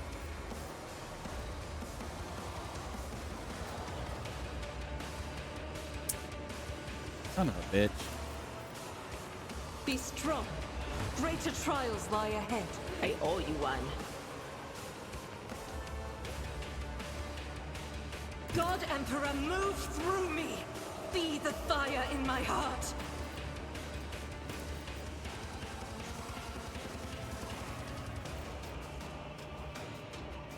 Am I gonna blast our dude here? It should say, right? If it should have something pop over his head if it's gonna hit him, I think. Let's run and gun here. Or never mind, I'm out of AP.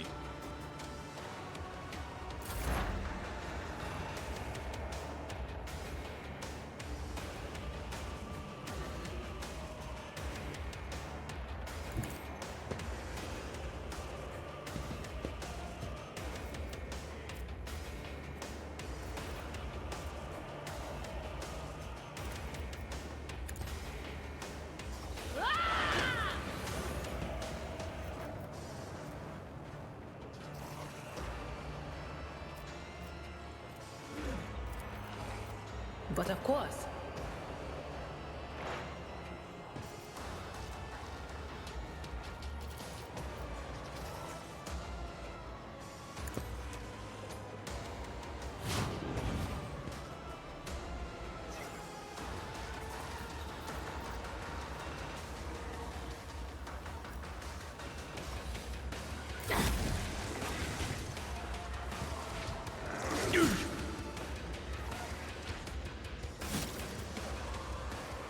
Yeah. We gotta get out of this freaking gas or slime or whatever the hell it is.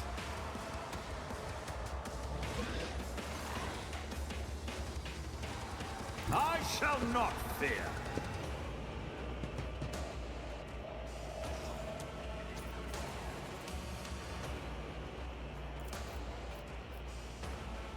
Suits my purposes.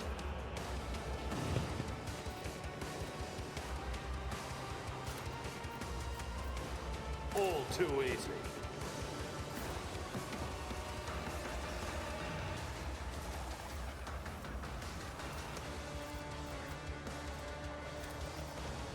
It will be done.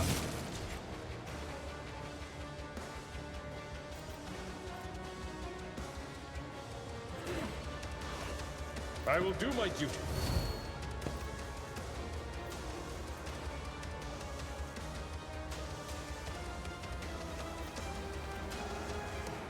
Will rule We'll the pop this now. stars themselves.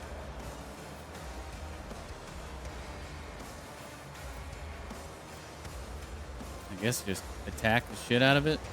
Victory is an exemplary strike.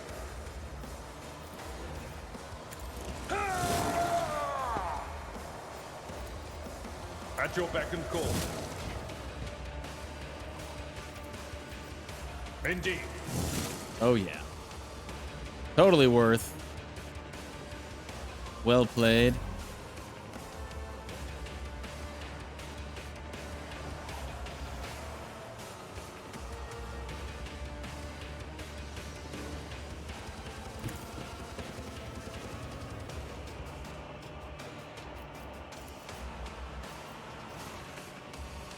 Nothing I can't.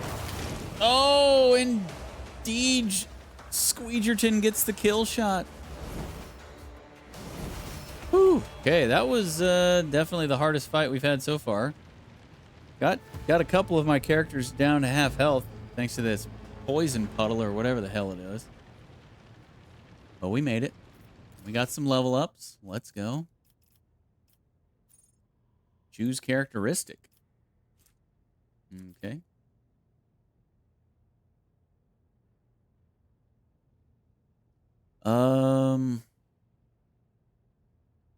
We should probably go fellowship.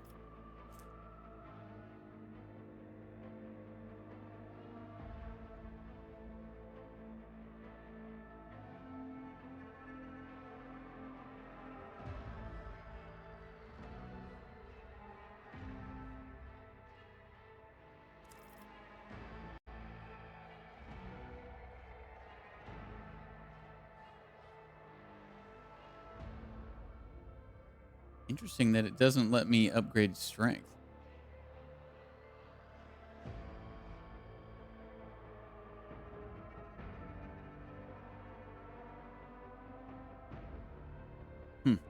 All right, yeah, we're gonna go fellowship.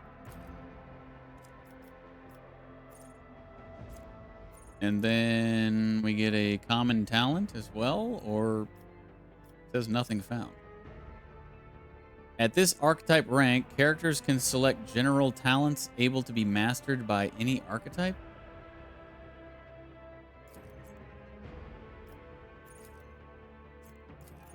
Nothing recommended. General talents able to be mastered by... Okay.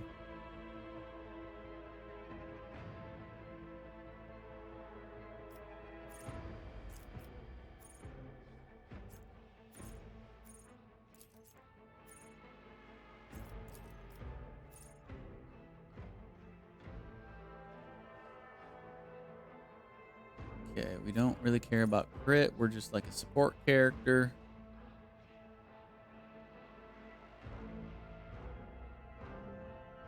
-4 less damage from fire, toxic damage, and bleeding effects would be nice. We could have used that last fight.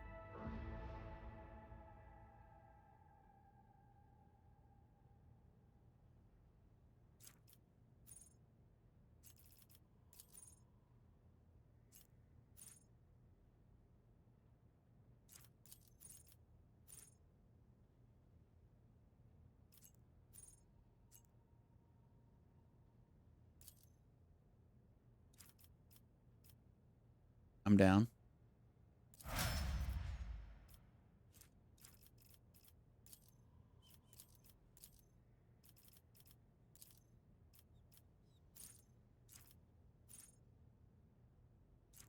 Okay, on to the next.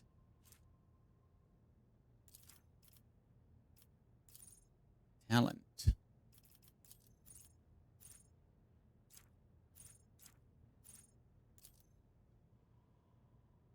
Why is it still recommending it if I've already got it? That's kind of silly. The warrior's melee attacks deal an additional +3 damage to enemies that have no allies in adjacent cells.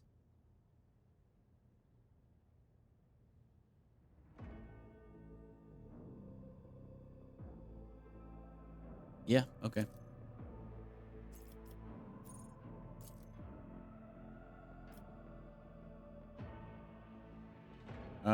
Let's go toughness here, I guess.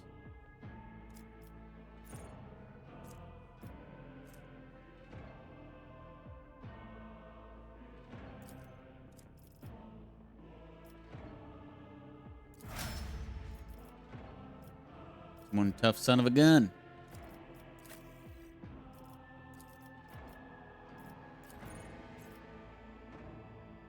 Okay, we'll go int on her.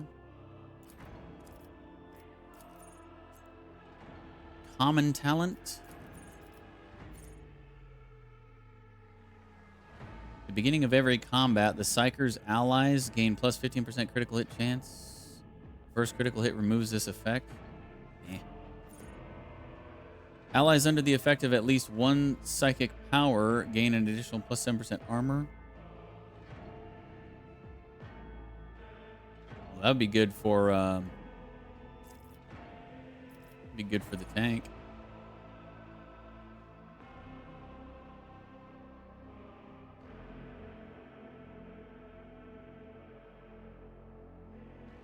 Oh, armor penetration. Oh, I thought it was just armor. That's still good for him. Good for anybody, really.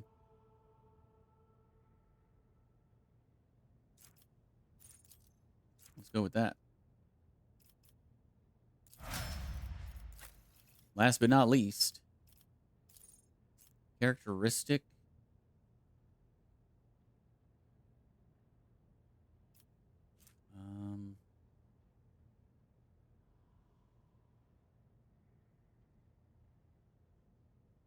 I'm kind of the agility guy. So maybe we just go ballistic skill with her.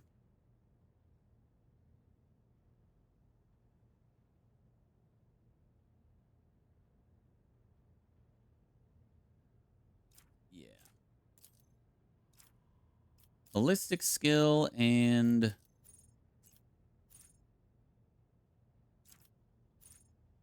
Whenever the soldier deals damage, their critical damage is increased by 1% until the end of combat.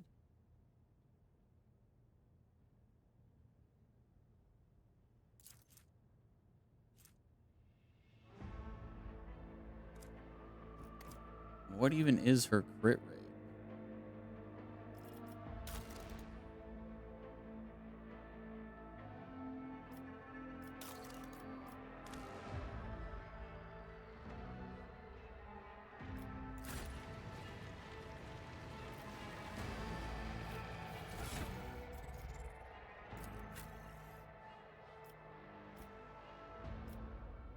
Does she even have increased crit chance?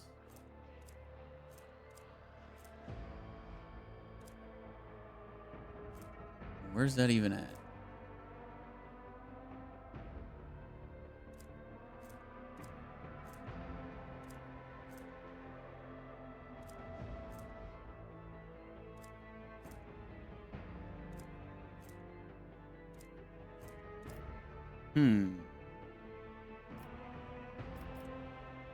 Let me go to the character screen. That might be better. Well, same thing.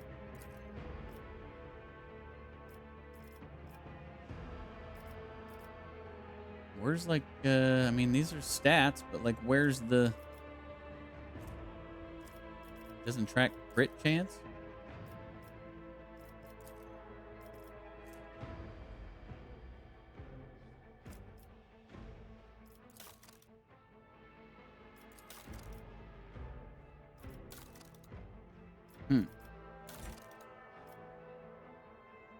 Weird.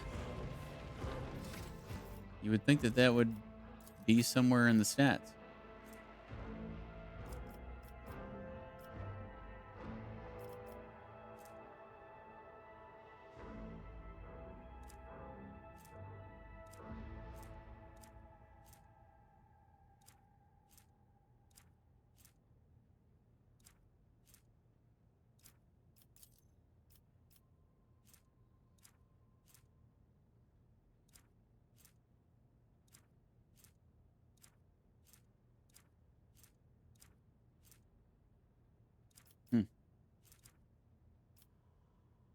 Well, then I guess I'm not going to increase it for her if I don't even know what hers is at right now.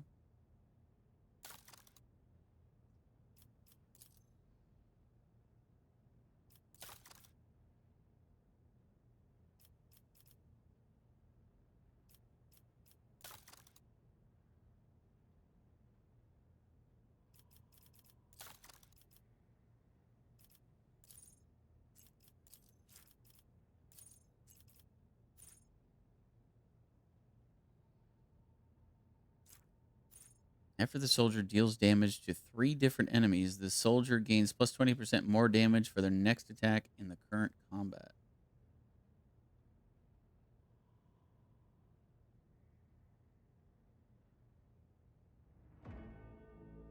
Yeah, I like that. All right. Get our loot. Where's my loot? Is there no loot? Oh. Gloves of Endurance. Whenever the wearer of these gloves gets an injury or falls unconscious in combat, their allies gain +1 bonus to damage until the end of combat.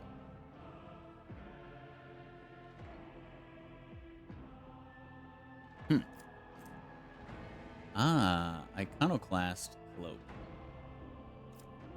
And a blade shard. A blade made from a mysterious metal that shimmers with unnatural colors. Why do I want this in inventory and not cargo?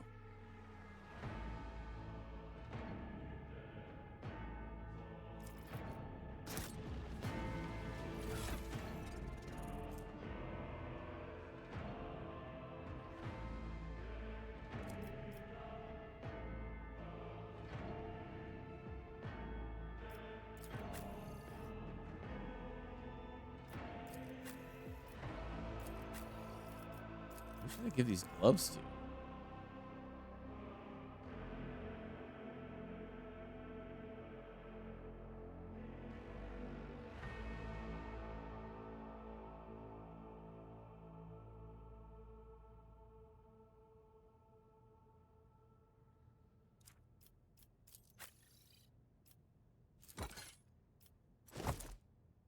Sure, why not?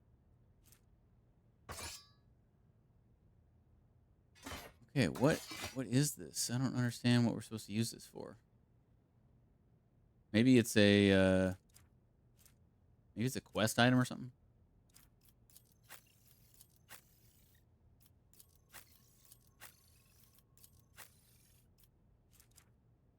Well, he's already got the Rogue Trader's Cloak.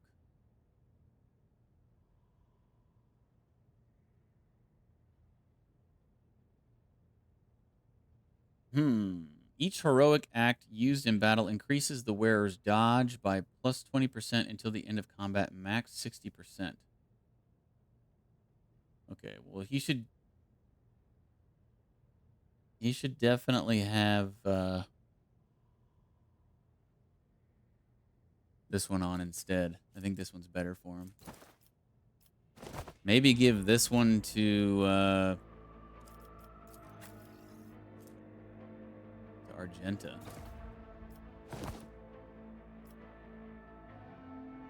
She'll be the next closest to enemies, really. All right.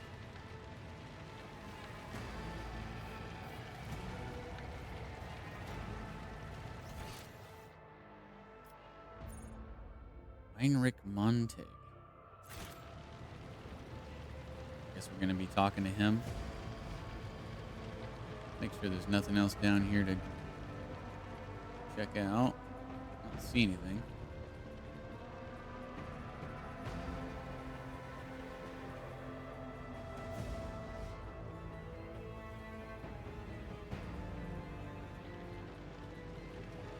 Follow my lead. The heir is dead. He sacrificed himself to save the entire dynasty. Old man, he was never going to make it. He was mutating right in front of us. You just ended his suffering sooner.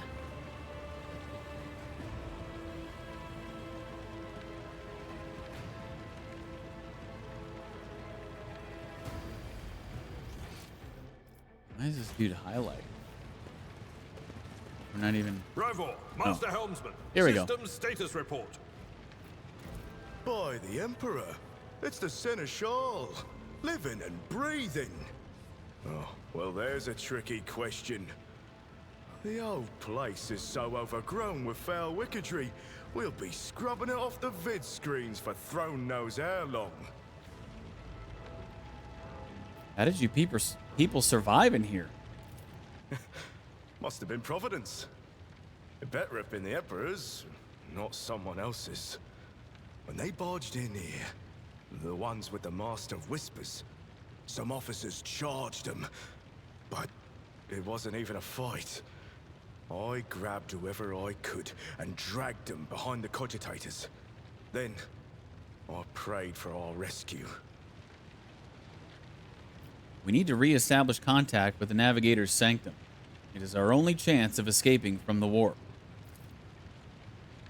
Your words seem to knock the officers out of their stupor, and the air around you fills with voices and commands being issued. You hear someone sobbing, one of the survivors buckling under the stress.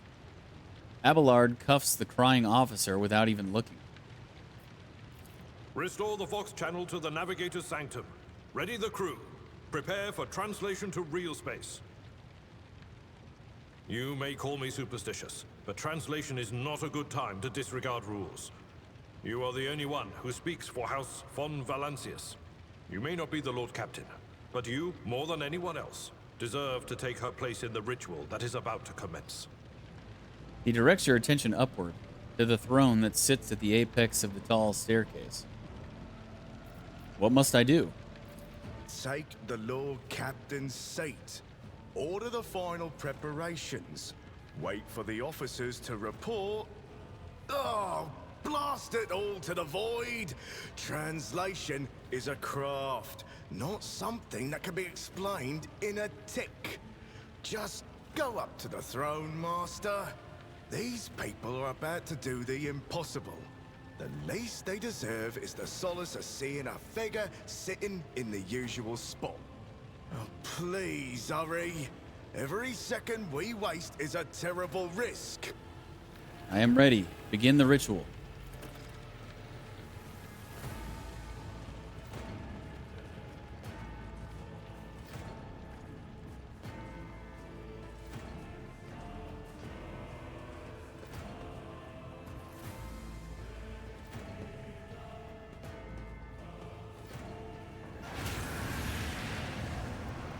The image before you is hazy, swaying in sorcerous currents invisible to mortal eyes, as if whatever is beneath this thin shell is constantly changing while still remaining the same.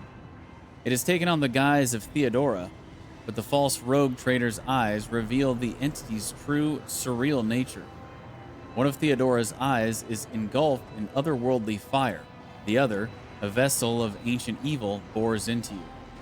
A voice seeps directly into your brain without ever reaching your ears, and this voice booms with all the horrors of the warp. Mortal, who are you to oppose the very flows of fate? It matters not. Your footfalls are an echo of the sand pouring between the scales. Your hopes and faith are my mockery.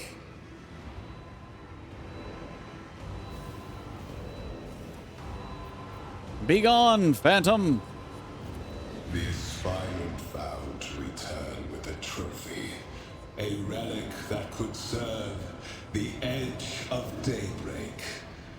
That fate was assured, and the steps chosen.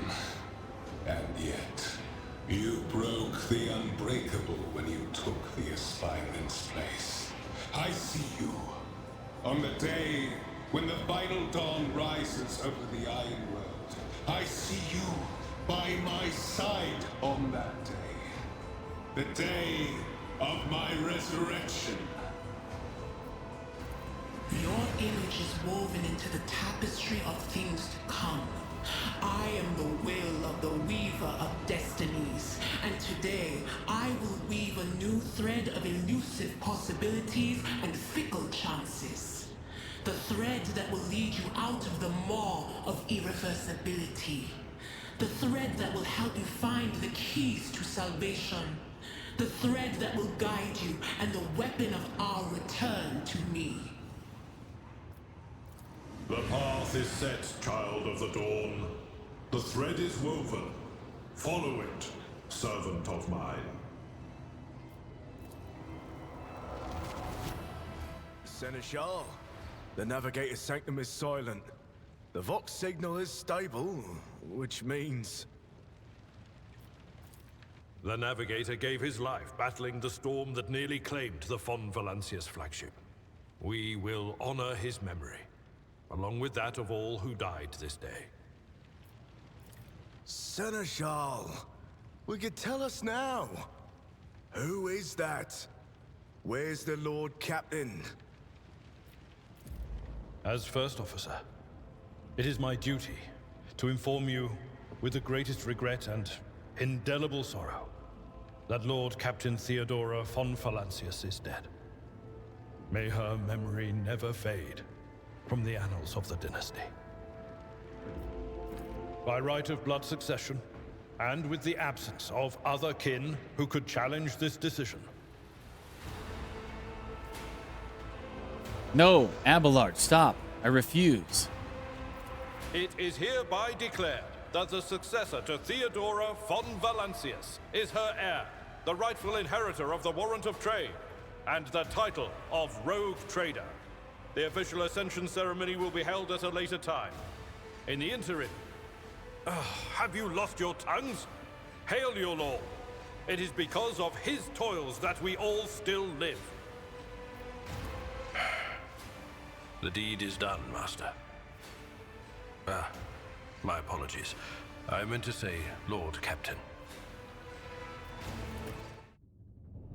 And Lord Captain DeejTheSqueejerton von Valancius The treachery of the was Master born. of Whispers was fruitless, but victory came at a great cost. Lord Captain Theodora von Valancius perished along with her heir, Edelthrad, and thousands of crew members.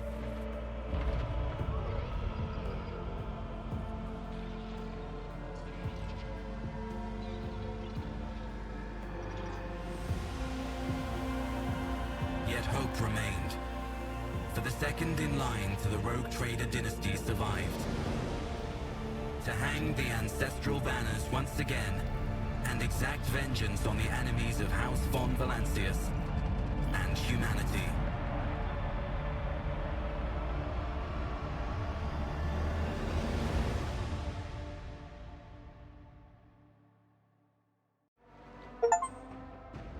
Chivo, you completed the prologue. The, like, 5.5 hour prologue.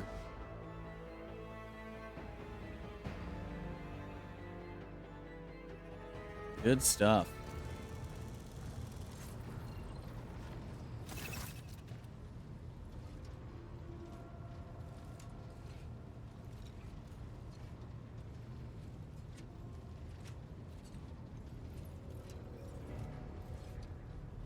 Cargo management. Open the cargo management screen to learn more about the cargo on your flagship, the amount, the types, and the percentage of cargo being filled up. On the cargo tab, you can see details about the items packed in each cargo slot. If you need to use an item that is already packed, move that item back to your inventory. Cargo is needed when trading with merchants. You will meet them soon. Deep shadows of weariness can be seen on Abelard's face, though the old officer's eyes are keen. They rake over you from head to toe. He frowns, mutters something, then nods to himself. Well then, your lordship. Oh, is it no longer voiced? Wow. So the only part that's voiced is the prologue?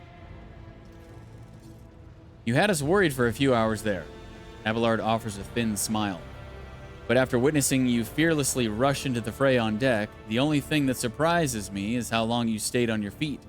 Your strength only left you once the fighting was all over. Such fortitude is most admirable in a Lord Captain. You must now hold your first officer's briefing in your new role as Lord Captain. For many of those who are about to join us on the bridge, this will also be their first briefing. We sustained massive losses among the senior and middle-ranking officers. Some posts have had to be filled by the deputy, while others go unfilled entirely. And now the deck clans are deciding who will take over the leaderless crews.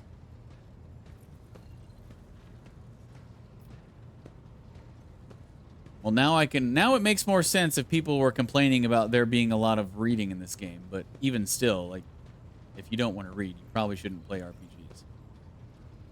But I was under the impression that the entire game was voiced, or, you know, pretty much all of it, but I guess it's just the prologue? That's kind of weird. Why would they only voice the prologue?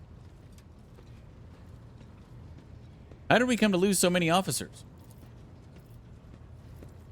It appears the heretics were deliberately targeting the vessel's command. They knew exactly whom they were looking for and where they could be found, which is unsurprising, given that their informant on board was our own Master of Whispers. Abelard grimaces. Have you succeeded in tracking down Voitvir? Abelard grits his teeth. No, Lord Captain. In all the commotion, his trail went cold. Our people are still on the hunt for him and any mutineers who may still be skulking in the ship's many corridors, but frankly, I would not be surprised to hear that we are now one shuttle short. I'm afraid that it will be some time before he answers for all that he has wrought. Wait, Abelard. There is an altogether more pressing problem. I do not wish to be the rogue trader. The old officer gasps and looks at you oddly. I do agree that your elevation to your new status was rather precipitous. I assure you there are good reasons for it. Not least the fact that without a Lord Captain, the ship would be destined for naught but disaster. But I digress. Abelard's voice softened slightly. You do not have a choice, DeejTheSqueejerton. You are the named heir of the rogue trader, and your fate is predetermined. Besides, the Seneschal lowers his voice. If Kunrad is intent on eliminating all the candidates, then his assassins must still be out there, waiting. I doubt they are reckless enough to attack you if you are draped in the mantle of the rogue trader. But if you were to disembark the ship bearing only the status of an ordinary servant of the Emperor,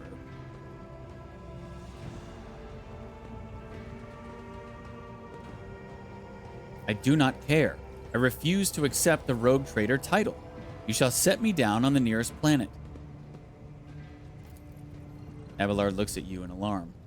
I can scarcely stop you, your lordship. Are you certain of your decision?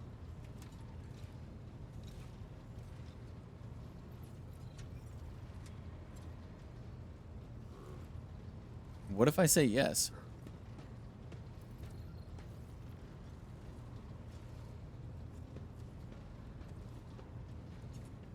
No, forget this discussion.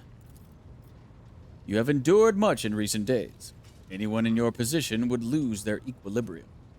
Despite his relaxed tone, Abelard continues to scrutinize you. What is on the agenda for this meeting? Reports on the condition of the ship and crew. The Lord Captain is not usually drawn away from her important affairs to attend such routine briefings, but this is a unique situation. I'm still receiving updates from across the ship. They are not encouraging. Getting this bird to fly could take a gargantuan effort, even so far as you personally negotiating with the authorities of the system we currently are in. So prepare to hear a bevy of complaints and excuses, your lordship. Take this opportunity to get a good look at the officers who work 6 decks away from the bridge, and they in turn will have the honor of beholding the visage of their Lord Captain. I am ready to start the briefing. Summon the officers. With a gesture, Abelard relays the order to the adjutants at the far end of the magnificent chamber.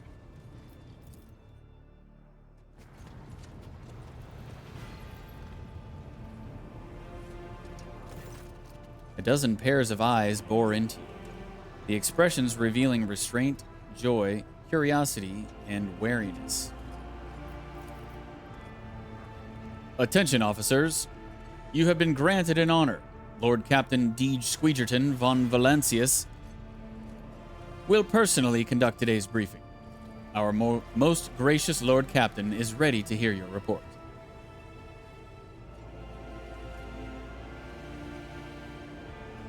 Perhaps you would introduce those present, Abelard? As you wish, your lordship.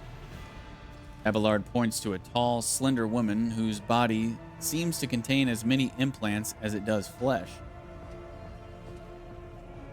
Vigdis Suri Otta of the Ptoleman line, our new Voxmaster. Piece technology used to communicate over short distances or to record sound. It is an honor to serve your lordship. The Voxmaster offers a deep bow. Aboard this vessel, you have at your command thousands of crew members and hundreds of officers and section chiefs.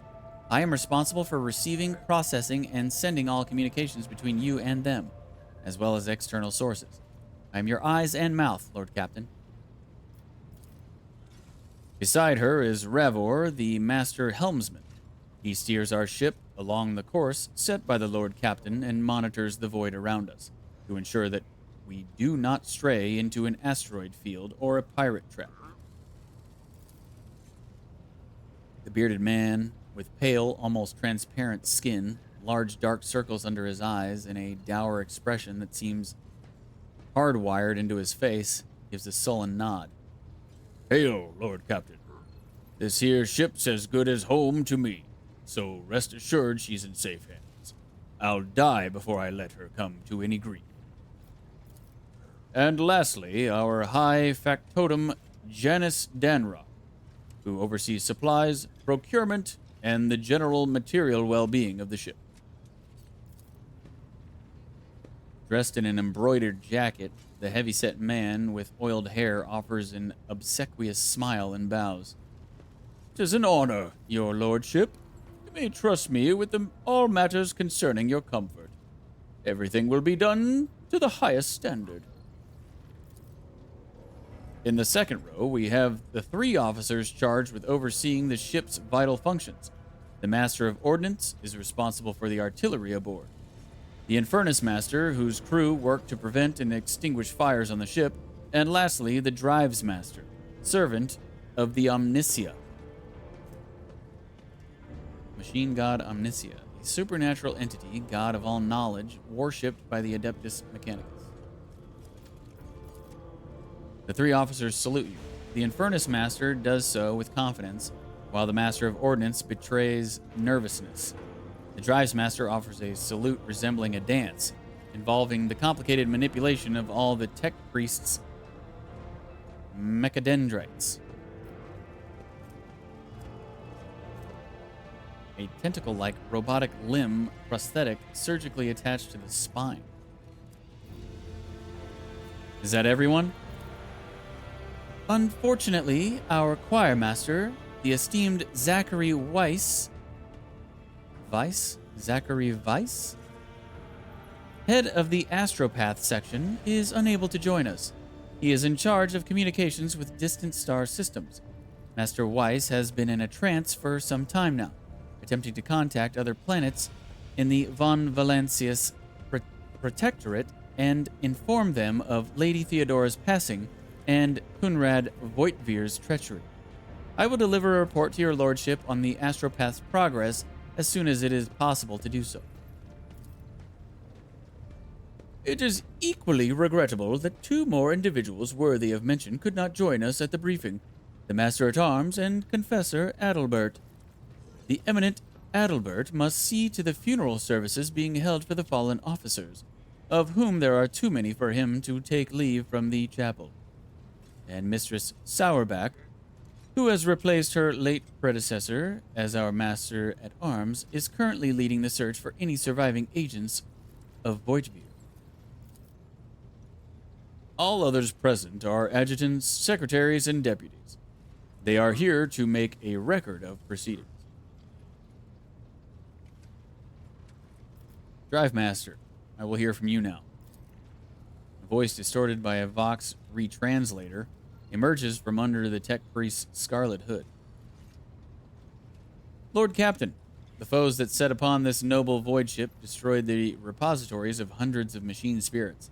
The great warp engine entrusted into my charge is unharmed, thank the Omnicia. But its spirit mourns its dead brethren. We have not yet identified a prayer protocol capable of assuaging its sorrow and anger. I don't know what that word is.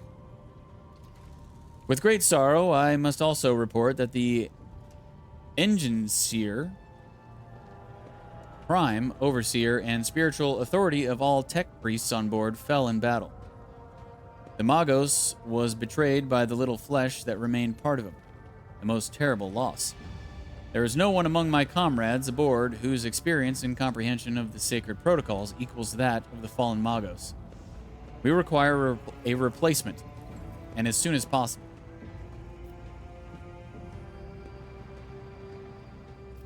I see. Thank you. The Tech Priest bows her head. Hi, Factotum. What have you to report? We are toiling day and night to compile a full account of the losses. The task will require next to no involvement from your lordship. I will personally ensure that all damaged components are given into the Tech Priest's hands for attention, and that all lost supplies are replaced. There is only one resource that I cannot replenish single-handedly, and that is people. We have lost more than 2,000 crew members, and unfortunately, this number is not confined to the scum from the lower decks, which are easily replaced, but also includes trained professionals. We will be able to make up our losses on the nearest planet, Rykad Minoris. However, the planet, the whole system, in fact, belongs to the Winterscale Rogue Trader dynasty. We cannot simply begin recruiting on the planet without first coming to an understanding with the governor. In that respect, I am powerless. Negotiations at this level are a matter for the Rogue Trader. Especially true given Caligos Winterscale's penchant for attacking first and asking questions later, and the kind of thick-skulled thugs he usually installs as governors on his planets, rumbles Abelard, frowning. I wish to hear the Infernus Master's report. Yes, Lord Captain. The tall man bows his head in deference. I can report that all fires across all decks have now been extinguished. The preliminary damage assessment, in terms of material losses and crew casualties, has been completed. The results have been submitted to the Seneschal and the High Factotum. The post passed to him after the previous Infernus Master and his next 3 deputies expired in the line of duty. Abelard remarks in a low voice, pitched for your ears only. The lad is managing well so far. He can take the heat, so to speak. Master Helmsman, deliver your status report. Right you are, Lord Captain. To cut a long story short, the outlook is bleak. The ship's sound, more or less, but without our engine seer, prime, and navigator, who fell in battle, we have no way out of the system. If we try to set so much as a toe inside the warp, I don't know what'll happen first. Our warp drive being torn to pieces, or all of us melting into the bulkheads. Your Lordship, if you will allow me to interject. When we arrived in this system, my crew followed standard protocols and conducted a count of all the available communication channels in the region. One of them was a Navis Nobilite station. The station maintains complete Vox silence, but even its presence here inspires hope. To have located a navigator in the very same system is an incredible stroke of luck, a true blessing from the God Emperor. If I were you, I'd grab this chance with both hands, or else you'll soon be eyeing up asteroids to use as your new residence.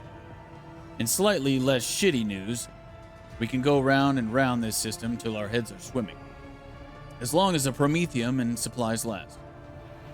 And if any thick as grok shit lowlifes come sniffing around, we'll be able to take them out, so don't you worry on that score. Master of Ordnance, do you have anything to report? Master of Ordnance gives you a gloomy look. No, my job's simple. Maintain the arsenal and fire where I'm told. But, just ask anyone. We've got no able crew, no Lord Captain. Master of Ordnance, you forget yourself. Master of Ordnance chokes back the words he was obviously about to blurt out without thinking. He casts another look at you before turning away. I apologize profusely, Lord Captain. Pardon the fool. The ship is in ruins. Every other officer is dead, and the Lord Captain is no longer with us. Fear has taken hold of me. He looks up at you. But I've heard of you. Oh, yes. Your fame has reached even as far as the Expanse. I can't be showing myself up in front of an illustrious person such as yourself. He adjusts his uniform and stands ramrod straight. The Master of Ordnance can report that the rest of the arsenal has been saved and the battery is in good order. We are ready to fight, if that is the Lord Captain's will. To summarize, we have sustained serious losses in crew members, and we require a new Engine Seer Prime and Navigator. Is this all that is preventing us from continuing the voyage? Precisely, Lord Captain. But bear in mind that this will not be the end of our trials. The ship's systems must be properly inspected for major damage, which can only be carried out at Footfall Station, home to the only dockyard in the sector. But we will never reach Footfall without first solving these 3 immediate problems. Footfall, the massive void port on the edge of the Coronis Expanse, and a notorious hotbed of vice, trade, and rogue trader intrigue.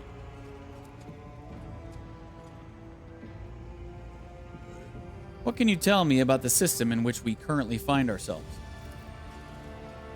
I cede to the Vox Master on this point. Mistress Toliman? We are in the Rykad star system, and our voyage here was undertaken on the orders of your lordship's predecessor. There are 3 inhabited bodies in this system, and our attempts to send Vox messages have produced confounding results. The Navis Nobilite station has not simply failed to answer. It seems to be maintaining total Vox silence. However, we did receive a distress signal from the prison planetoid in the system. And Rykad Minoris itself is also not responding to our hails.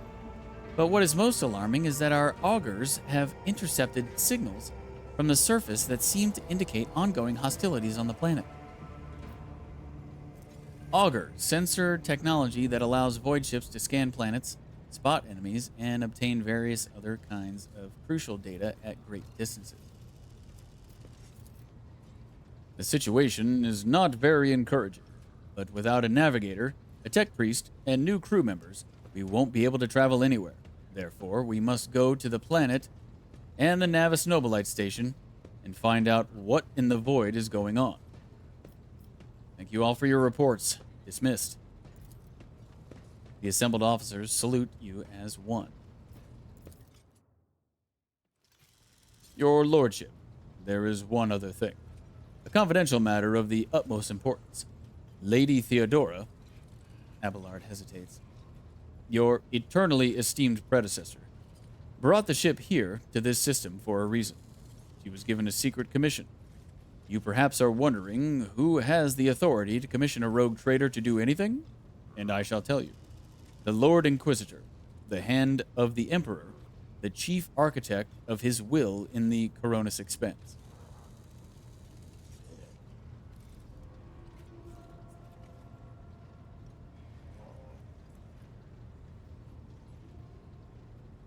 I came across a strange handwritten letter on Theodora's desk. It was signed XC. You are referring to the contents of that note, I presume? Yes, quite right. XC. Xavier Calcazar. Lady Theodora was to seek out the Lord Inquisitor's right-hand man, one Heinrichs van Calix. An interrogator, you understand. All I know is that he is somewhere in this system, that we must find him and offer him whatever assistance he requires, and then deliver him to Footfall in the Furibundus system. Finding him without any more information to go on will be difficult indeed, but an Inquisitor is an important individual. The authorities in the system, either the Navis Nobilite or the governor of Rykad Minoris, may know something. That is all of it, your lordship. You have a great deal of work ahead of you, but it is a mere taste of the daily burden of a rogue trader. Soon you must take up the reins of the Von Valancius Protectorate. Abelard gives you another scrutinizing look, as if trying to gauge how long you will hold out under this mountain of problems. His face softens slightly, and it seems he is about to offer some words of encouragement.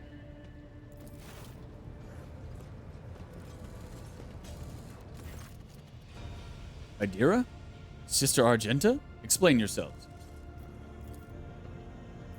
The Sister of Battle grimly nods toward Adira. The Psyker is suffering some ailment, or dark madness. She insisted on seeing the rogue trader. I judged that it would be unwise to leave her unsupervised. For a brief moment, Sister Argenta's voice sounds hesitant. I was also hoping to approach you with a personal request, but it can wait. Speak with me when you have time, rogue trader. Adira's glazed eyes rove over those assembled. One word bursts from her lips. Daybreak. Abelard, bring the witch to heel.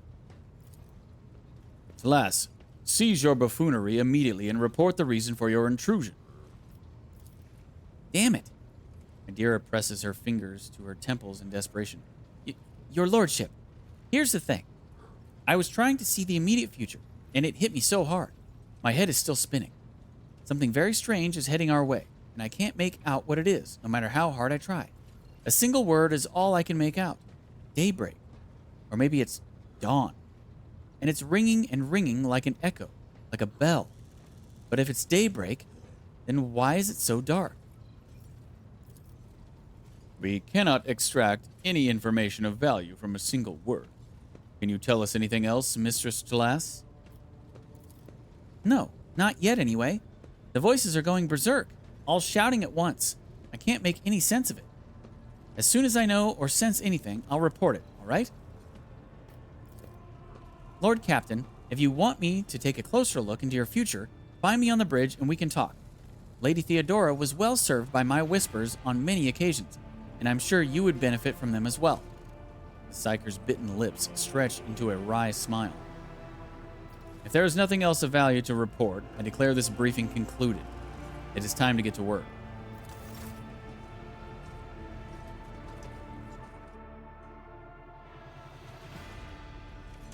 Okay. Use a system map in the center of the bridge to issue orders to the crew. Yeah, we're just probably gonna go ahead and call it right there, guys. Before we get going deeper into this, that's probably a pretty good place to stop. So tomorrow, oh cool, the throne rotates. Tomorrow we'll continue right here.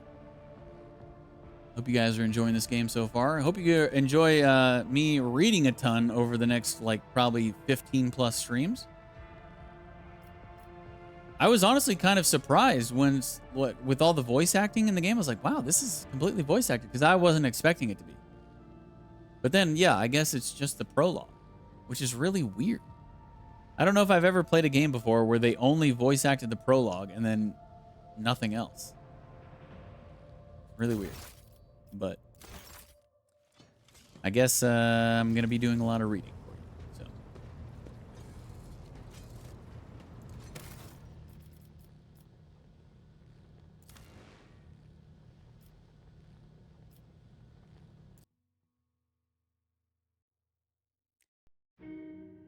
So let me see. I think I got a notification a little while ago about. Oh, he's already not streaming? I got a notification that somebody who I hadn't seen stream in a really long time went live, and that was like not even 2 hours ago, I don't think. But now he's not streaming anymore. I was gonna rate him.